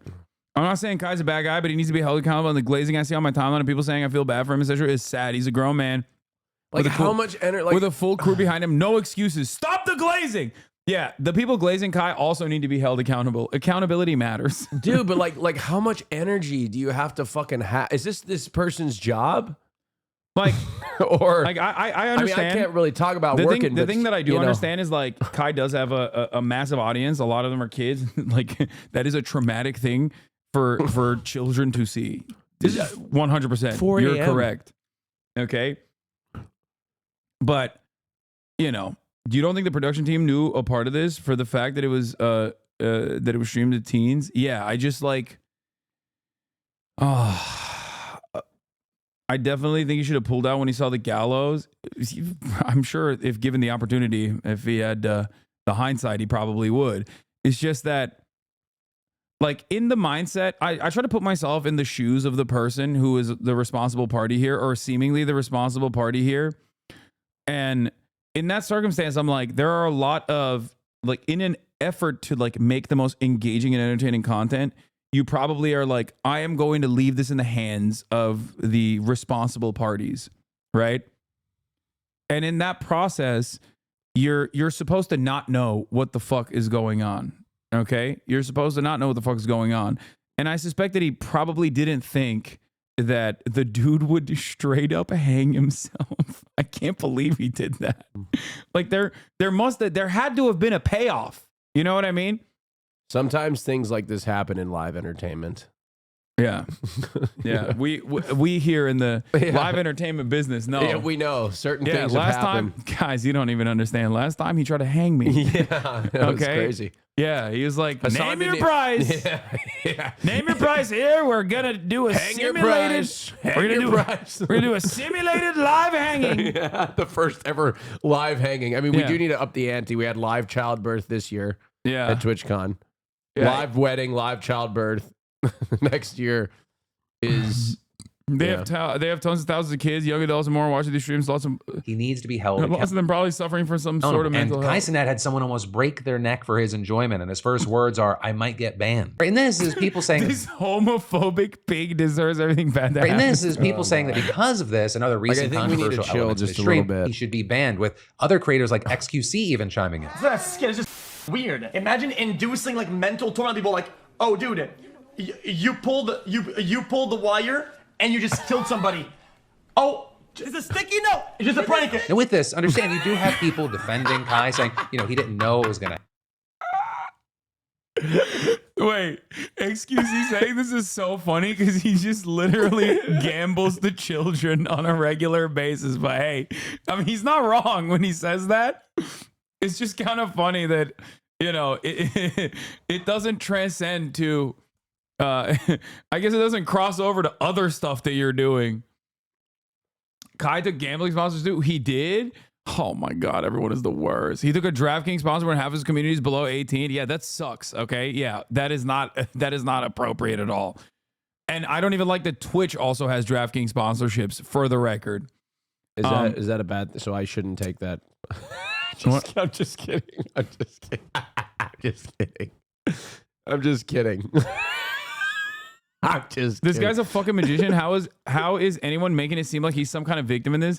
Yeah, that's the other part of this process that, like, I don't understand, because when they fucking make it, when they're like yelling at Kai Cenat over it, which, you know, when they're yelling at Kai Cenat over it, it's like, okay, you're making it seem like this dude was like, oh, you almost killed me. I didn't think you would do that, you know? To be fair, all magicians are victims of life. First of all, I love the people correcting me and saying, illusionist! If you watch the full thing, Kai and his team did not know that Max was doing this prank. Kai Cenat was set up. A black man is being successful in an industry that is dominated by white males, and they hate that. Ever since he's been breaking records, y'all want to cancel him. I mean, look, y'all. I don't think the guy was like a secret white supremacist he wasn't like, yeah, I'm gonna, like, I think he's just a clout shark. Like, I think he's just a cloud An shark. undercover white supremacist is crazy. Yeah, he's just a guy who wanted to make a big name for himself, I think, and A Nazi he took it too far, you know. Like, I feel like everyone analyzing this situation is looking at it in a very weird way. Yeah, he was a wizard, a grand wizard. Yeah. Oh shit. Saying, he didn't know it was going to happen. He got set up. What happened is not Kai Cenat's fault. Let me see what this says. He had no idea what Max's plan. His team got told different that was going to happen. He doesn't even think the situation is funny. He tried checking in on Max. It's not on Kai. He got set up. Some think that Max was intentionally. Yeah, surprising a black man with a noose in his backyard is crazy. I understand it. Like I get the crazy the crazy racialized dynamics here at play. It's like, that is wild. I feel like the magician dude, Max Major, knew exactly what he was doing. He had an ulterior motive shaking my head. They're trying to sabotage Kai Cenat. Bro. I know the CIA fell off, okay? But I doubt that, like, the institutions that formerly assassinated Fred Hampton, like the FBI, are actually, trying to run these new tricks on people with McDonald's and Nike sponsorships. Okay? Like I get where people are coming from. Like, and I'm sure there's plenty of people who hate that Kai Cenat is at the top of this industry as a black person, and I'm sure that upsets a lot of racists and hurts their feelings. But I just don't think that, this is not like a deep state activity. They're trying to take down Kai Cenat by triggering Twitch's terms of service, like the revolutionary Maoist vanguard that was supposed to be built by Kai Cenat. Illusions, not tricks. Are you guys joking, or are there this many card-carrying members of the fucking Magic Castle in the chat who keep repeating this take over and over again? I can't tell. Sabotaging him. Though there, we've seen some pushing back, speculating that every element was staged. With this, others are more mad at Max, calling him out in his YouTube comments, saying that he owes Kai and his viewers an apology for this prank. Sorry. As far as my opinion, I'm not inside Kai Cenat's brain. I don't know if he was in on it or not. It seems crazy that he would do it, but I also do not. I know it's an Arrested Development bit. That's where I'm fucking making a joke about. That's why I'm saying Magic Castle, which is a real place.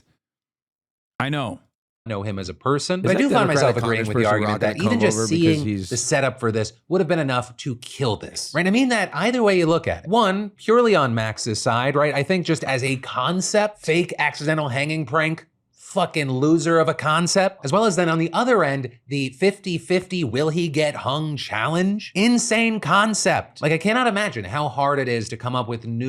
I'm not gonna lie. I feel like Philly is sitting on the fence on this, but like I kind of get where he's coming from. Because on the one hand, like I do not find myself on either side of this like firmly. Okay? Yeah, no, this is one of those things where it's like I don't think that Kai Cenat personally was like, yeah, it'll be sick. He's going to fucking be hanged or anything. But the very likelihood that that it was still there and it did end up happening is like it's still pretty bad. But overall, I assume that there's a number of different ways that plays out, and I suspect that he did not think that it would end up with him being like this magician guy being fucking hanged. New interesting ideas for 30 days straight of nonstop streaming. But I mean, just like, holy shit, what a spectacular disaster. With that, I gotta ask, what are your thoughts? HasnAbi being normal, calling black people savage and shit? Wait, what?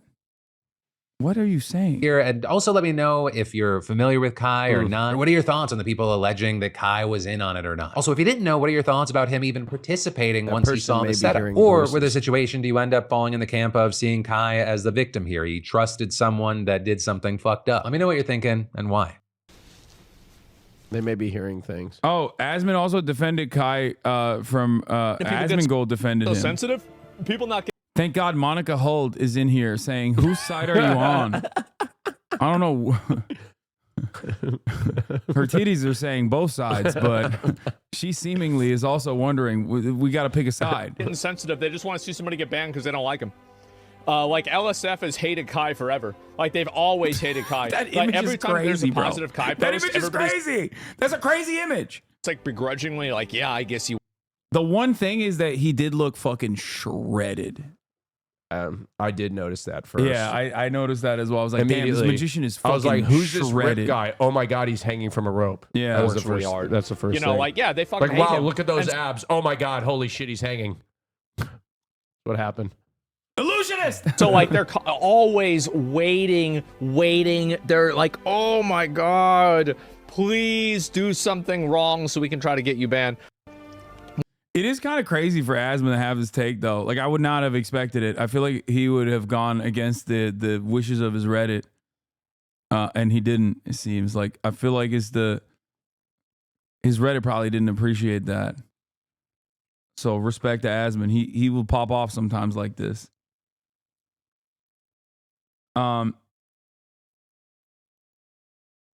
Anyway.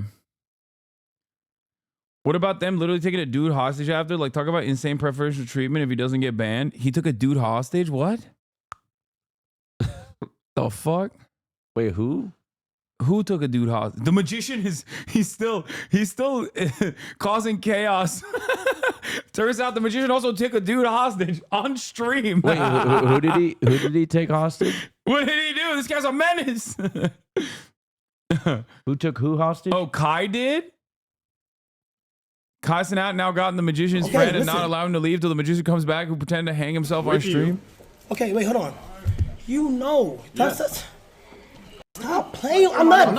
Okay, we have a very different opinion on being held hostage. I think, like, Dumb. Gang, is that a joke? Hold on. So how do you want me to do this? You laughing too. I see you laughing. I'm not But look, laughing. But look, just call him back because it's not a joke. How I'm dead can I ass. call him? Gang, so he's not. Gang, you can't leave until you know, because you're his right-hand man, correct? You was coming in and out the room every time we told you to. You set this whole shit up with him, gang. Just please, I'm asking you from human to human. I gave y'all a chance last year to come on my shit. Sure. And I brought y'all back. And the fact that he can't show me respect enough to come back to the house and explain to the people what happened. They dragged him in? That's crazy. But I said, Kai said, yeah, come said, they said, we can't be on camera. Right in front. Who can't be on camera? They can't. I think there is something incredibly funny about Sexy Red and her crew being a part of this entire process that actually hits it cinema, okay? It's because like whenever I saw other clips, and I don't know if it was like before or after, and I feel like you know, Kai Cenat was like upset or something, and then Sexy Red would just like twerk.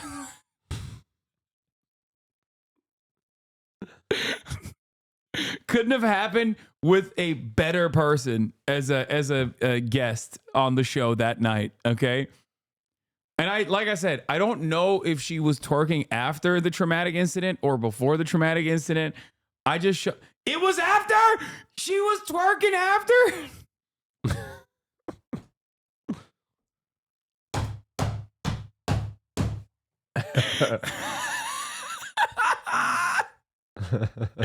What the fuck? Wait, I need to show you the video to lighten the mood.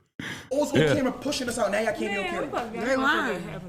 So what's going on? Let's jump. Come on, y'all. I'm trying to jump. Let's jump. We're gonna jump back.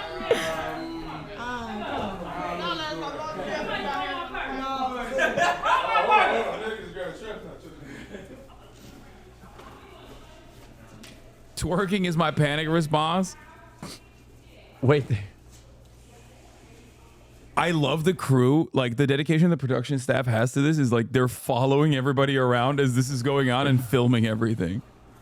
I mean, that's good. That's good content. Yeah, right there. you keep it the rolling. fucking cameras You keep rolling. it fucking rolling while You keep he's the hanging. yeah, you keep Well, the yeah. you keep the fucking cameras. No, on. that was the thing This though. Is like fucking reality the cameraman TV was shit, filming man. it, and like I did see that part. That's why I'm saying like I don't think he was like I don't think he was fully on board with what was happening because his first reaction was like, "Dude, put the camera down. What the fuck are you doing?" Like he literally did try to move the camera away as soon as he, you know. I mean, the cameraman's just doing his job. Came at to that terms point. with what was going on. Yeah, no, I understand. I'm not blaming the cameraman at all. Oh shit. Is he running? I don't know what's happening. That's what he want. I'm saying that's what he want, though. D versus the tank, appreciate it. He finessed. He finessed. Watch a clip of him being He got him some little followers. Chat! pulled by his jacket. No more magic on this motherfucker, chat. Exactly. The only thing is like what? What a broom, at Kai? What a broom? What a broom? What broom? So we can sweep the glass. That's good. The cleaners will clean it. Wait, I went too far? No, I didn't. This is the time code. No, here. Hasan and his security team run to find someone from Max Major's team while he was trying to escape. Bro, I guess he wasn't the best illusionist after all. Escape artist, get it? Yeah, I get like it. he couldn't escape. I get it. Dude, that's crazy. Yeah. That's crazy. Wait, hold up. Oh shit. That's okay, dude. You can't do that. That's dude. Why do security guys always do this shit? They think that because they're security they could just do everything. You can't do that. You have You just like do everything. You literally have less. You have more legal liability. Okay, you can't do this. And a cop couldn't even do that. Well, okay, come on. I wouldn't go that far. No, that's what I think. I though. mean, they at least have to read something. No, right? security guards always fucking act like they're cops. That's what I'm saying. Like they have like bouncers literally. Yeah, bouncers literally fucking behave like they could just like bounce someone off the fucking pavement. Like you can't do that, man. What the fuck is wrong with you? Let's go. This is right here. Sit right here, Bookie. Sit. Sit right here. Sit. Sit down. Yeah, you can't. Stop. Hold on. Be serious, dog. You can't do that shit. Was he there last year? Yo, he's an ass at escaping. Like actually, not me. I would have booked it. I would have been out of there. Yeah, I don't know. Timestamp of them catching him. Dude, you can't do that. You can't do it. That's crazy. That's actually crazy. Oh, that's funny. You looked away when he slammed him in the seat? No, I saw it. Sit in the middle. Me? Yes. I was with you guys down there. Was you and me last year? With you last year, yeah.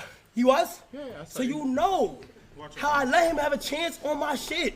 And he said that's his phone. Yeah. You know that's his And he got phone. Max's phone. He can't come back until you can't leave until he come back, bro. I'm dead ass. I'm fucking trying to human and human. I understand. I'm not playing. I understand. Relax, let me speak. Just like Kai told. I'm dead ass, bro. Stop doing that. I understand. You tried to leave just now. No, I'm just getting. Word of my mother, you tried to leave. You tried to leave. The fuck are you talking about? Word of my mother, you running car is parked in front of your house. We said, yo, can you stay to Maxie back? You got Max phone. We said, don't leave. You started. Okay, chat, stop being fucking legal eagles up in this bitch, okay? Not every interaction, I mean, yes, some things are crimes, but they can be managed without it, involving law enforcement. Why the fuck is everyone a goddamn prosecutor in the chat all of a sudden? Okay? This is turning into the fucking Will Smith slap equation once again. This community immediately just like loses sight of normal analysis and like normal human interaction. Yes, what that security guard did was fucked up and inappropriate and unacceptable. Just because something actually fits the legal definition of a fucking kidnapping doesn't mean that this is like, it should be prosecuted as such. Okay, calm down. Lamau is your community though? Yeah, Lamau, I'm also, trying to course correct a little bit, all right? I do think it's annoying, especially because the manhandling shit is really fucking whack.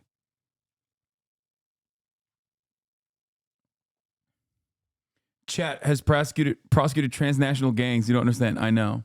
Run down the hill. Hey, you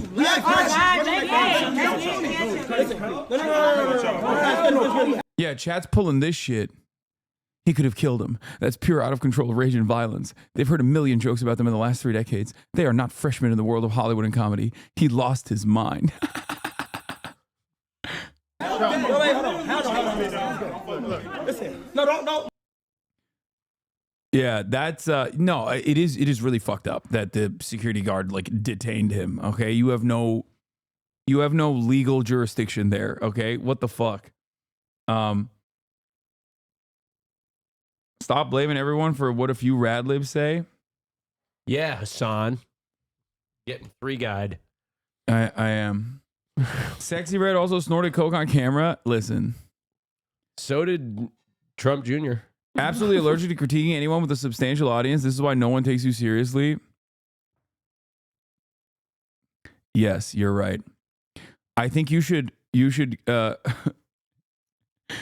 reach out to CNN and tell them that I am not offering a substantive critique on the Kai Cenat situation, and therefore they should not have taken me seriously on the primetime news slot that they afforded to my political commentary.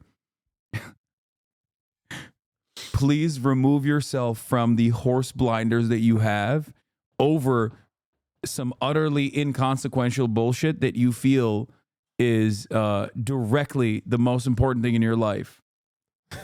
Oh, yeah, let's analyze everything he's fucking said in here. Forever. Huh?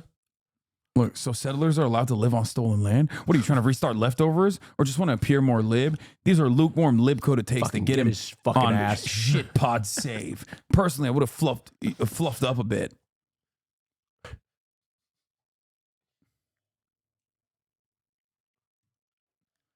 That one friend who's too woke, I know, dude, don't take everything super seriously, okay? I'm hoping that you can be a little bit more normal, all right? Bro, this guy's making me rethink I need to improve my bait. He's not baiting. This person is like, okay, you know what? Hold on. You, my friend, have been awarded the wokest of the day. Congratulations. This is a new award I have where sometimes people will be like, the wokest? Yeah. You've done it. You've hit it. You've hit the angle. Not like utterly unserious Twitch drama being represented as something so significant that like nobody takes you seriously. First of all, I have criticized Kai Cenat plenty of times, as a matter of fact, on criticism-worthy instances. That is part of the reason why he, doesn't really fuck with me all that much. Okay? So that's number one. Number two, the notion that I don't criticize people with massive followings is the funniest fucking thing of all time, especially considering that virtually every single top content creator on Twitch and their audiences despise me specifically because I have criticized them in righteous moments, as a matter of fact, like XQC, or even Asmongold's audience who despises me for criticizing him, Dr. Disrespect, Nick Merckx. Okay. Is he still chirping about trans people in You know sports? what was funny? Yeah, he is. You know what was funny? That's like his. I was talking he's to a Dean about one-issue this. voter. I was talking to Dean about this in Texas, where he was like, "Dude, you have a very different situation where you have government ops." That's what's funny about this, where motherfuckers think I'm afraid of like a large content creator when I have fucking congresspersons as my ops. What the fuck are you saying? Wake up, dumbass! Like, I can't go back to Turkey. Stupid. That's kind of funny how I can go there. Do you think they'd let me in? Yes, especially if you want to get hairline reconstruction surgery. Well, hold on now. Why are you airing? I'm just saying, like, why are if you that's airing out my drama like that? If that's a thing that you Why would you want. airing, why are you putting me out like that in front of everybody? You know. Look. Yes, I'm open. I will probably reconstruct my hairline at some point. Yeah, dude. This is the funniest thing that has ever happened, by the way, as a consequence of this. After magician Major Max pranked Kai Cenat with a dangerous magic trick tonight, Kai Cenat has decided to ban all magicians from his future That's stream. a very bold. He put a ban on magic. No more magic. Harry Potter, no shot. Wait, hold on. Show that. What's that picture? Wait, I mean, I don't know if that's against the rules to show the Yeah, photo I don't again. want to, hyper focus on that. I wasn't allowed to watch Harry Potter as a kid. Wait, really? I saw a Connor tweet that was really funny about it. Hold on, let me see if I can find it real quick. Connor eats pants once again. The dark arts have no place on Twitch. Thank you, Kaisenat, for stepping up. Oh, the dark Oh. Oh, Jesus Christ. Anyway. This was after, by the way, trying to be serious. Oh, this was what I was talking about. This was what I was talking about. I wouldn't even joke like that. Damn, man. Fuck my red house.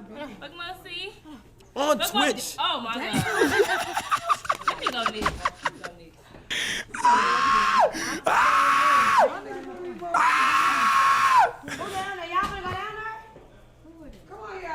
He's like, thank you for the 5 gifted.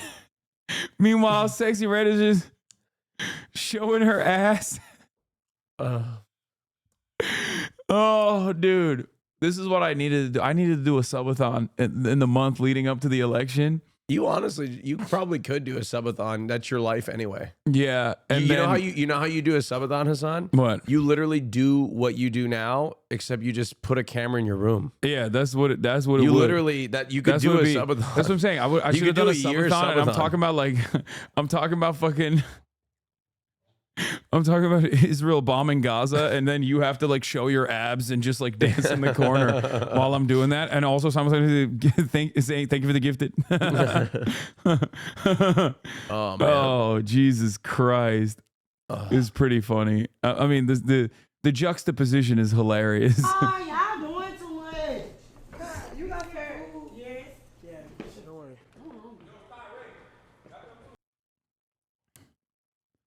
Anyway, so yeah, a lot of stuff happened. You know, I don't think it's that serious overall, but it is a fucked up situation. Okay.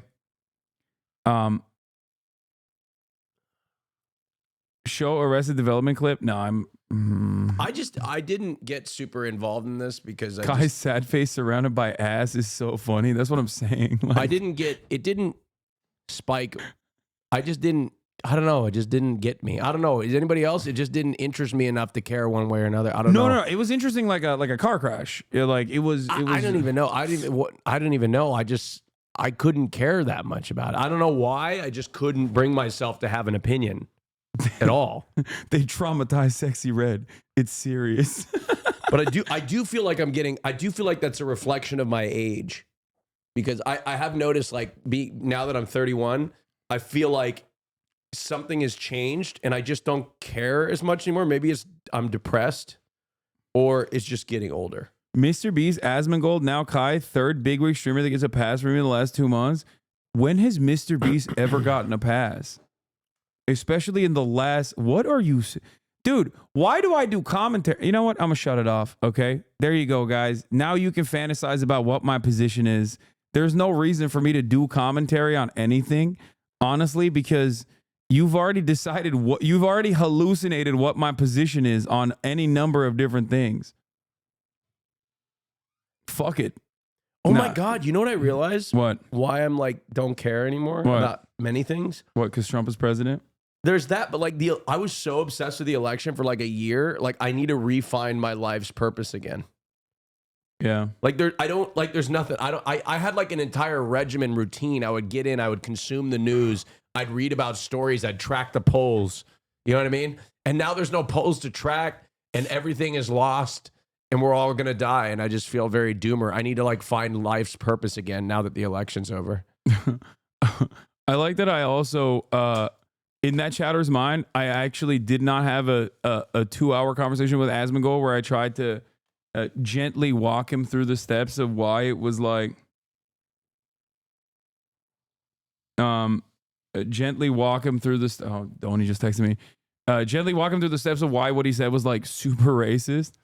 Well, yeah, but these people choose like little things. But nah, yeah.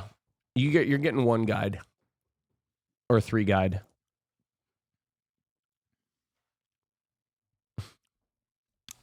Anyway, Okay, let's move on from the Kai Cenat incident.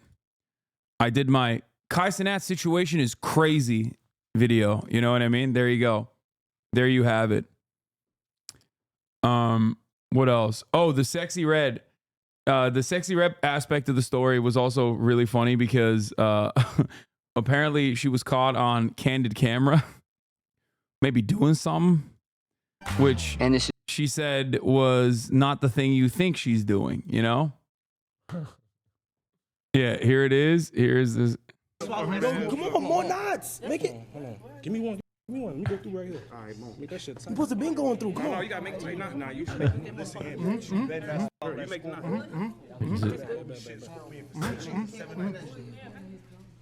Come on, tight. Come on. Come on. I mean, I don't give a shit. I don't fucking care. Wow, I can't believe it. Wait, did she just admit to it? No, she said she was rolling wood. Like she was marijuana. Wait, there was nothing. What are you talking about? No, you don't understand. Is a different type of. A woman would never lie. Are you saying? It's called believe women. You know what? Sexy red, I believe you. Yeah, exactly. I believe you. I mean, maybe marijuana is legal, and that's exactly what you were doing. That's how I smoke my marijuana through my nose too. Dude, what the fuck's the production team doing, by the way? They're like tracking her too. They're like they should have zoomed in. Oh yeah, the compression on the video does make it look weird. Yeah, it's the compression on the video. Yeah. You know what? Honestly, if Donald Trump Jr. can do it, so can she. That's all I can say. It's funny because it was 20 minutes before the guy hanged himself, and the main cam had them tying him up. Oh, man. It's an illusionist. She licked the paper. She rolled a blunt, man. Yes, I agree with you. She's definitely licking a paper, and that's what she's doing. That's not a baggie. That's not. No, I believe her. That's not a bag. I believe her. That's not a baggie. I believe her too. Yeah. She's an illusionist. I believe her. Yeah, believe all women. Okay. Come on. Yeah, this is the last Job, part. Michael's oldest brother. So, this is the magic trick, huh? Illusion, Michael. Trick is something a whore does for money. Or can be. Job recently started the Alliance of Magicians, an organization that blackballs any performer who reveals a magician's secret. Yeah. And now Kai Cenat is a part of that organization. He's blackballing all magic. Did you see the China Arcane edit? I suspect that the straight up girl on girl sexual intercourse does not exist. Are you still in this fight, Violet?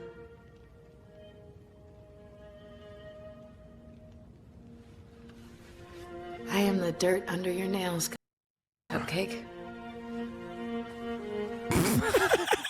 Wait, hold on. Go back to that part. Can you go back to the part where does she lean? She's like leaning into nothing. She's just going, hey. Okay, here, keep playing it. Are you still in this fight, Violet?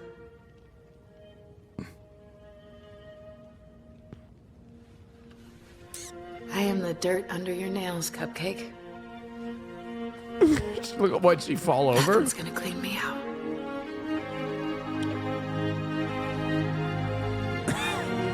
Jinama.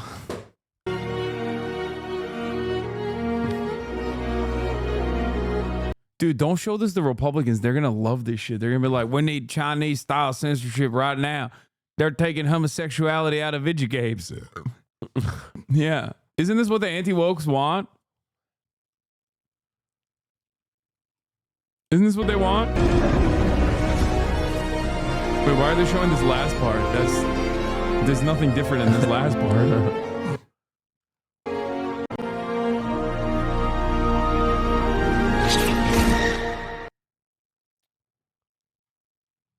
Yeah, this is the amount of like girl on girl action that is excellent. How do they edit this? They just didn't show any of the gay stuff, I think. I assume that they just like they just completely took that part out cuz there's like she eats her out. What? Yeah, straight up. What? That's crazy. Yeah. That's crazy. I don't watch it. Is this anime? Arcane, yeah, it's really good. I don't really it's watch so anime. fucking good. I just There's yeah, I heard that they also were gonna do like way more like unrestricted gay sex. No, I'm not even kidding. Like they were as opposed to what? As opposed to like her just eating her pussy. I think they were gonna show like Unrestricted I gay assume sex. like they would have shown like nipples and shit, maybe like sucking on them a little bit, you know? But they just like kind of show her going down and like were you know, hoping for more? I mean, it would have been. I would Were you have hoping for a hated little it. nipple What, you action? think I'm homophobic? I love that shit. No, dude. I know. Inject it into my veins. You know, No, I don't know. give a fuck. I know. Do you think it would have helped the story a little bit more? No, I think the amount of like it is gratuitous. I Yeah. will say that much. It is definitely gratuitous. The amount that they've shown thus far. Like I don't know. Like, do you think that China cutting out the scene of her eating her pussy did that?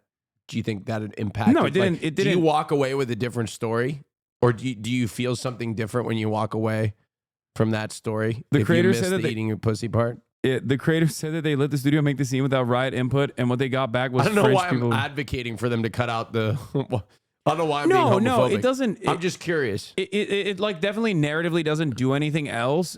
Even though they are in a like gay relationship. Next time when And they do, Caitlyn has sex with like another girl as well. She betrays Yeah. Vi for a little bit. Like she's on some rebound shit. So Okay. like, she does get some rebound pussy. Which no, you know, this is what needs to happen. Okay, the next time they make this show, okay, they need to deliver a very critical part of the story while she's eating her pussy.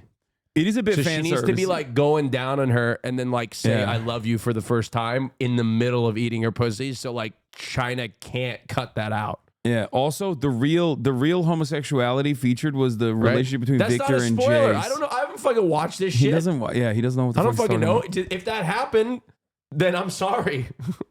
about. But that's exactly the real what should the real happen. gay love that was occurring was actually happening behind the scenes where they didn't show it because they're fucking cowards. But it was Jason and Victor.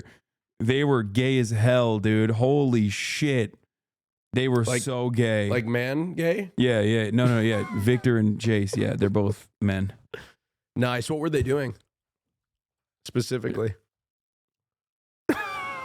Yeah, they just had a bromance that was definitely beyond. They also embraced each other a little bit, you know? Dude, I cannot exist in like very like I went to a last Christmas break, I went to a what are those line dancing bars? Like cowboy bars? Or something? Yeah, dude. And the amount of like fragile masculinity in one room is so, I just can't handle it anymore. I just can't do it. It's so, everybody's so just afraid to look gay. The entire group of people, like they're trying, everybody is putting every piece of like every ounce of effort not to look gay or not to be perceived as gay. It's so painful to be around these people. Everybody's got the same fucking black blacked out American flag with the fucking like light army green with the tight acid wash jeans and the fucking stupid cowboy boots. Like I so badly want to call these people the F slur so bad. I think we need to bring it back. I know I've been saying this for a long time. We need to bring it back, and we need to call those people the F slur. Wait, oh shit, I'm on Twitch. I can't be saying this on Twitch. I'm a homosexual, and I can't. I forgot that we're on Twitch and we're not on the podcast. I know. I'm You're so sorry. spitting, dude. You're But- spitting. Savor the pod. I'm so sorry. Savor the pod. So all right. Speaking of the Dems and homophobia, here it is. My appearance on Pod Save America. I can't believe they posted this in full, by the way. That's crazy. Welcome to Pod Save America. I'm John Lovett, and guest hosting with me today is the massively popular streamer Leftist Dumbass himself. You just self-described. That's okay. Sure, fair. I say himbo, but damn. Okay. Hasan Piker, welcome back. It's good to be back. Yeah. Thank you for having me. After my conversation with... Whoa, you're being... No, I saw the you ankles. clocked him.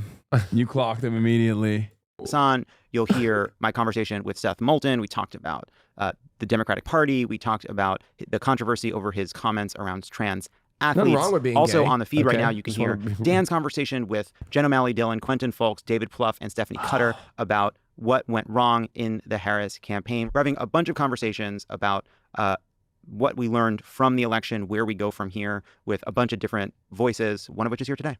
People are mad that we talked to the Harris campaign. People are mad we're talking to you. People are mad, and that's okay. Yeah. But let's start with this. It was Big Tent. It's a big Big tent. tent. It's a big tent. All right. Dick Cheney in it. It's got Dick Cheney in it. It's got Hasan Piker in it. Yeah. It's got Dan Osborne in it. It's got Seth Moulton in it. Yeah. You know, Tent shouldn't maybe feature Dick Cheney in it, but everybody else I can have a conversation with. Great.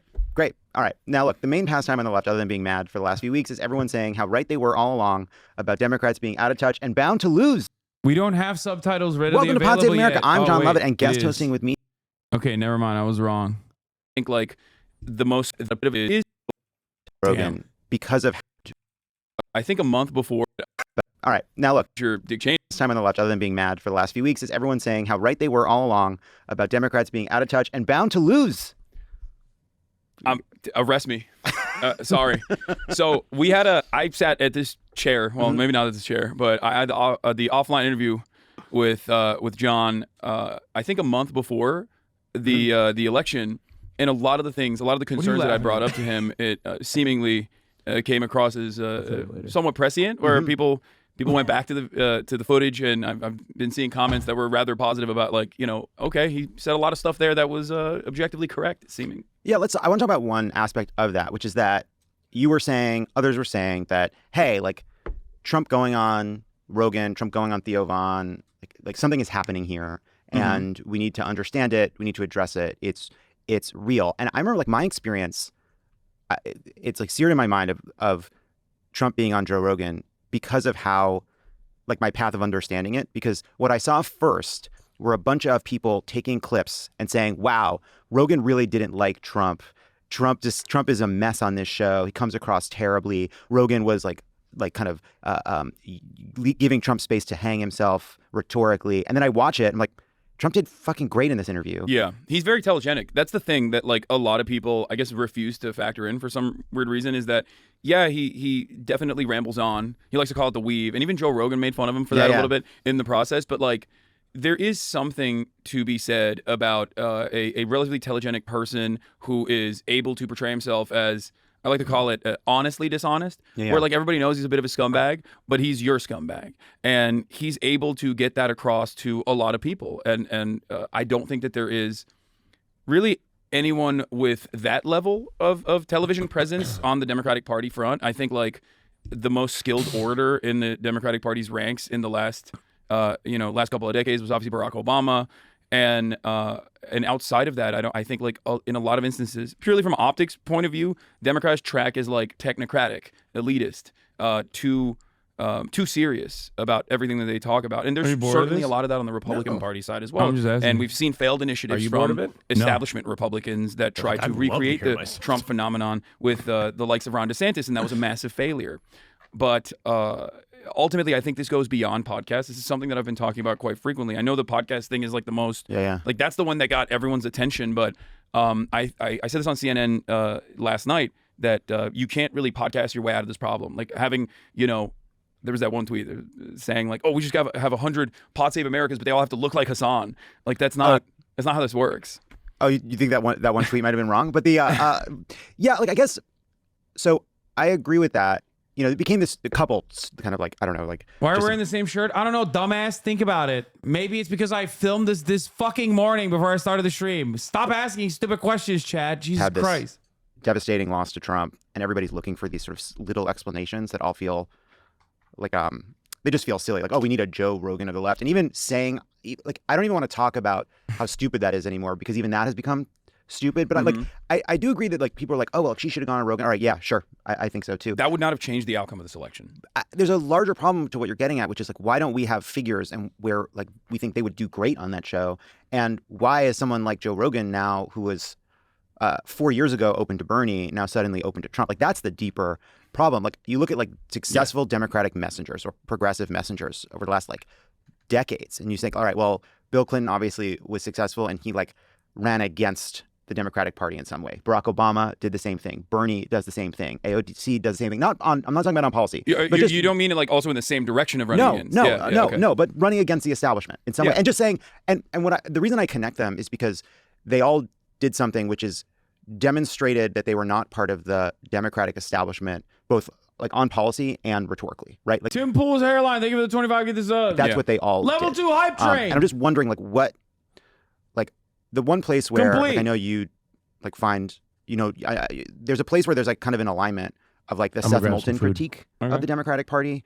and the lefty critique of the Democratic Party, which is just like, it's fucking annoying and like kind of, I don't know, like pedantic in some way. It's an incorrect interpretation, an incorrect autopsy to look back at a thing that the Democratic Party did not do at all and then say it's actually that reason. It's not anything that we did so far. It's not that we tack to the right over and over again, despite people like myself and many others saying like, don't do this. You're going to hemorrhage the base. You're going to hemorrhage the base of support.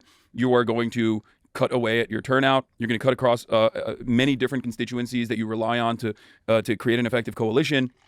And it's a very dangerous gamble to assume that you can decouple a lot of these people in the suburbs, a lot of like white women specifically, away from the Republican Party and vote for you instead.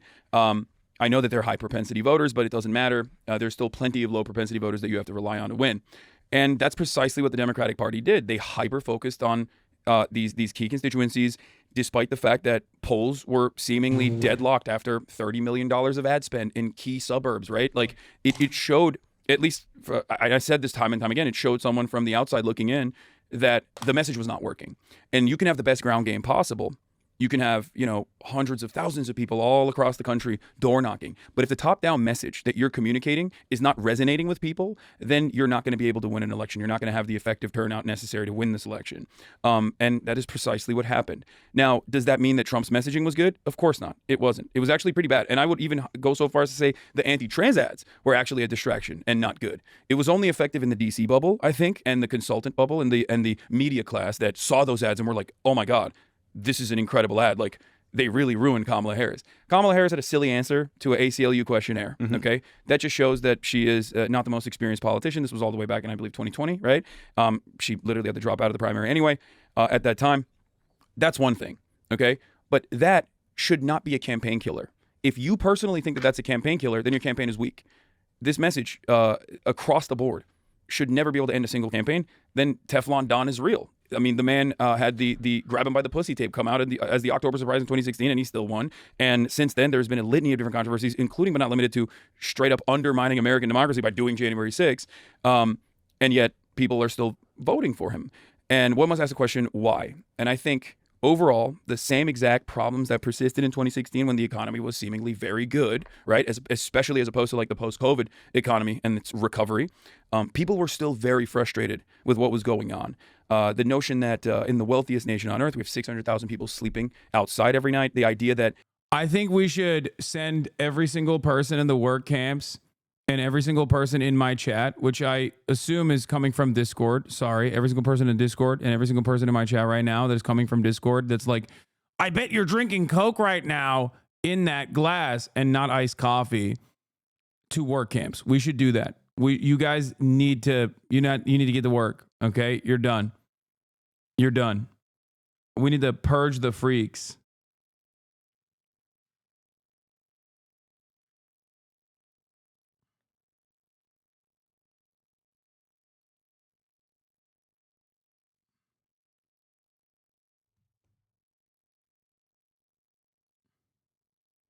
Discord right now? What the fuck is this? We have the concept of medical bankruptcy is an insane phenomenon that doesn't exist in any other OECD nation. Like the fact that 40% of the American public don't, or 60% of the American public doesn't have $400 in emergency spending. Like, these are all very real economic anxieties. I'm using that term specifically because it's one thing that people like to hyper focus on, that that creates volatility, that creates instability, and it creates a base of angry people. And if the Democratic Party is not addressing that anger and addressing their material problems and earnestly telling them, like, we're going to fix that shit, okay? And the other side is looking at that anger and saying, we're going to channel your anger. You have every right to be angry. And you know who you should be angry at? Those who have less than you. You know who you should be angry at? The working poor, the homeless people that are doing crimes left and right, black and brown people, undocumented migrants that are doing incredible amounts of crimes. They're killing hundreds of thousands of Americans, and trans people. And the Democratic Party only cares about those people and they don't care about you. And that message resonates with a base of support, not because they are intrinsically evil. That message resonates with a base of support because they're angry. And one of the two major parties is not even remotely interested in addressing that anger and trying to tell them what the solution to that anger actually is and what the real problem is. So I want to like break that into kind of how we like the Democratic brand, how we message and all. But also like on the policy front. So Joe Biden wins. He tries to kind of build consensus with Bernie. He brings in AOC. He goes to the left on antitrust. He does the Inflation Reduction Act. He does a post-COVID relief bill. He cancels as much debt as he can legally, even though the court is trying to stop him. Mm-hmm. Like before the last year, like what my view of this is Joe Biden, this consensus Democrat, right? Actually to the right of the consensus for most of his career, kind of somebody that had to be kind of pulled to where the party was going, did something extraordinary, which is he adapted, he changed, he governed in a much more progressive way than I think probably certainly than I expected. I hope that you expected. Oh, absolutely. And it seems as though like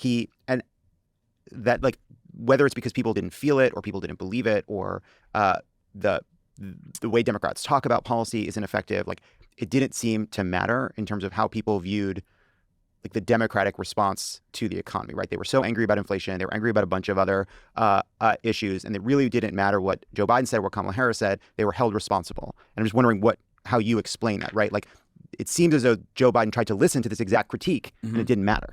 So yes and no. I do agree. There are plenty of things that Joe Biden did, like beefing up the NLRB and letting the FTC rain hell upon these monopolies. There's two issues there, though. One is, I think, something that you will agree with as well, that the Democrats don't campaign year-round in the same way that Republicans do on key issues, and they do have a massive communication problem. That could potentially be solved by having a more robust ecosystem and more collaboration with even the likes of yourself and maybe even someone like myself as well. And they need to always be on.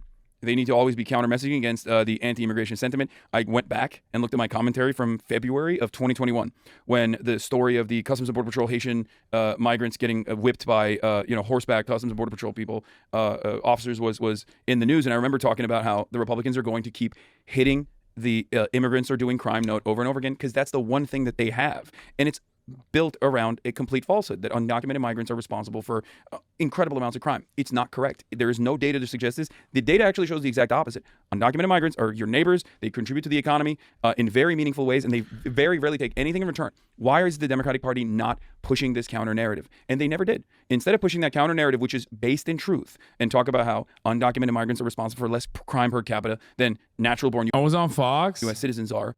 For what? For CNN having me on talking about the Joe Rogan of the left? Or that fentanyl being trafficked across the U.S. borders are actually not coming in the knapsack of a otherwise law-abiding abuela, but instead it's coming from regular points of entry trafficked by American citizens. 90% of the people that are being apprehended for chemical compounds necessary for fentanyl or direct drugs that they're trafficking across the border are American citizens. Like this does not track with the narrative that people believe because the narrative is dominated by the right on this issue. They should have been counter-messaging against that, and they should have been putting bills forward in defense of the moves that, for example, Governor Greg Abbott was engaging in Ron DeSantis.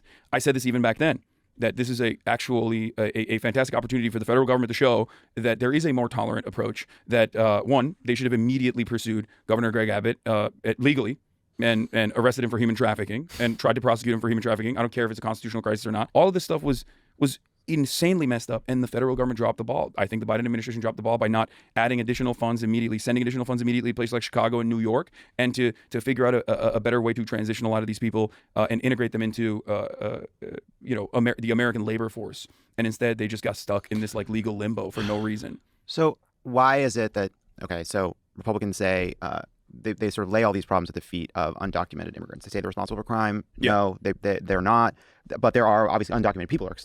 They're people, and some are committing terrible crimes, which they then exploit. But for the most part, these are people that not only are committing crimes at a low rate, but actually are unable to go to the police when they're victims of crimes. Whether that's a domestic violence, they can't go to the police, or whether that's just sort of the quotidian mayhem of living in America, or a boss taking advantage of you. They can't go to the police, right? Yeah. Then they say, oh, well, they don't pay taxes. Actually, that's not true. They pay into Medicare, they pay into Social Security, and they don't get the benefits of it back. And then they say, well, they're driving up the cost of housing. I do not believe that undocumented people are the reason a house costs $450,000 where it used to cost $350,000. Yeah, I didn't realize there were executives at BlackRock. The Guatemalan migrants are mass purchasing houses and making sure that everyone's a permanent renter. That's the point, though. But it's not a trans person that's your landlord. It's not an undocumented immigrant that's your landlord that's raising the cost of rent. It's not, your manager is not an undocumented immigrant. There are two big problems, though. One is there are a lot of people saying this, and it doesn't break through because there is this right-wing media system. Is that man drinking Starbucks right now? Hey, notice how I'm not an antisocial weirdo and didn't actually yell at him over that and then nuke the entire conversation? You should probably also follow suit. Here's a lesson for many of you in the chat, many young, like-minded individuals who want to be activists. Okay? It's called Be Normal.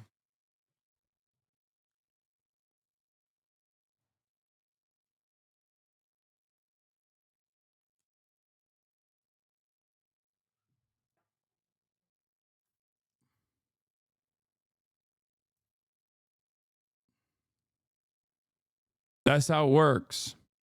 That puts out this one story. And the second problem is, like, Democrats really don't have trust on this issue with the people that they're trying to persuade to see it our way, which I think goes to the point you made before, right? Which is, why is it that Donald Trump can meander around the country rambling, committing what in any other era would be, if not like campaign ending, This argument that a lot of people are defending immigrants and it's just the right wing making this narrative is such cope. Wait, what do you mean? No one is defending immigrants. That's the problem. Campaign harming, ridiculous state. Pick your battles is probably a better way to put it. No, be normal and pick your battles. You're right. Pick your battles, but also be normal. Be normal is very important. And gaffes, sure. That he can basically be in like a strategic mess. But Kamala Harris has to hit every point exactly right.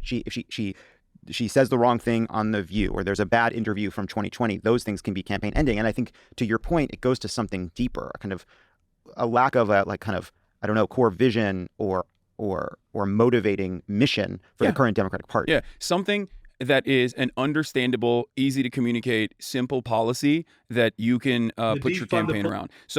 So we agree on the messaging front a little bit, at least, or the asymmetry of how much right-wing media dominates the ecosystem, the media ecosystem in general, all the way from independent outlets down to traditional media, where, as far as I understand it, 73% now, I think, of all news watchers are watching Fox News. 73%. That's an insane percentage. That's an insane number, right? So outside of that, though, I think here is the disagreement that we will have. That while Joe Biden did a bunch of stuff that I agree was positive, it was simply not enough. And that was something that I was always very critical on as well. If you see a homeless person and you chuck them 2 pennies and they're sitting on the corner of the street, like, yeah, technically their material wealth improved by a decent percentage, but he's still going to be mad at you because you just gave him 2 pennies. Why doesn't the homeless person understand that their situation is much better? That is not an effective way to communicate to Americans that, like, no, you don't understand. Inflation is actually under control, that the economy is rebounding, even if it's objective truth, because they, like, most Americans don't understand what inflation is, and they don't understand that prices are not going to go down in that circumstance. And besides that, and I factor this is not just the vibe session communications, but I'm also talking about specifically, like, even the IRA or many of these other like parts of the legislative agenda that Biden put forth that was more progressive than I expected, from more progressive than even the Obama administration in many respects.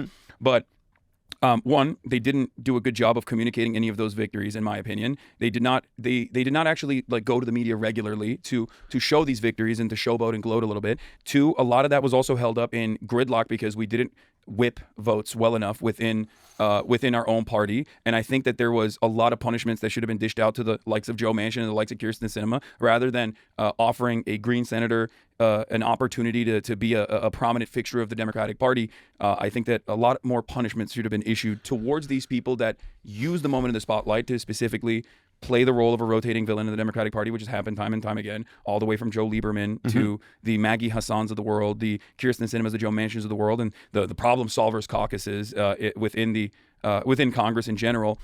These guys need to get whipped into shape. Yeah, I just like I wish I believed that. I just wish I believed that. Like, no, but think about it. But I just like I don't know how much more you could have gotten out of Joe Manchin or Kyrsten Sinema. Like, Joe Manchin basically was telegraphing the whole time, like I'll walk away. And Joe Biden kept him in the tent. That got judges through. That got Austin, I'll fight you if you order food from a BDS listed place. Why are you trying to trigger people in the fucking Discord sitting over there within striking distance? This motherfucker, bro. He like literally sat his ass down over there. Act 3. Like, I do not believe, like, I think we agree on a lot. I just don't believe that there is a version of the Joe Biden presidency that could have been more successful on legislative policy. I don't see that. You're not going to appreciate what I'm about to say then. Hit me. Use the IRS and also the SEC and maybe even the FTC to investigate as to why Joe Manchin's brother owns a coal mine and whether there's a conflict of interest there. Investigate why Joe Manchin's daughter is selling pharmaceutical products to the state of West Virginia when Joe Manchin is directly at odds with any sort of bill that passes that would lower the cost of pharmaceuticals. So you want the president yes. to politicize these agencies yes. and use them to go after people? Because you want to know why? Tell me why. Hey, tell me why. Because they're doing it at the behest of not only the American people, their interests, but they're also, and this is probably going to frustrate everyone in this audience, but here's the thing that I get very frustrated about. Wide range of listeners across a broad ideological spectrum. Here's what really frustrates me. What frustrates you? The way the Democratic Party operates. They love norms. They love institutions. They love civility. They care about bipartisanship for the sake of bipartisanship, as though that is something that some do, some don't. Yeah, sure. But for the most part, the broad communication coming out of the Democratic Party is that these are the things that they care about. These are the top line issues. We got to protect democracy. We got to preserve our institutions. The problem is the other side doesn't give a shit about that. So I think I want a Democratic Party that fights for me and others who are marginalized, other people that like desperately need help.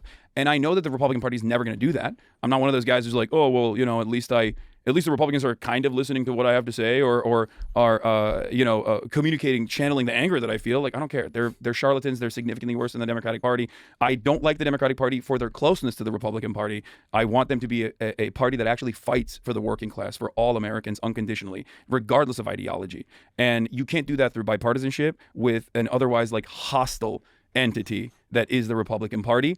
And I think there is a lot of hypocrisy there, and hypocrisy that people can see. Hypocrisy is the easiest thing that they can understand. You can't say that these guys are fascists, these guys are racist for 8 years for wanting to build a wall and then turn around and straight up tell Anderson Cooper in that town hall, well, maybe the wall is a good idea and I want to build it myself. I'm going to be the border czar. I'm going to be the border party. You can't do that. Americans look at that and go, so you're admitting that you were just lying for the past 8 years. Well, it's like, again, though, it's like, I think actually, like, you look at somebody like Dan Osborne, right, who ran so far ahead of the Democratic Party, ran as this economic populist, but one of the things he had to do to get there was kind of be tough on immigration. And actually, like, I think part of it goes back to, like, if people felt like they knew, like, in their bones, like Bernie Sanders being to me like the signal example, like, you know what Bernie's about. You know what he's for. You know what motivates him. You know what he cares about. Same thing for Trump. You know when there are issues he doesn't give a fuck about, and there's issues he really, really cares about. Immigration is one. Trade, right? Like, you know the things that like that have been anti-crime, whatever.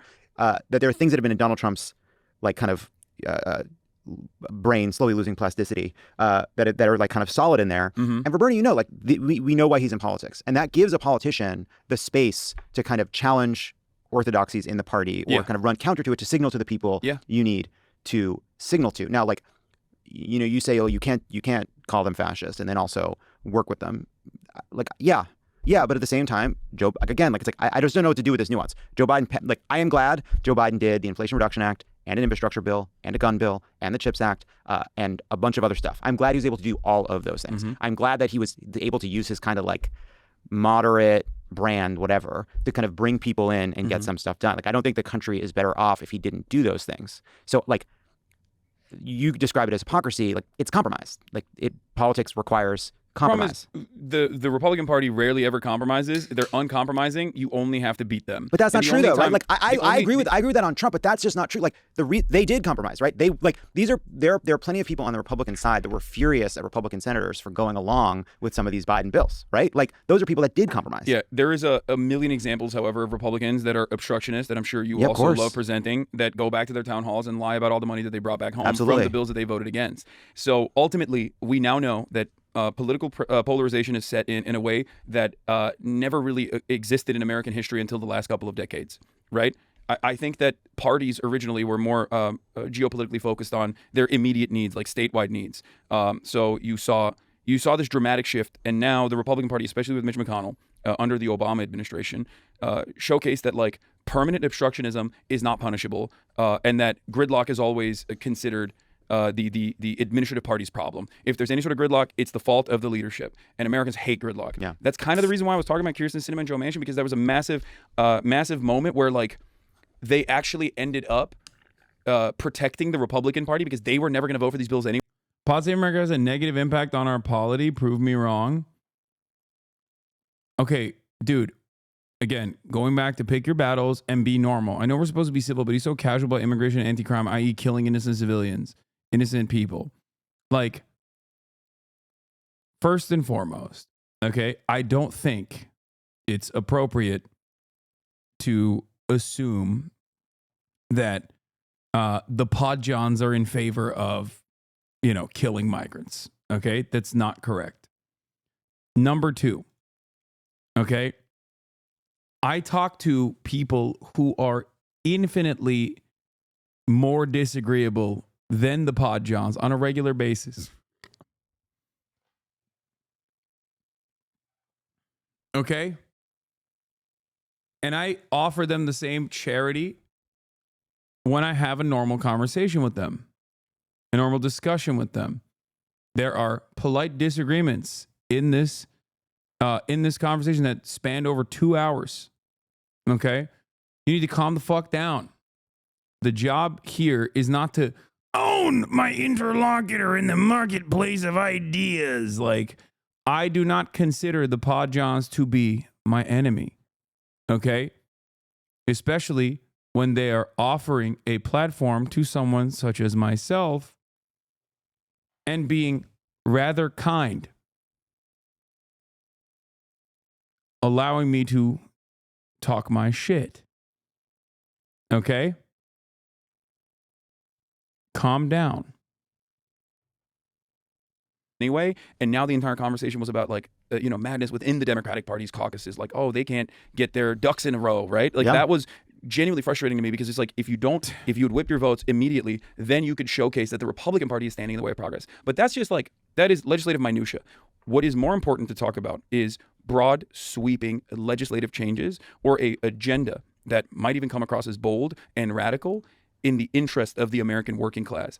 Joe Biden said he wanted to do the public option. Everybody knew that wasn't real. He never talked about it after. He used the public option. He slotted that in the primaries when the party was primed to the Bernie left, and everyone was like, trying to communicate their own populist version of what Bernie was doing. And Joe Biden won the primaries and effectively tabled the discussion about healthcare. This is still a major problem, regardless. Like, yes, negotiating pharmaceutical prices and ensuring that insulin prices are capped at $35, which is now going to be looking like a Trump victory when he's in office. It doesn't matter. It's still good for the American people. So that's great. But like, that is good, but that's not enough. Yeah. And I think that when you don't do that, when you have this very technocratic, third-way neoliberal approach, but you sprinkle in a little bit of like anti-corporate, anti-billionaire populism that Joe Biden certainly did, it's not, you're a rudderless ship. You're not communicating effectively like what you are about. And when you don't have a North Star that every single person can point to and say, this is what the party is about, your enemies can portray you as whatever they want. And that's why the anti-trans ads are even remotely effective, because you can make the Democratic Party look clownish and inconsistent and even silly and hyper-focused on whatever key issues there are, because one, they rarely ever focus on universality in programs. Everything has to be means tested, which I think is both on the policy front and on the politics front, garbage. Focus on universal programs, because that way you can cut across every single group, and you can disproportionately target marginalized populations, black populations, brown populations, and trans people. These people do not exist in a vacuum. They're not magical, mystical beings that are not experiencing the shocks of the market, or they still have to pay rent. They still need workplace protections. They still need, they still need the cost of medicine to go down, right? So universal programs capture the attention of all Americans, including this majority white, angry population that is finding themselves in the throes of the Republican reactionary movement. And so they need to do that.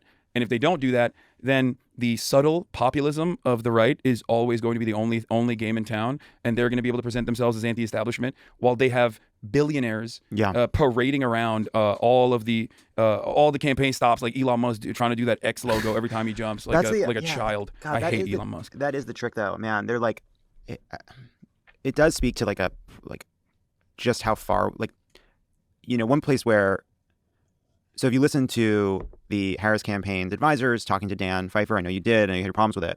But one place where they agreed is that, hey, everyone's saying, this trans ad, it actually might not have been their most effective ad. And they were trying to, and what Quentin Folk said was that, they were actually really trying to target it to get at black men. And it looks like maybe that didn't work, right? That's sort of, we'll see, we're going to get more data. But, the point that the ad makes is just that, Democrats are weird. Democrats are strange, right? And they use trans people as a cudgel to do that. But to the larger point, you have billionaires, just literally the wealthiest man in the world. The top seven donors this election cycle all donated to the Republican Party, and they were donating $100 million, $200 million.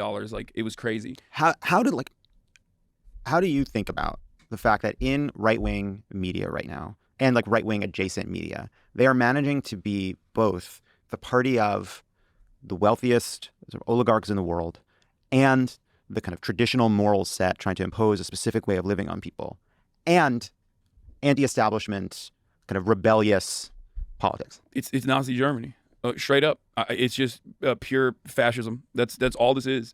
It worked. It worked 100 years ago. And it's seemingly working right now. And it's not just the United States of America. It's all across Western Europe. The only country that bucked the trend of the incumbency disadvantage seemingly was Mexico. Mm-hmm. One must ask the question why an old doddering man who was still, relatively telegenic, even though he believed in wood elves, duendes, was able to get a tremendous amount of popularity and then become the transition candidate that actually passed the torch to a younger woman. Claudia Sheinbaum. I'm of course talking about Mexico. I'm talking about AMLO is the old man. Claudia Sheinbaum was his spiritual and ideological successor in the Morena Party. Why did that happen? Why was AMLO so popular? And why is Claudia Sheinbaum also incredibly popular? Why did Claudia Sheinbaum win the election with even larger margins of victory than AMLO did?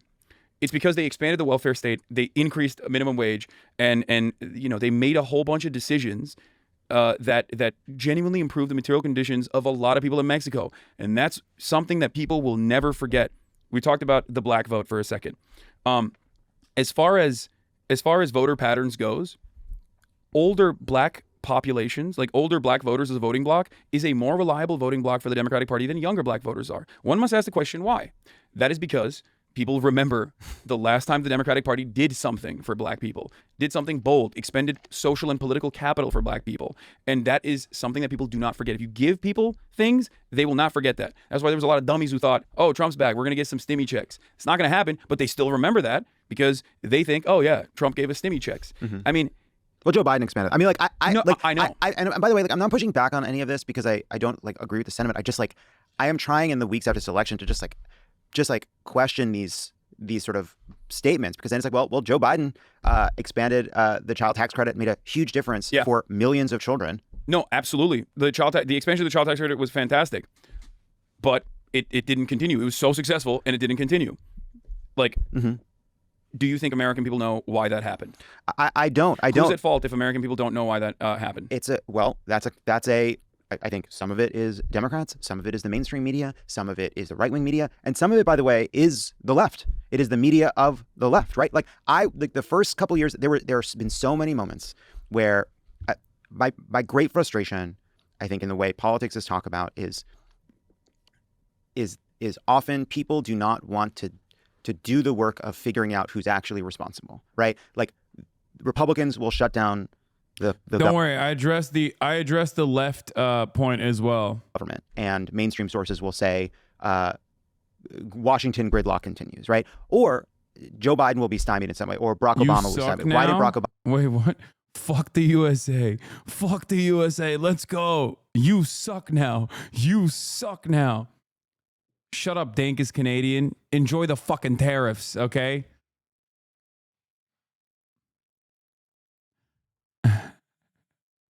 We are going to invade Canada, man. Obama do this? Why didn't Barack Obama do that when he had a majority, right? He said, well, because it's actually, you know what? In the Senate, having 49 votes to get rid of the filibuster and having 50 votes to get rid of the filibuster is a difference between like, doing a ton of shit and not being able to do anything. That's not the fault of 49 people. That's the result of one person. Yeah. Can I bring up something really quick?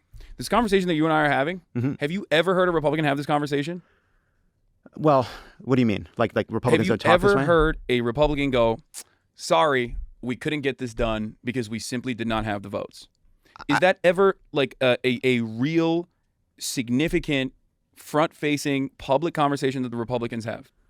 I mean, I feel like you want the answer to be no, but like, I do think the answer is yes. I can't recall a time. Maybe no. I'm asking you. No, I think on their side, like they have over the last decade slowly but surely gotten rid of the people who are pointing out the actual things that stand in their way, right? They went after Kevin McCarthy. They went at and sometimes that works. Sometimes that leaves them like pretty well stuck. I mean, like Donald Trump was president for 4 years. He wanted to repeal the Affordable Care Act. He didn't have the votes, right? There was a big conversation about why he didn't have the votes. That there have been the Republican base like furious with spending bills that were passed, right? What did Donald Trump do after when John McCain struck down the Affordable Care Act?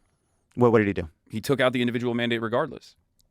He did. Well, he did what the same thing a Democratic president would do. Do as much as you can legislatively, and when it fails, use your executive power, which is what Biden has done on student loans and a bunch of other issues. Yeah, so my point is, he still got the most significant aspect of his, agenda across, and in the process, he utilized the bully pulpit to laser John McCain nonstop and effectively bully John McCain in a way that I've never seen a Democratic president turn around and communicate about Joe Biden. I'll hear it about the left, about how they're naysayers, how they're spoilers. I never hear it about conservative Democrats. And I think it's the coalition. We talk about that. It's the coalition that you want to have, is my point. And I think Democrats, win or lose, want to win by their own like established policies and the way that they want to win. And they're willing to lose if necessary, as long as they still maintain the overarching attitude that they have. I just think that is, or maybe they're just bad and wrong. Well, I just think that I think people need to be persuaded. I think people need to be. Biden student loan. This man's Delulu. I mean, he did abolish a bunch of student loans with the executive power. He did do that.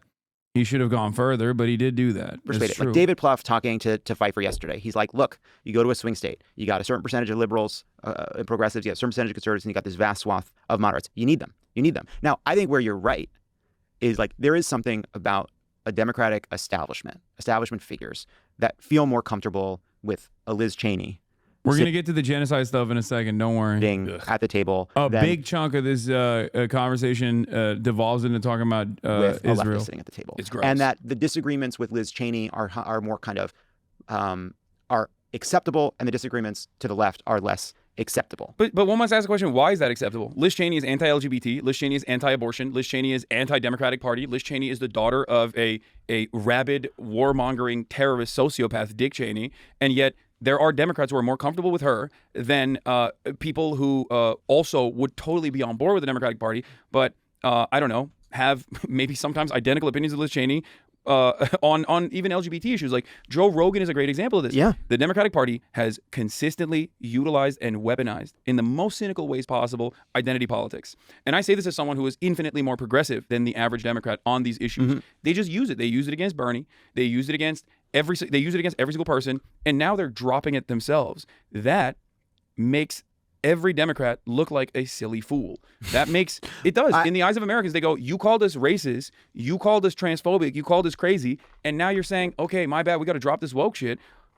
Like, of course people are going to go, all right, I guess like I'm primed into now believing the Republicans. Like, you're pushing your base towards being more open-minded to right-wing policies. That's the only thing you're doing. And that's how, and that's the only thing you're doing when you don't actually claw back a lot of the things that the Republicans, the former Republican administration engages in. Like, Democrats are very good at, trying to fix the deficit. They're the only real deficit hawks, right? Republicans certainly don't care. They only use it as a weapon to wield to communicate against the Democratic agenda. But outside of that, like, on foreign policy, Joe Biden said he was going to be an effective foreign policy leader.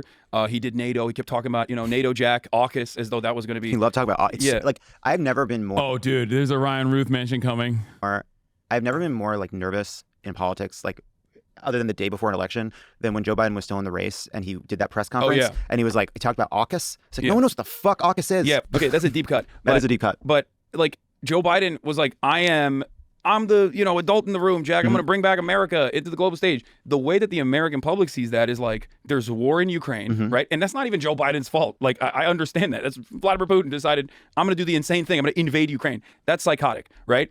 But the way that people see it, they're like, why are we giving money to Ukraine when we're not fixing the potholes? Why are we giving money to Ukraine when the ISPs suck here? What the hell's going on? Why are we giving money to Ukraine when we don't have healthcare? We have homeless people everywhere. And then on top of that, they see that instability as like something that is Joe Biden's fault. Fair or unfair, doesn't matter. They attribute it to Joe Biden.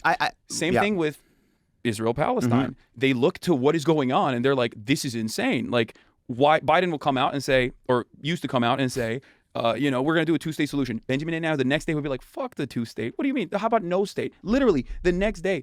And Biden kept trying to do this thing where he was like finger wagging, where he's like, I'm going to give him a heart-to-heart, real man-to-man.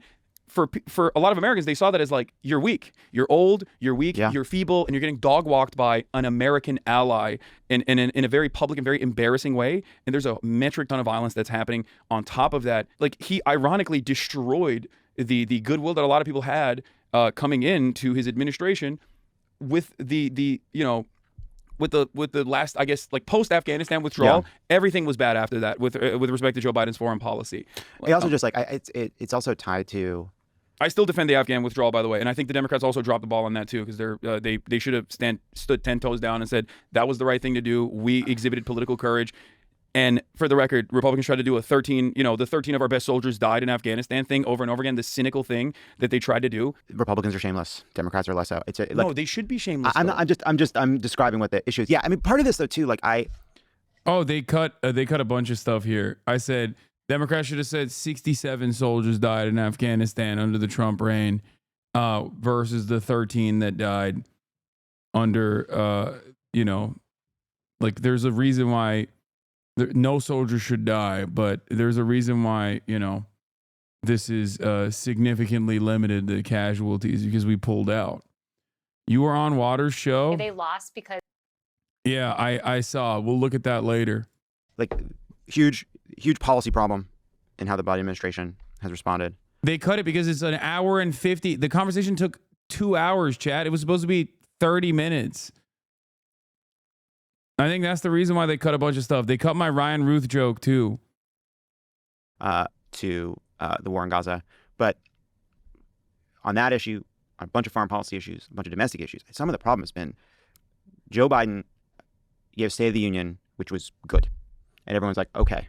That's what happened, right? Okay. But other than that, he has been such an ineffective communicator and it has gotten so much worse over I'm glad that they cut out some of my jokes. I definitely made a bunch of jokes that probably what? Uh-huh.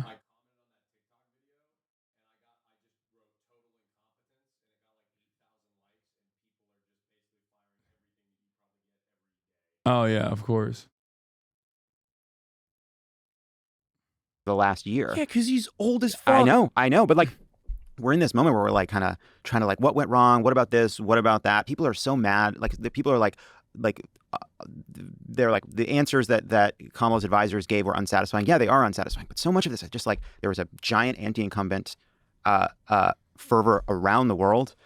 Joe Biden was completely unable to articulate a defense of his policies, right? Like the fact that there is inflation and people are mad about inflation is not a reason alone. Like that explains that can explain why we lost if you accept that we had no agency in competing against that argument. But like Joe Biden certainly had just could not communicate effectively.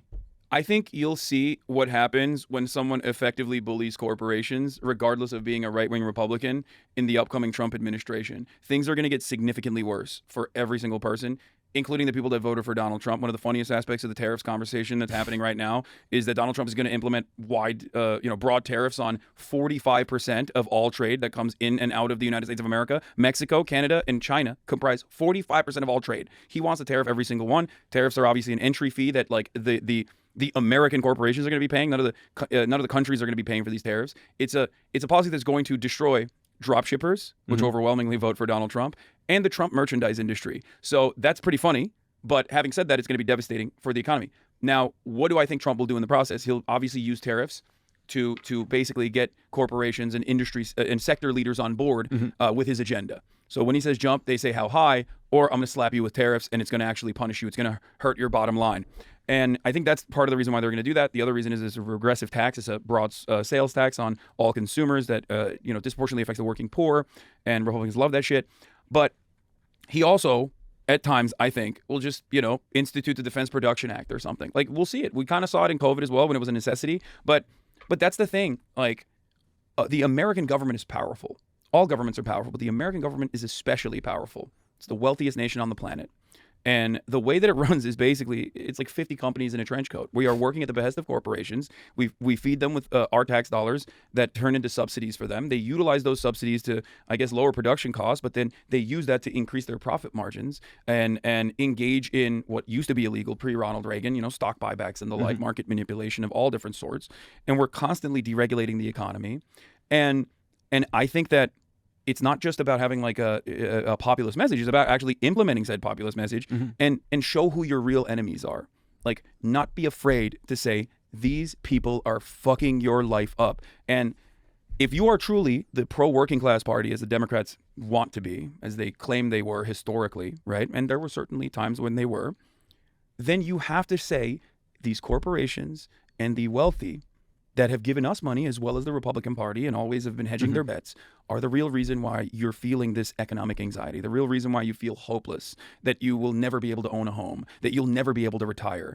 And the Republicans are always in defense of them. They will distract you with lies. They will say your fellow neighbors, your God-fearing Christian, Muslim, whatever, Jewish neighbors are your enemy, when in fact, we know what the problem is. So we're going to bring them to heel. This kind of messaging is terrifying, obviously, for many different reasons. And it will never happen within the Democratic Party. Well, but in the absence of that, I don't think that's true. Why? We'll see. No, I think you'll just get focus grouped messaging and means testing about the opportunity economy, which Kamala Harris presented at a time when people were, when wage growth had never actually caught up to the cost of living and cost of housing. Yeah, which by the way is like you need to be, but you need to deflate housing. That's you need to build vast amounts of housing. Yeah, the federal jobs program, get these fucking incels to work. But we got to get these incels to work. No, get them to work. Give them whether they like it or not, they're going to get good, well-paying jobs with good benefits. They're going to get socialized medicine. Got to put the incels to work. And they're going to work. None of this neat stuff anymore. They can't be online all the time. They're too online. It's your business. Now you're coming after your own business. It's fine. I'm happy for I would drop everything if we got universal health care and a federal jobs program and we're building public housing all around the country. That's fine. There's a place where the left, the online left and the online right meets, and it kind of meets a little bit at people who think RFK has some good ideas. a little bit. What do you think? What do you like? What is the appeal there? Cranks. Just cranks? Yeah, anti-establishment cranks. There's a lot of them. There's the Tulsi Gabbard constituency, which is like marginal. It's not all that significant.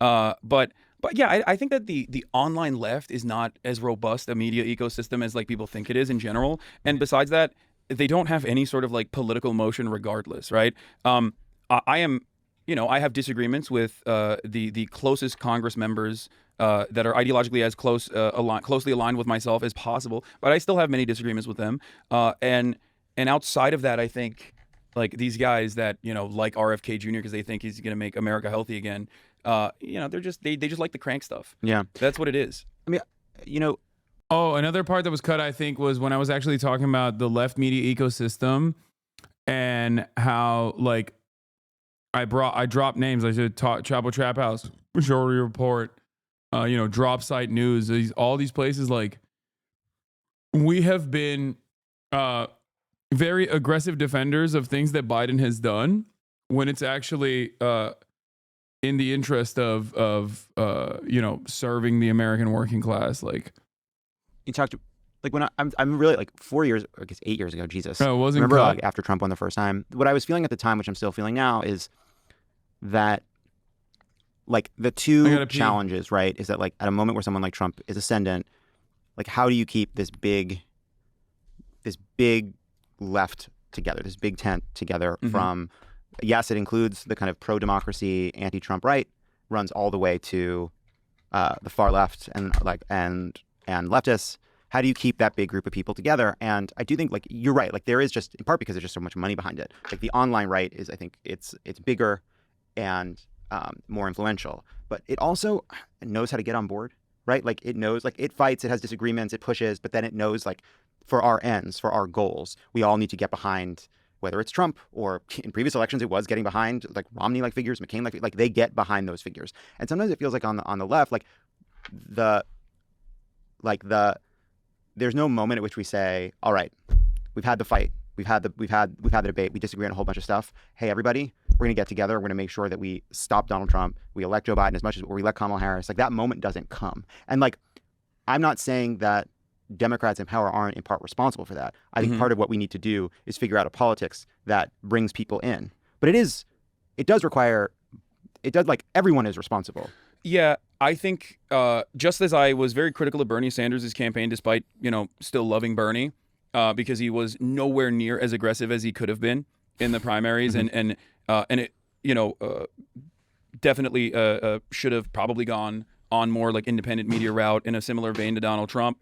I am still, because I blame the fault on Bernie's campaign strategies in the primaries, despite recognizing the structural hurdles of, like, a left-wing populace coming out of a Democratic Party primary, where it's like the laser-focused audience that goes out and votes at those things, or like the MSNBC watcher base that is, like, objectively terrified of someone like that because people are saying he's going to, start executing wealthy people. It's still his fault. And it's still the campaign's fault in this regard as well. And that's why I brought forward the point that, like, you can have 1.5 billion, right? You can have ground game. None of that matters if the message is not actually addressing the real issues that Americans are facing. And the reason why I think the Republicans can, go out and vote for the Republican Party and don't usually sit it out, I guess, and instead are able to say, suck it up and say, yeah, we're still going to vote for Donald Trump, is because there are single issue voters out there, and Trump, they know that Trump is going to protect it. People that like guns are going to be like, I like my guns. I want my guns to be protected. I want to be able to marry my gun. I want to be able to have sex with my gun. I know Donald Trump is going to be the guy that lets that happen. And I know the Democrats are going to, shun me for wanting to have sex with my gun. So that guy's going to go and vote for Trump regardless, right?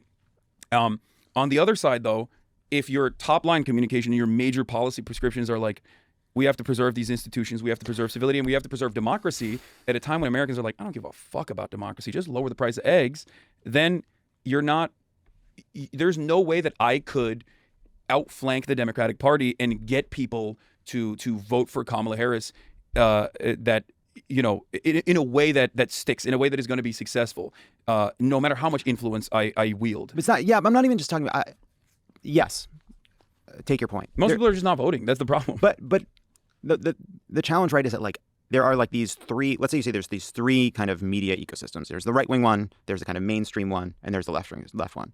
The one on the right is built to attack Democrats. The one in the middle is built to attack Washington and politics, and the one on the left is built to attack Democrats. It is. I mean, like, I think they're trying to pressure Democrats to be a more moral and just version of itself. I think I probably spend more time shitting on the Republican Party than the Democratic Party, but yeah. But I'm saying when we're talking about, like, when the right is talking, when right-wing media, it is trying to be a team player, and it is attacking Democrats and supporting Republicans. The middle is attacking both, and the left is attacking Democrats and Republicans. There is no place, right? There is no, like, big kind of fun, exciting media environment. Yeah.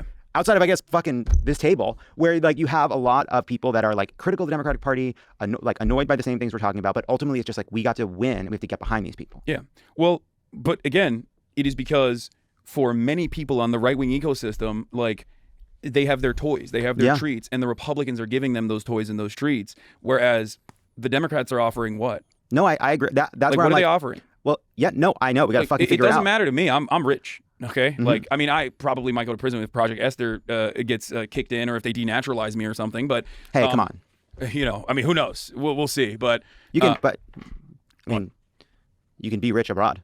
that is true. What are you But talking my about? point is, but I like being here. I Yeah. like trying to solve some of the problems in America Yeah. at least. And then- and, like, but the food's overall, good, yeah. the point is not that I'm rich. The point is that the point I'm making is that like I care about my fellow Americans. I care about them, their lives getting better. They're improving their material conditions, and I recognize that if Democrats keep losing, then Republicans are going to keep ruining this country further. And I want the Democrats to win. I want to be the most regime-pilled propaganda minister you've ever seen. That's what I want for you. But I can't do that if the Democratic Party is not offering anything. I guess what here's what I think that's all fair. I guess like where I'm like what I'm trying to see is like what is the path to the Democrats creating the kind of story that's backed by candidates, that's backed by message, that's backed by policy, that's backed by having the right enemies, telling that kind of story, right? And then in concert with that, like it is a kind of like we do need a kind of like virtuous circle where then more and more people in left media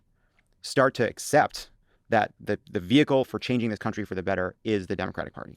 If we were consistently critical, I mean, I can't speak for everybody else on the left. No. I don't know who you're talking about when you say this, but like I can speak to my friends that are over at Drop Site News, former Intercept guys like Jeremy Scahill and Ryan Grimm. I can speak to Majority Report that was way more in the tank for Kamala than I was, for sure. Like they were very openly more excited at the prospect of Kamala Harris.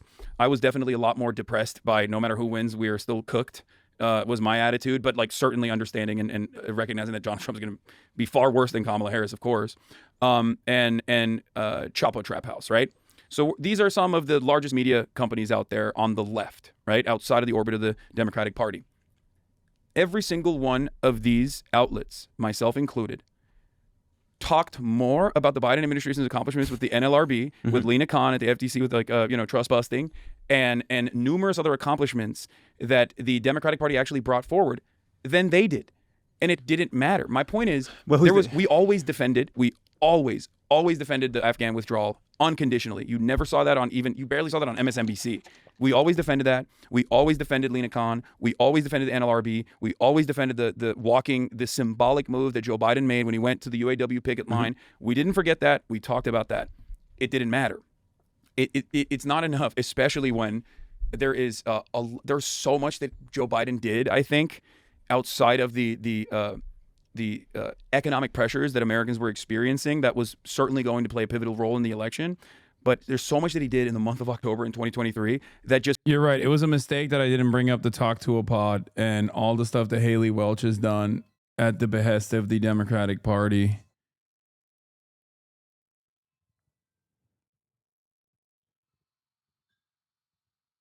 Doors open.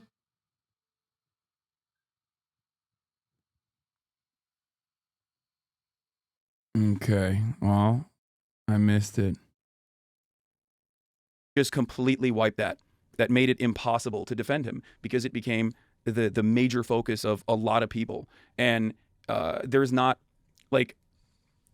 you can do in that moment when people are, seeing exactly what's going on and getting frustrated. He unveiled the right-wing immigration bill on October 5th, 2023. If I might be getting the date wrong, but it was like literally 2 days before October 7th. He did that, and then October 7th happened, and he went and he bear hugged Netanyahu and kept giving, unlimited weapons to Israel over and over again, never restraining Israel. Everybody knew exactly what was going to happen. It had happened before, and it was going to be much worse.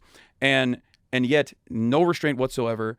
And it has, I think, diminished America's soft power capabilities on the global stage further. It has eroded America's influence and soft power capabilities in the Western world. Obviously, the global South already knew what was up. They've always known, but they have no power. They have no voice. It doesn't matter. But the populations in Western Europe recognizing what was going on and actually starting to protest against it, I mean, that's different. I'm saying this as someone who's been an advocate for Palestinian emancipation for the past 10 years publicly. I've never seen this groundswell of this massive sea change, this attitude shift in such a dramatic fashion over the course of the last 12 months, and they did not address that at all. And instead, they hugged and kissed neocons and talked about, even in the VP debate, like Israel having the nuclear first strike capability. What an insane conversation we're having after 12 months of genocide. Like that's, Americans fancy themselves to be peaceful people. It's a lie. America's foreign interventions are anything but peaceful. And but even then, the media ecosystem usually just shelters Americans from the genuine devastating impact of America's actions globally. But for that reason, Americans can at least feel like they're peaceful doves, which is why Donald Trump, despite never being a peaceful dove, was able to effectively communicate that he was actually anti-Iraq war against Hillary Clinton in 2016, which was a resilient message that actually showcased him as more moderate than Hillary Clinton in the eyes of many Americans. He did 4 years of no peaceful dove shit whatsoever.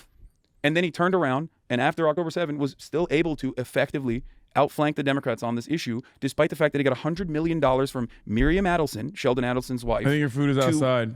The potentially gate. annex the West Bank and put rabid evangelical freaks like Mike Huckabee as the Israeli ambassador. Like these guys are insane. It's why it's very heartbreaking for me too.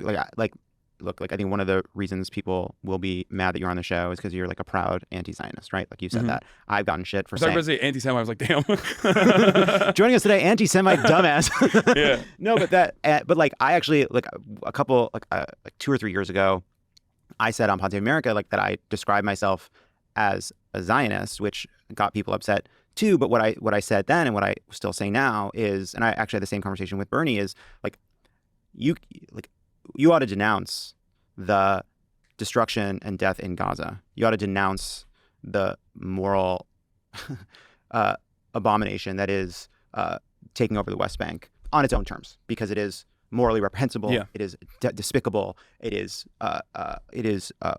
are war crimes being committed against innocent Palestinians who are paying with their lives for the crimes of Hamas. And you don't need to go further than that. What I'm saying is it is also terrible for Israel, and you don't need to care about that. No, I agree. No, I know. I do care about that. What Bernie said, I always appreciate what he has to say on this issue. What he said is that basically even Israel does not understand the way in which they're becoming an isolated pariah nation, and so people will be mad to have someone who is a self-proclaimed anti-Zionist on this show, but like I am someone who has called himself a Zionist, and I am against this because I believe it doesn't serve Israel's interest either. And that to me is what is so devastating about the outcome of this election, in part because of policy, in part because Joe Biden is such an incomprehensible messenger on one of the most delicate and contentious topics in American politics. We now have Donald Trump, who's able to elide what his actual views would be on this issue. And we have seen what happens in Israel when you have someone like Trump in power at a moment of crisis. And now there is Trump back in office here. And if you are concerned about the lives of Palestinians, if you're concerned about continuing instability and violence and death in that region, this election has just made everything so much fucking worse. American foreign policy being so uniparty on this issue is genuinely frustrating. And it's genuinely damaging for Israel because we recognize how our fellow Americans are becoming more reactionary every single day, especially with this new Trump election. You see people that formerly maybe had different opinions go, you know what, maybe it is good to deport 20 million people violently by utilizing the military potentially. This is something that the Donald Trump administration has said they're going to do. Well, at the very least, even if people don't believe that'll happen or didn't understand, like these things are not like the expectation that Donald Trump taking all of these extreme positions would be enough. Yeah. That just wasn't true. Yeah. So what I'm trying to explain here is that before you know it, people can succumb to reactionary feelings and reactionary sentiment and find themselves in the throes of fascist ideology without even recognizing it. Mm-hmm. And I think examining that is important in an academic setting. That's why we have Holocaust studies, right? That's why we have genocide studies as an entire field to specifically understand exactly how Nazi Germany got to that position or fascist Italy got to the position that it got to. And I think that, you might even disagree with me on this, but like that's where Israel is. That's where Israel is at right now. They have become an incredibly angry culture, an incredibly angry country that has succumbed, especially since the assassination of Yitzhak Rabin, who wasn't exactly a great guy for Palestinians either. I mean, he was known as the guy who deliberately tasked the Israeli security forces in breaking the hands of children for stone throwing, right, in the first Intifada. That guy was the off-ramp for peace negotiations with Palestinians, and they assassinated him. And his assassins and people who are backing his assassins, like Itamar Ben-Gvir, like Bezalel Smotrich, are now firmly a part of the Israeli establishment, the current governing Israeli coalition. government. It's kind of crazy that people have the audacity, people who read Wikipedia pages have the audacity to claim that I don't know what the fuck I'm talking about when it comes to foreign policy. and that I'm out of my element. Like, it is kind of wild that they just rely exclusively on mainstream narratives and the fact that people just genuinely don't know anything about this kind of shit. To just basically say such slanderous statements, you know? Yeah, well, yeah, maybe that's why I'm giving talks in the UK. Also, there are also hundreds of thousands of Israelis who have protested this government. Yeah, for different reasons, but yeah, no, for sure. Yes, and again, like, I just think it's important.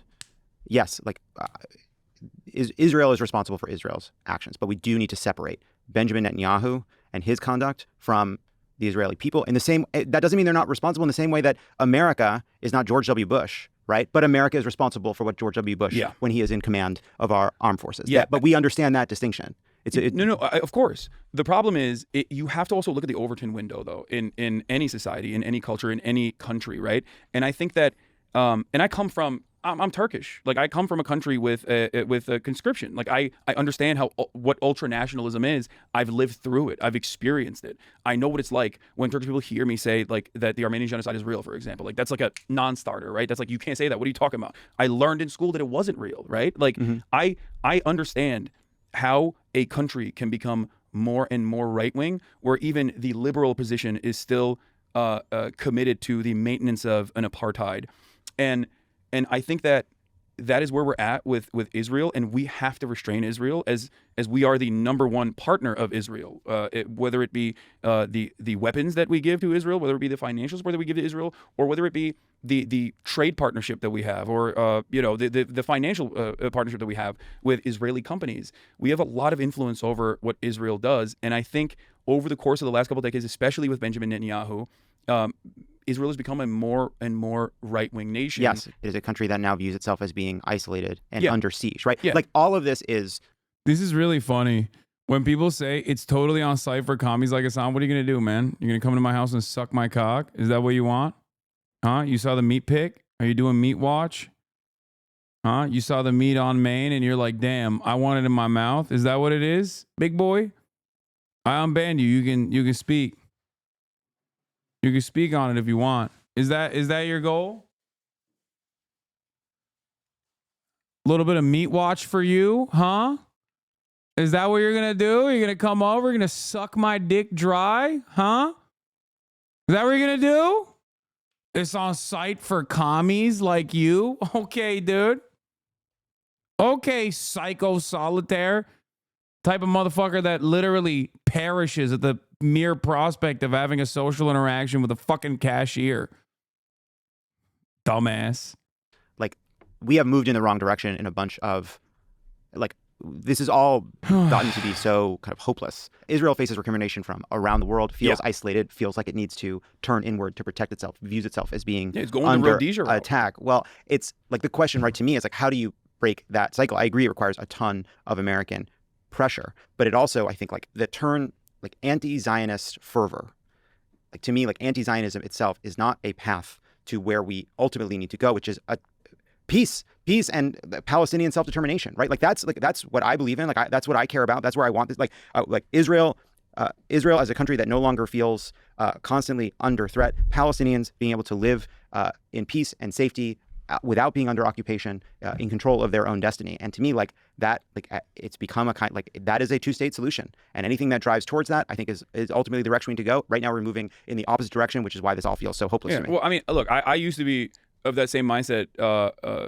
maybe like a decade ago as well, where I resort to the likes of Avi Shlaim on this, or Ilan Pappé on this, in terms of, like, my analysis of it. But, like, the settlement operations in the so-called peace process that were, again, funded by America as well, and still funded to this day by, like, the likes of Kufi, Christians United for Israel, which is the oftentimes not talked about part of this equation that is significant, and dare I say more significant than whatever Jewish Americans think about Israel. Like, it's the right-wing evangelical Christians that are the number one funders of the settlement project. But it's also, like, the consequences for the expansion of settlements. Yeah, well, that's... And the use of settlement, like, what was once expanding settlements as part of a negotiation tactic towards what would ultimately have been a solution is now just a plan to take over the West Bank.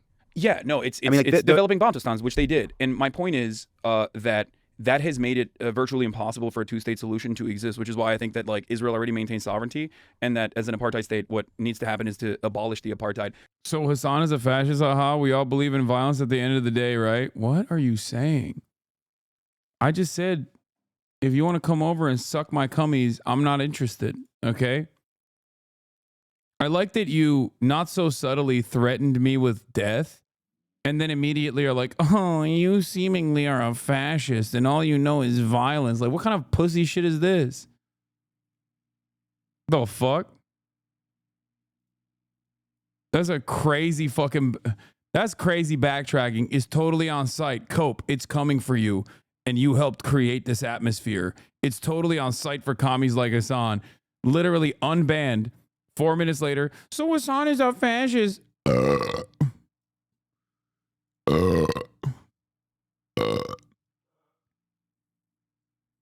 We all believe in violence at the end of the day, right?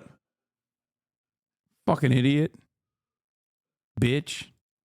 Which is something that, unfortunately, many Israelis refuse to reckon with, at least right now, because that would mean 5 million Palestinians, and including the 2.5 million Palestinian citizens of Israel, would now constitute a demographic majority in this area, in this land that Israel enforces sovereignty over, and that is terrifying for its demographic destiny, its demographic goals in general. Well, just also like, okay, that's something to add. Like, you can point, like, it's also something that Israel is never going to assent to. No, I understand that, And which is why I think like the pressure campaigns, albeit minimal, but the change in attitude and the way that like a lot of people see this dynamic is significant, and I think that inevitably things will change, and we're seeing it right now. We're seeing it with the ICC decision. Like, this is a truly unique moment. We're seeing it with the ICJ court case.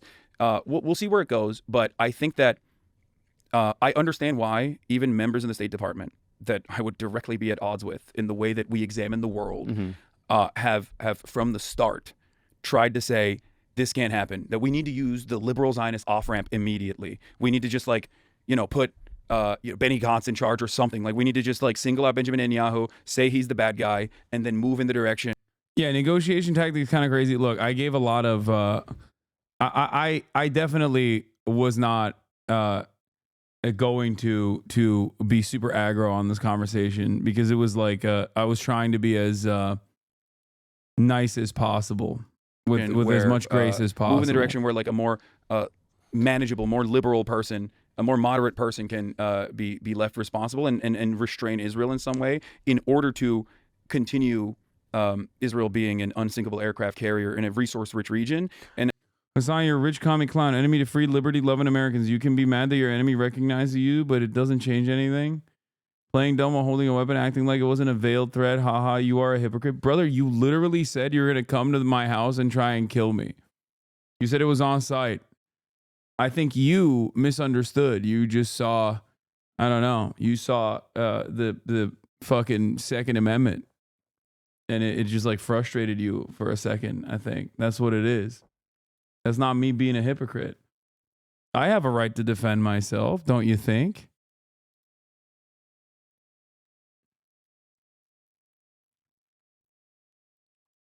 And they didn't even listen to that. Like, the but top also of because the, it was the top of the because administration just didn't even listen to that. Well, because Netanyahu is an obstacle to any kind of peace. I mean, this is we have the PFP law. You need to see this. Oh my God, that's what you look like.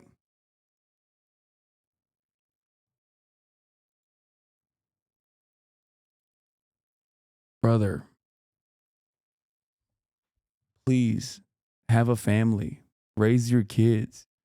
You should not be on fucking Twitch crying in a person's chat like this. Go talk to your fucking kids, man. The fuck are you doing? I never said I was coming to your house. Cope, kid. Why are you acting like you didn't say it's on site for commies like you? Cope, it's coming for you, and you helped create this atmosphere. And now you're like, I didn't mean it. I didn't mean it.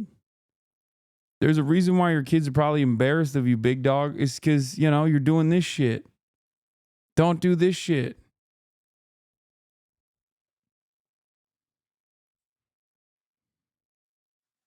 Also, I am noticing that you did not deny that you want to suck my dick. So that's cool. I don't want it, but I will take it as a compliment. We have been in moments in the recent past where Palestinians and Israelis were at the table and peace seemed within reach, right? And that seems very far away right now. We were, and that seems very far away right now.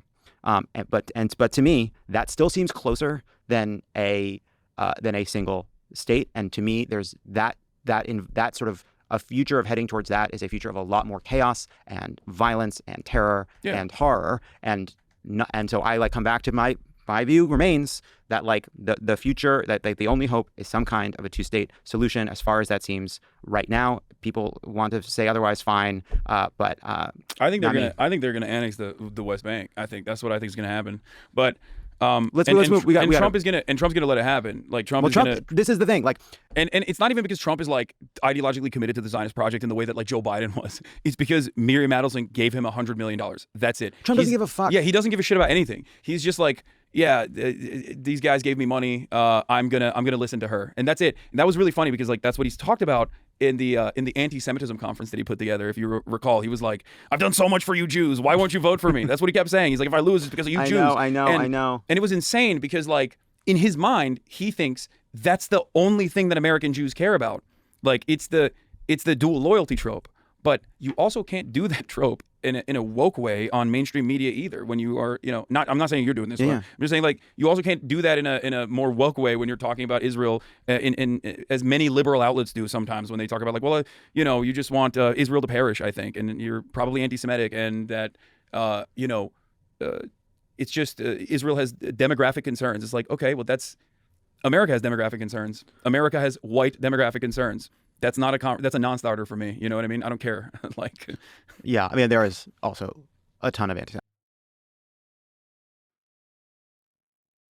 And that was, I think, important point that I wanted to land there as well.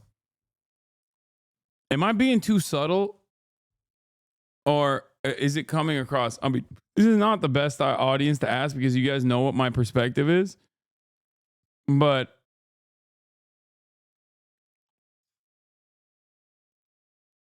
Anti-Semitism. Oh, absolutely. I know you don't. I know. Yeah, I just 100%. making sure because yes, and yeah, it's skyrocketing. And that, but again, we gotta move on from this. But it's just you see it in our politics, you see it in politics around Israel, this kind of vicious circle of people feel under threat, they turn inward, they become less and less empathetic towards their neighbors. That leads them to be more and more isolated. And to me, it's the question is not I'm not even interested in philosophical debates, ideologically. It's how do you break that human cycle? Right. And I think on our side, it starts with just a policy that recognizes that even if that it is in Israel's interest to stop the violence and to stop the killing, and that moving towards something like the annexation of the West Bank or the permanent occupation of Gaza or whatever it may be is ultimately not in Israel's interest. I know that makes me sound like a neo-lib shill, but that is what I think. No, I understand where you're coming from. I don't disagree with you. I think that's why I was trying to bring it back to American politics. And I don't think it's an accident that in the past 3 decades, every single Western capitalist nation firmly planted within the heart of empire, firmly within the comfortable bosom of American imperialism, has shifted dramatically to the right. And in that process, I think, or leading up to that, there was a lot of austerity, a lot of clawing back of social safety nets, a lot of privatization that took place that some people call the enshittification of the economy or the enshittification of everything. And in that process, I think people got more and more angry. And the only people that benefit from that anger are always going to be far-right figures that can point to people that are defenseless and people that are less powerful than you are.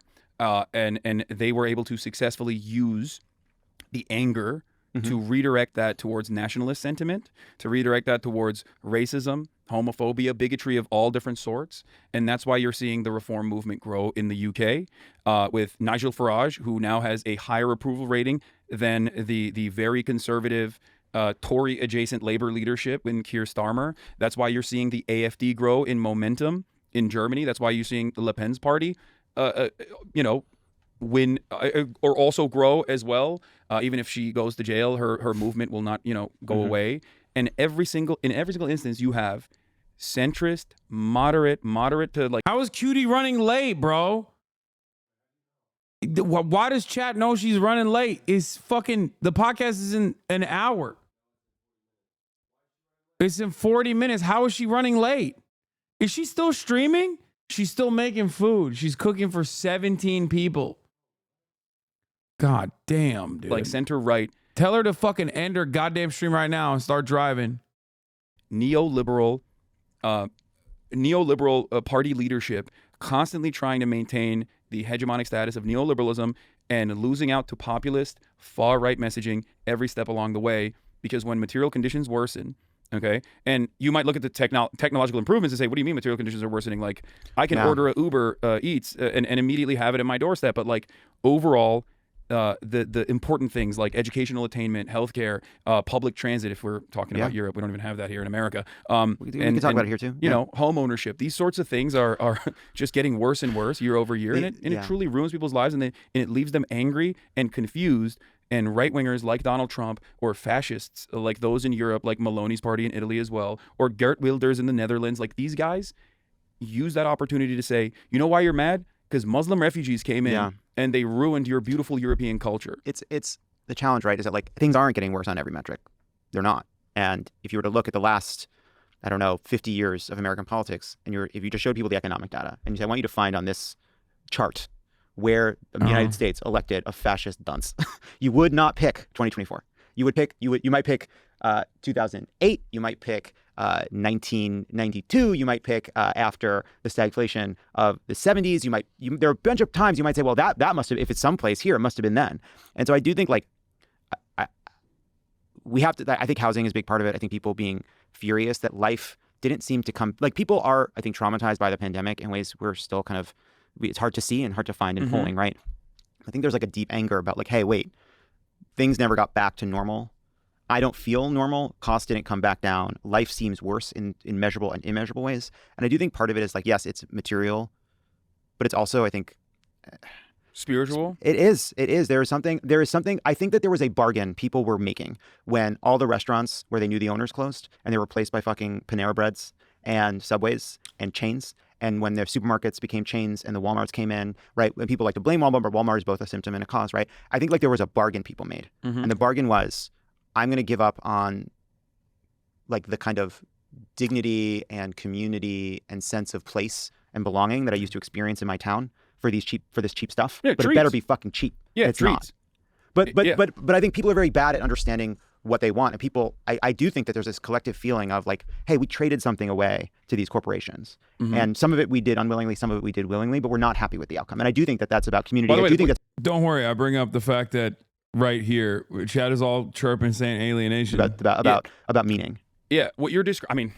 You're describing alienation, but I am. But like, but that is a big but part in of the it. Marxian sense, not like alienation in the normal understanding of it. But like, yes, you're right. Americans feel isolated. Everyone feels isolated. Everyone feels alienated. They feel alienated from their labor, and besides that, there is no sense of identity. And I talk about this quite frequently. Actually, our consumption is the only marker for identity. Yeah. Even guns is a very important political identity for a lot of Americans. That's consumption. That's no different than an expensive Gucci bag. Okay, it's actually more expensive in many instances, and the culture that surrounds it is still ultimately at the point of consumption. And when there is a hurdle in front of that, whether it's cost or because you just simply can't go and buy it at the store or whatever during COVID and the lockdowns, everything falls apart because we're a very fragile nation that is built on this idea that like as long as I get shit for cheap, I'm fine. I don't really care. As long as the cost of eggs will go down, 20 cents or $1, I don't care if 20 million migrants get deported, is the calculation that some people made. And many people said it's not going to happen anyway.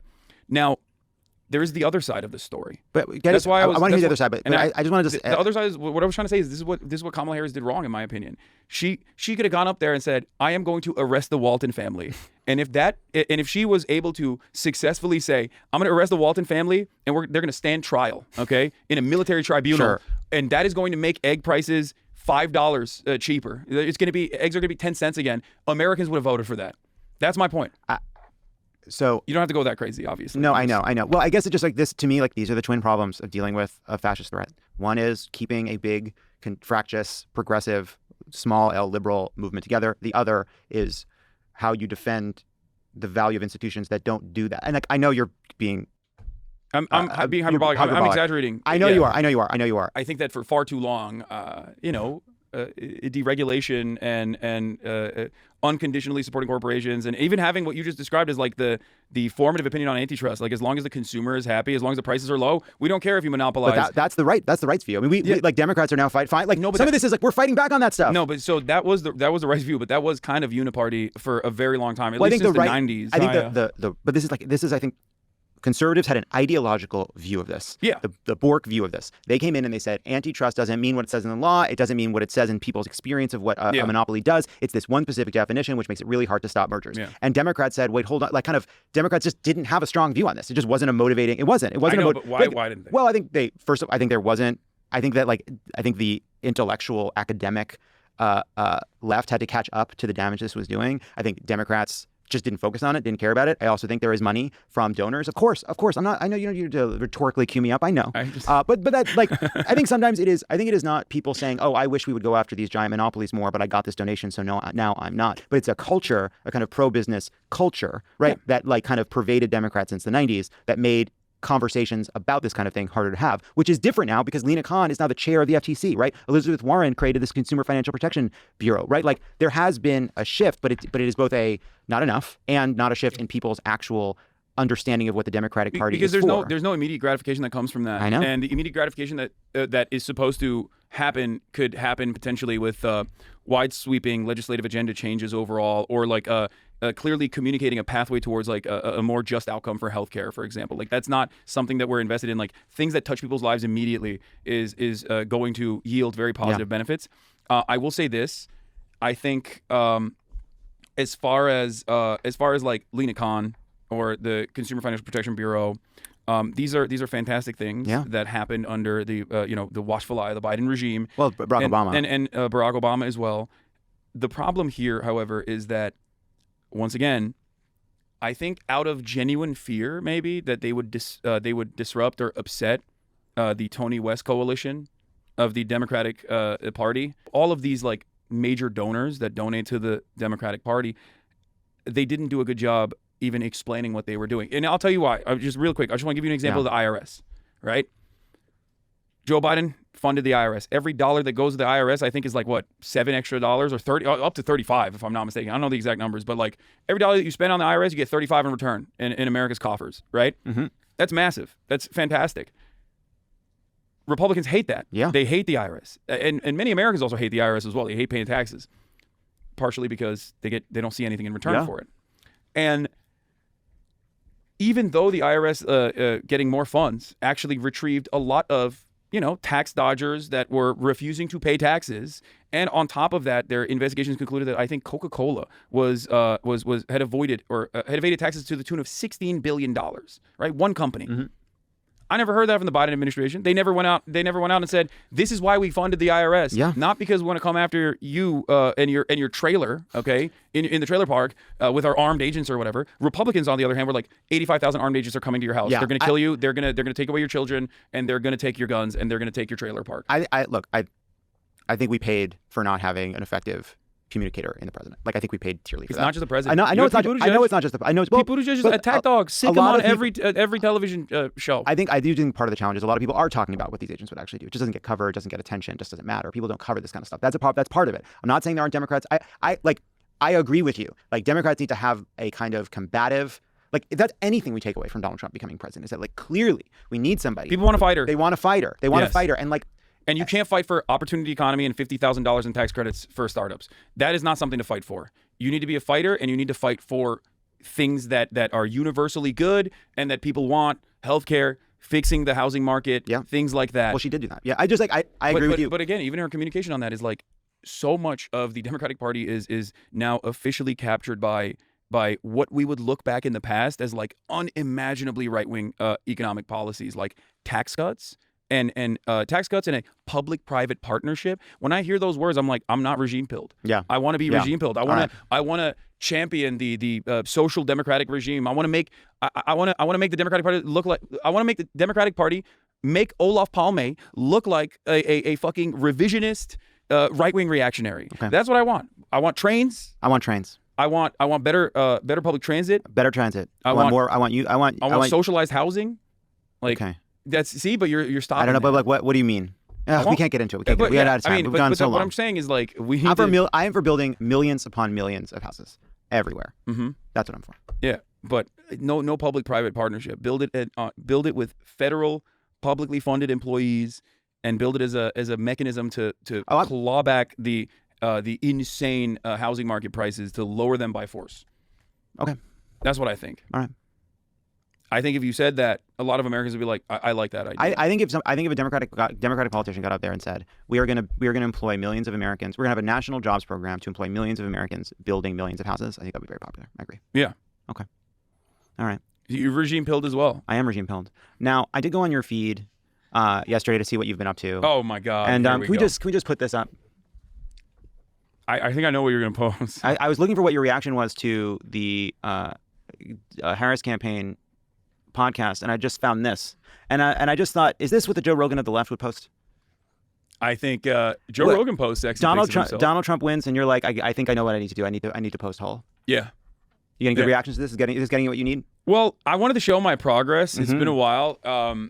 That's like from 2021 Yeah. till now, and I mean, I do talk about my fitness journey quite Yeah. a bit. You do Pilates? What? You do Pilates? No, I train. I weight train, and then I play basketball. That's What what are you doing for cardio? Nothing? Basketball. Basketball? Yeah, I play basketball 3 times a week, sometimes 4.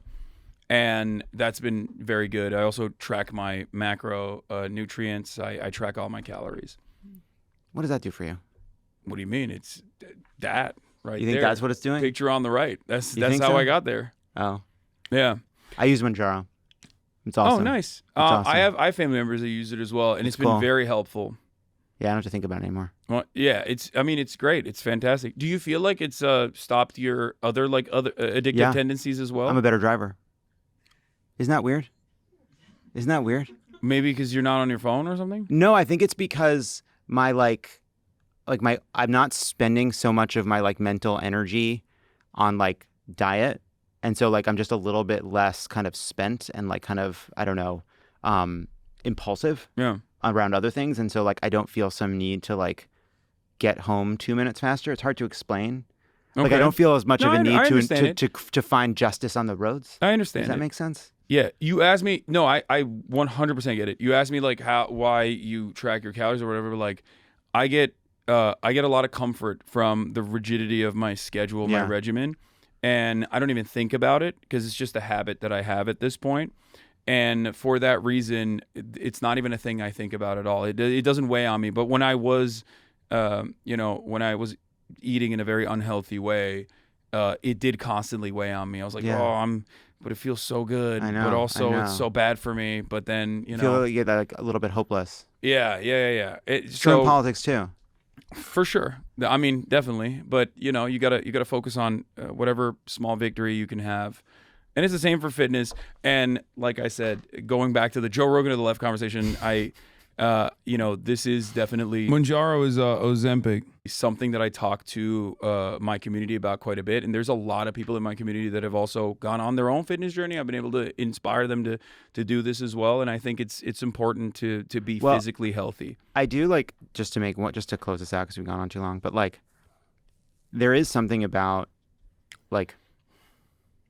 in terms of meaning and a spiritual Christ, I think there's a reason that there's been an appeal of people like the Jordan Petersons of the world and some of the kind of more self-help right-wing types. Yeah. And I do think there are a lot of people out there looking for not just sort of answers in politics, but answers about why does I feel unfulfilled, working, not working, whatever it may be. I feel like I'm missing community and the kind of leadership that would come from community. Bro, this is what she's doing. That's why she's late. God damn.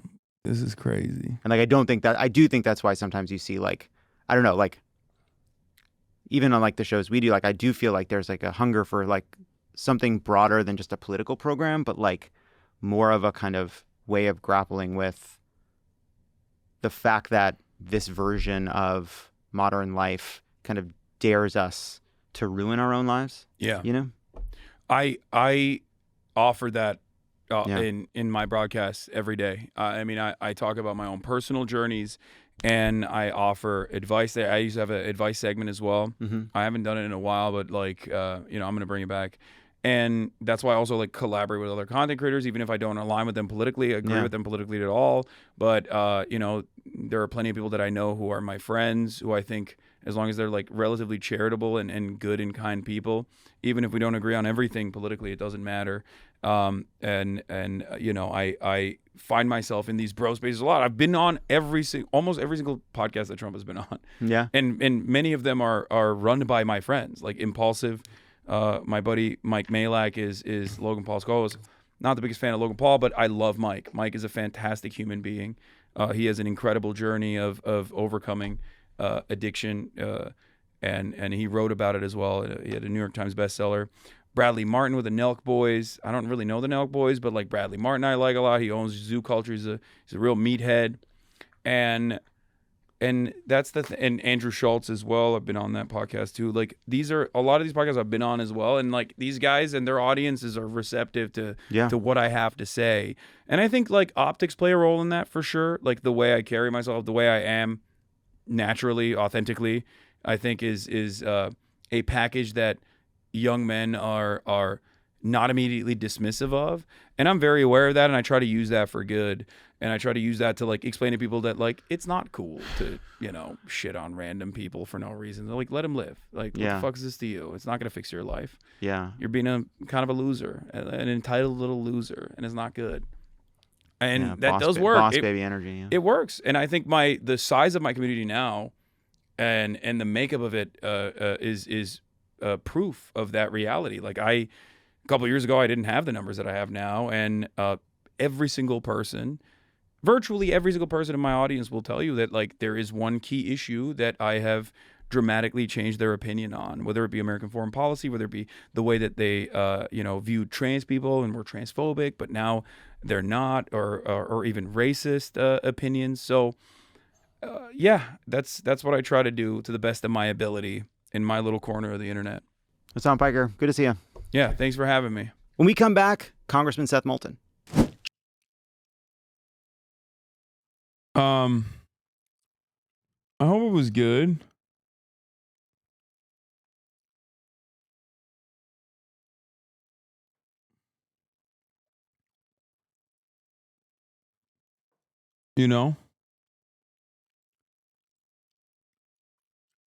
I think it was decent. I mean, I definitely toned it down a bit, especially on the Israel's front. And there was a bunch that was cut out, I think, from that conversation too. But not too much. Nothing crazy. I think they just like cut it for one, to save my ass, really, because I said some stuff about Ryan Ruth. Now let's look at the comments. Let's look at the comments. Please don't remind us about Dan's interview. We aren't mad at you. We're mad at overpaid consultants who ever seem to do losing thing. Such a contrast to that utter pablum from the other day. Right from the jump, they're more hostile to Hasan than they were to the people who blew this. I don't think they were that hostile. The Democratic Party needs serious reform. It's bloated without a touch consultants and talking heads trying to justify their jobs, leading losing campaigns, and not listening to the working class. He was right before. He's right now. The Dems need to grow a spine and not be doormats. This guy's good at articulating his ideas and desires for people in America and around the world. People will call him idealistic, but not only is that what we need, he backs it up with bountiful evidence. Gotta admit, this guy knocked it out of the park about the way I feel about the party and the direction it's gone since 2009. Why does he understand me better than the people who are paid millions of dollars to do? Damn. Like, that guy is probably not the HasnAbi head just writing a fake.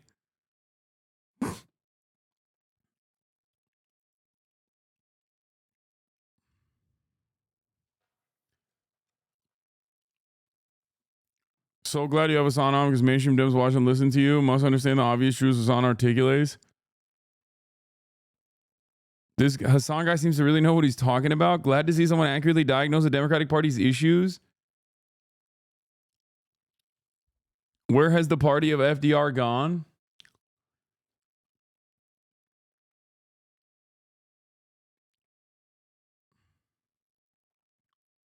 That's crazy.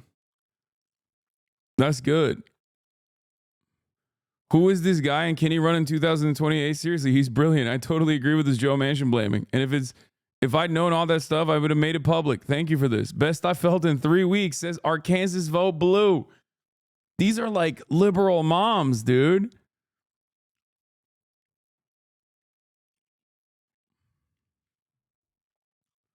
God damn.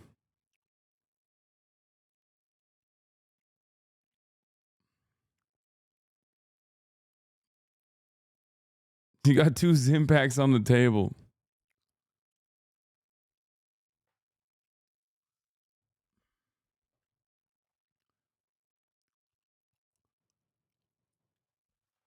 Yo, can you get the door? I don't know. It's probably my mom. Yeah. Oh, yeah. It's Gabe.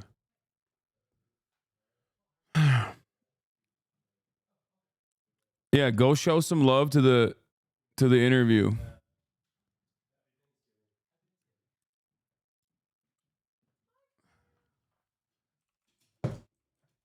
Thanks for having me on.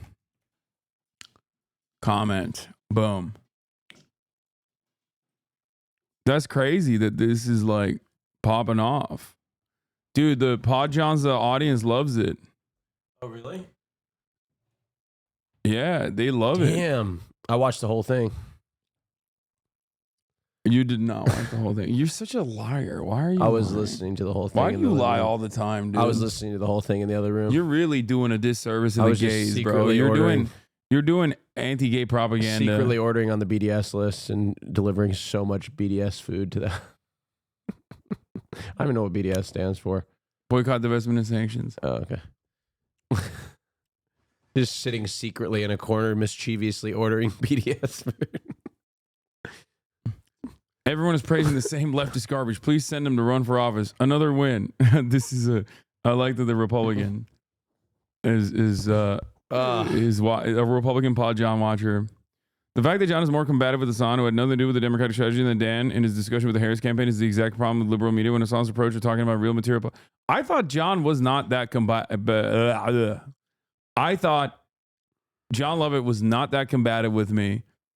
Maybe it's because I'm so used to people being unimaginably combative with most of the things I talk about that, like, I didn't think that way at all.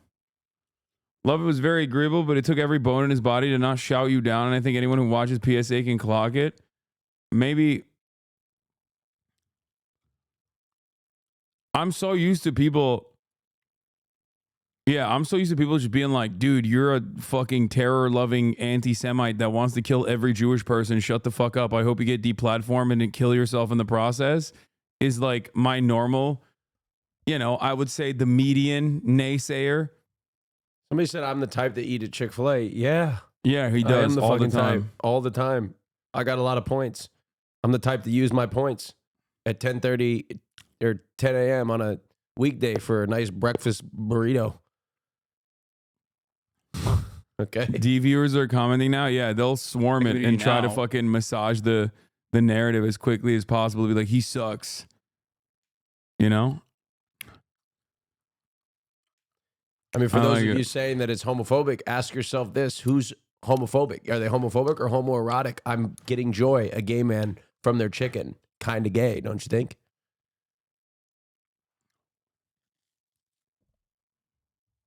You ever thought about it that way? Yeah. You can't. The thing that you guys don't understand is that they're making a gay man very happy. They're giving a gay man mouth pleasures. That's right.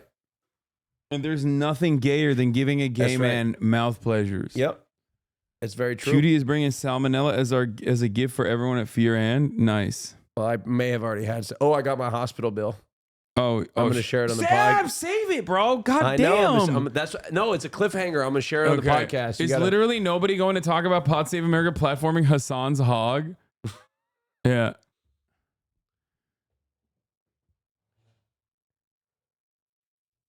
I would like everyone to go to look at the comments when he talked to John. Joke Society was saying the exact same things before the election and has done a better job deconstructing the campaign failures than 4 members of the campaign.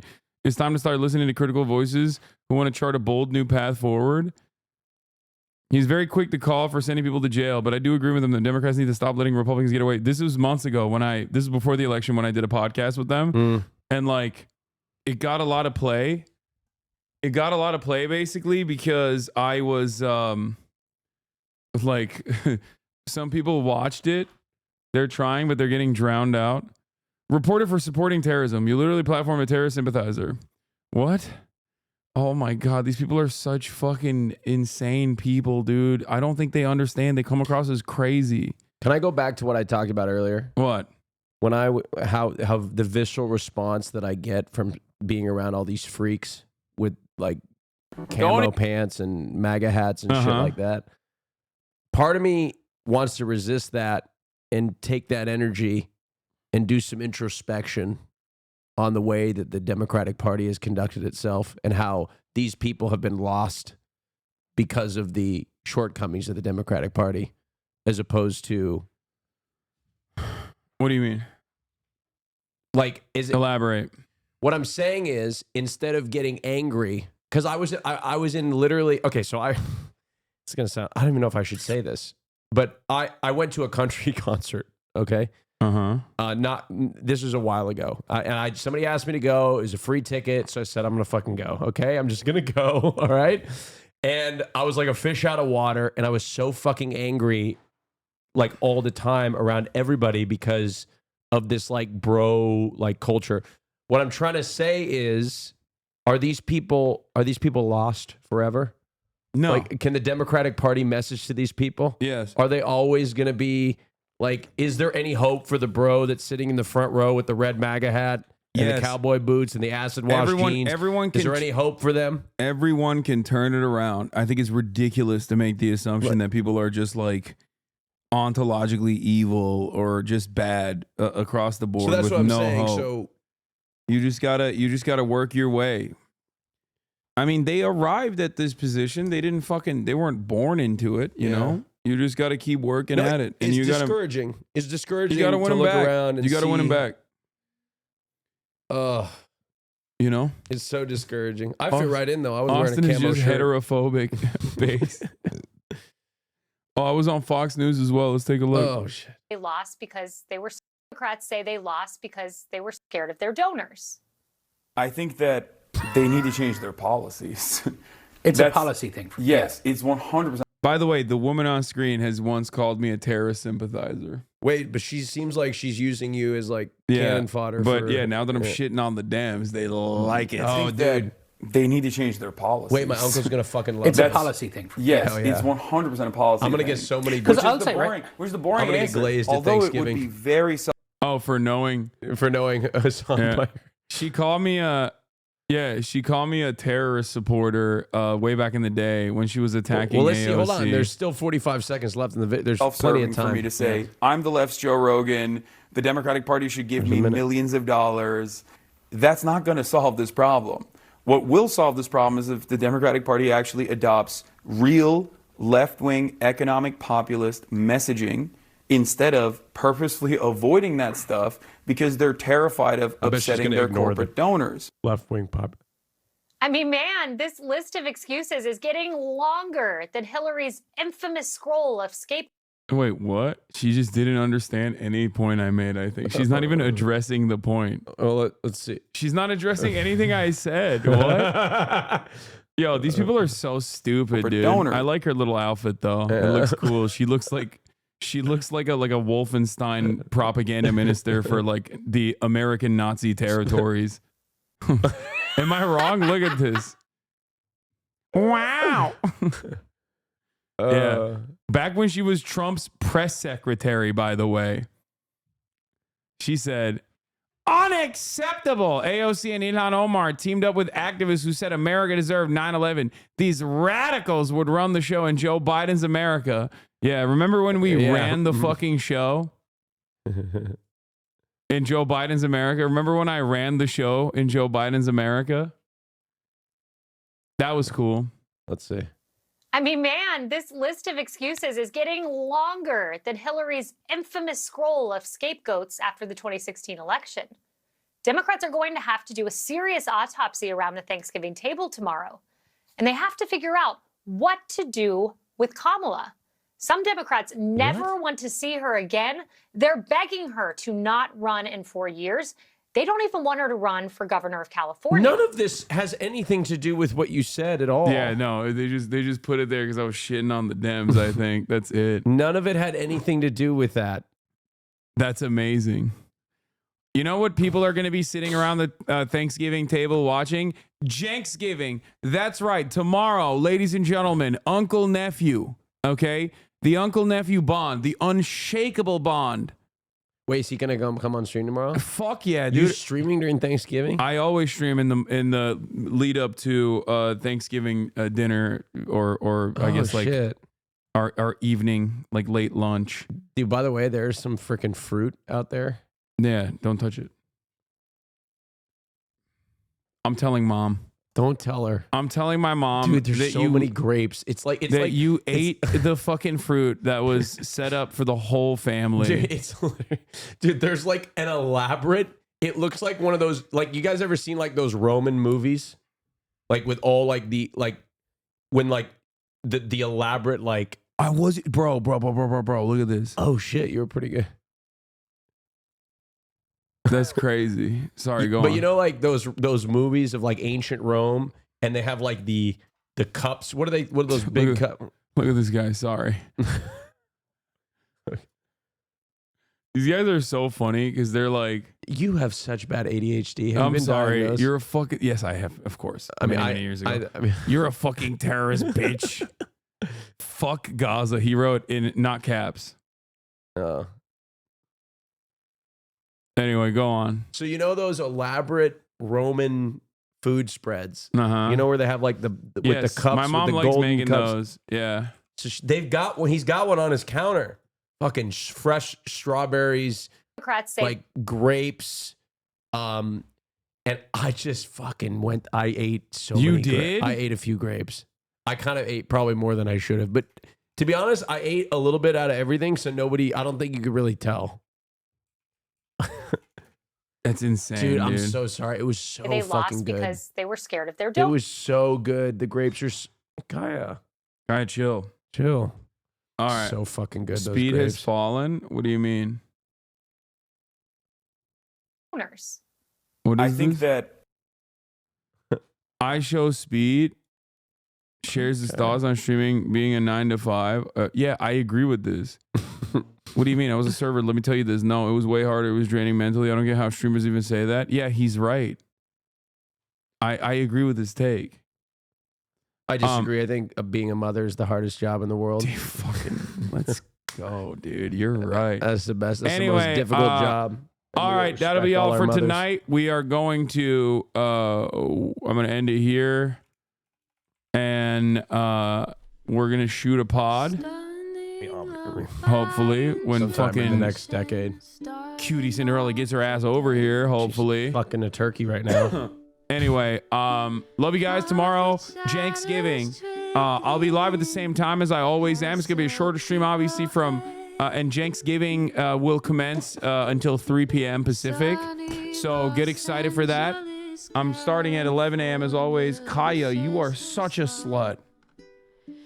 Yeah. Anyway, and Cutie is still live. That's insane. Okay, that's insane that she's still alive. Anyway, love you guys. See you tomorrow for Jenksgiving. You already know.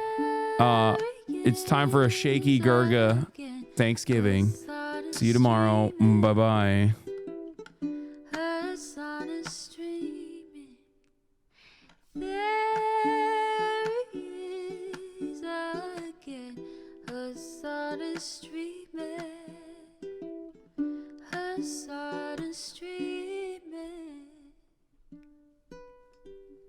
Reviewing the P.O. box, Uncle Uger's face.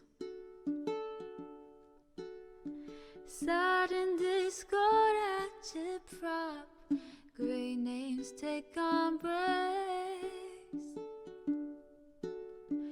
Tiny Bernie Sanders, LGBTQ Air Force. The whole left at your fingertips, on at your door. H3 crowded debate, the Young Turks online show. 3 full fucking years of this, plenty more to go. 90-day fiance talks of champagne bourgeoisie. A Trump rally live reaction, a mass riot at DC. There he is again, Hasan is streaming. Hasan is streaming. There he is again.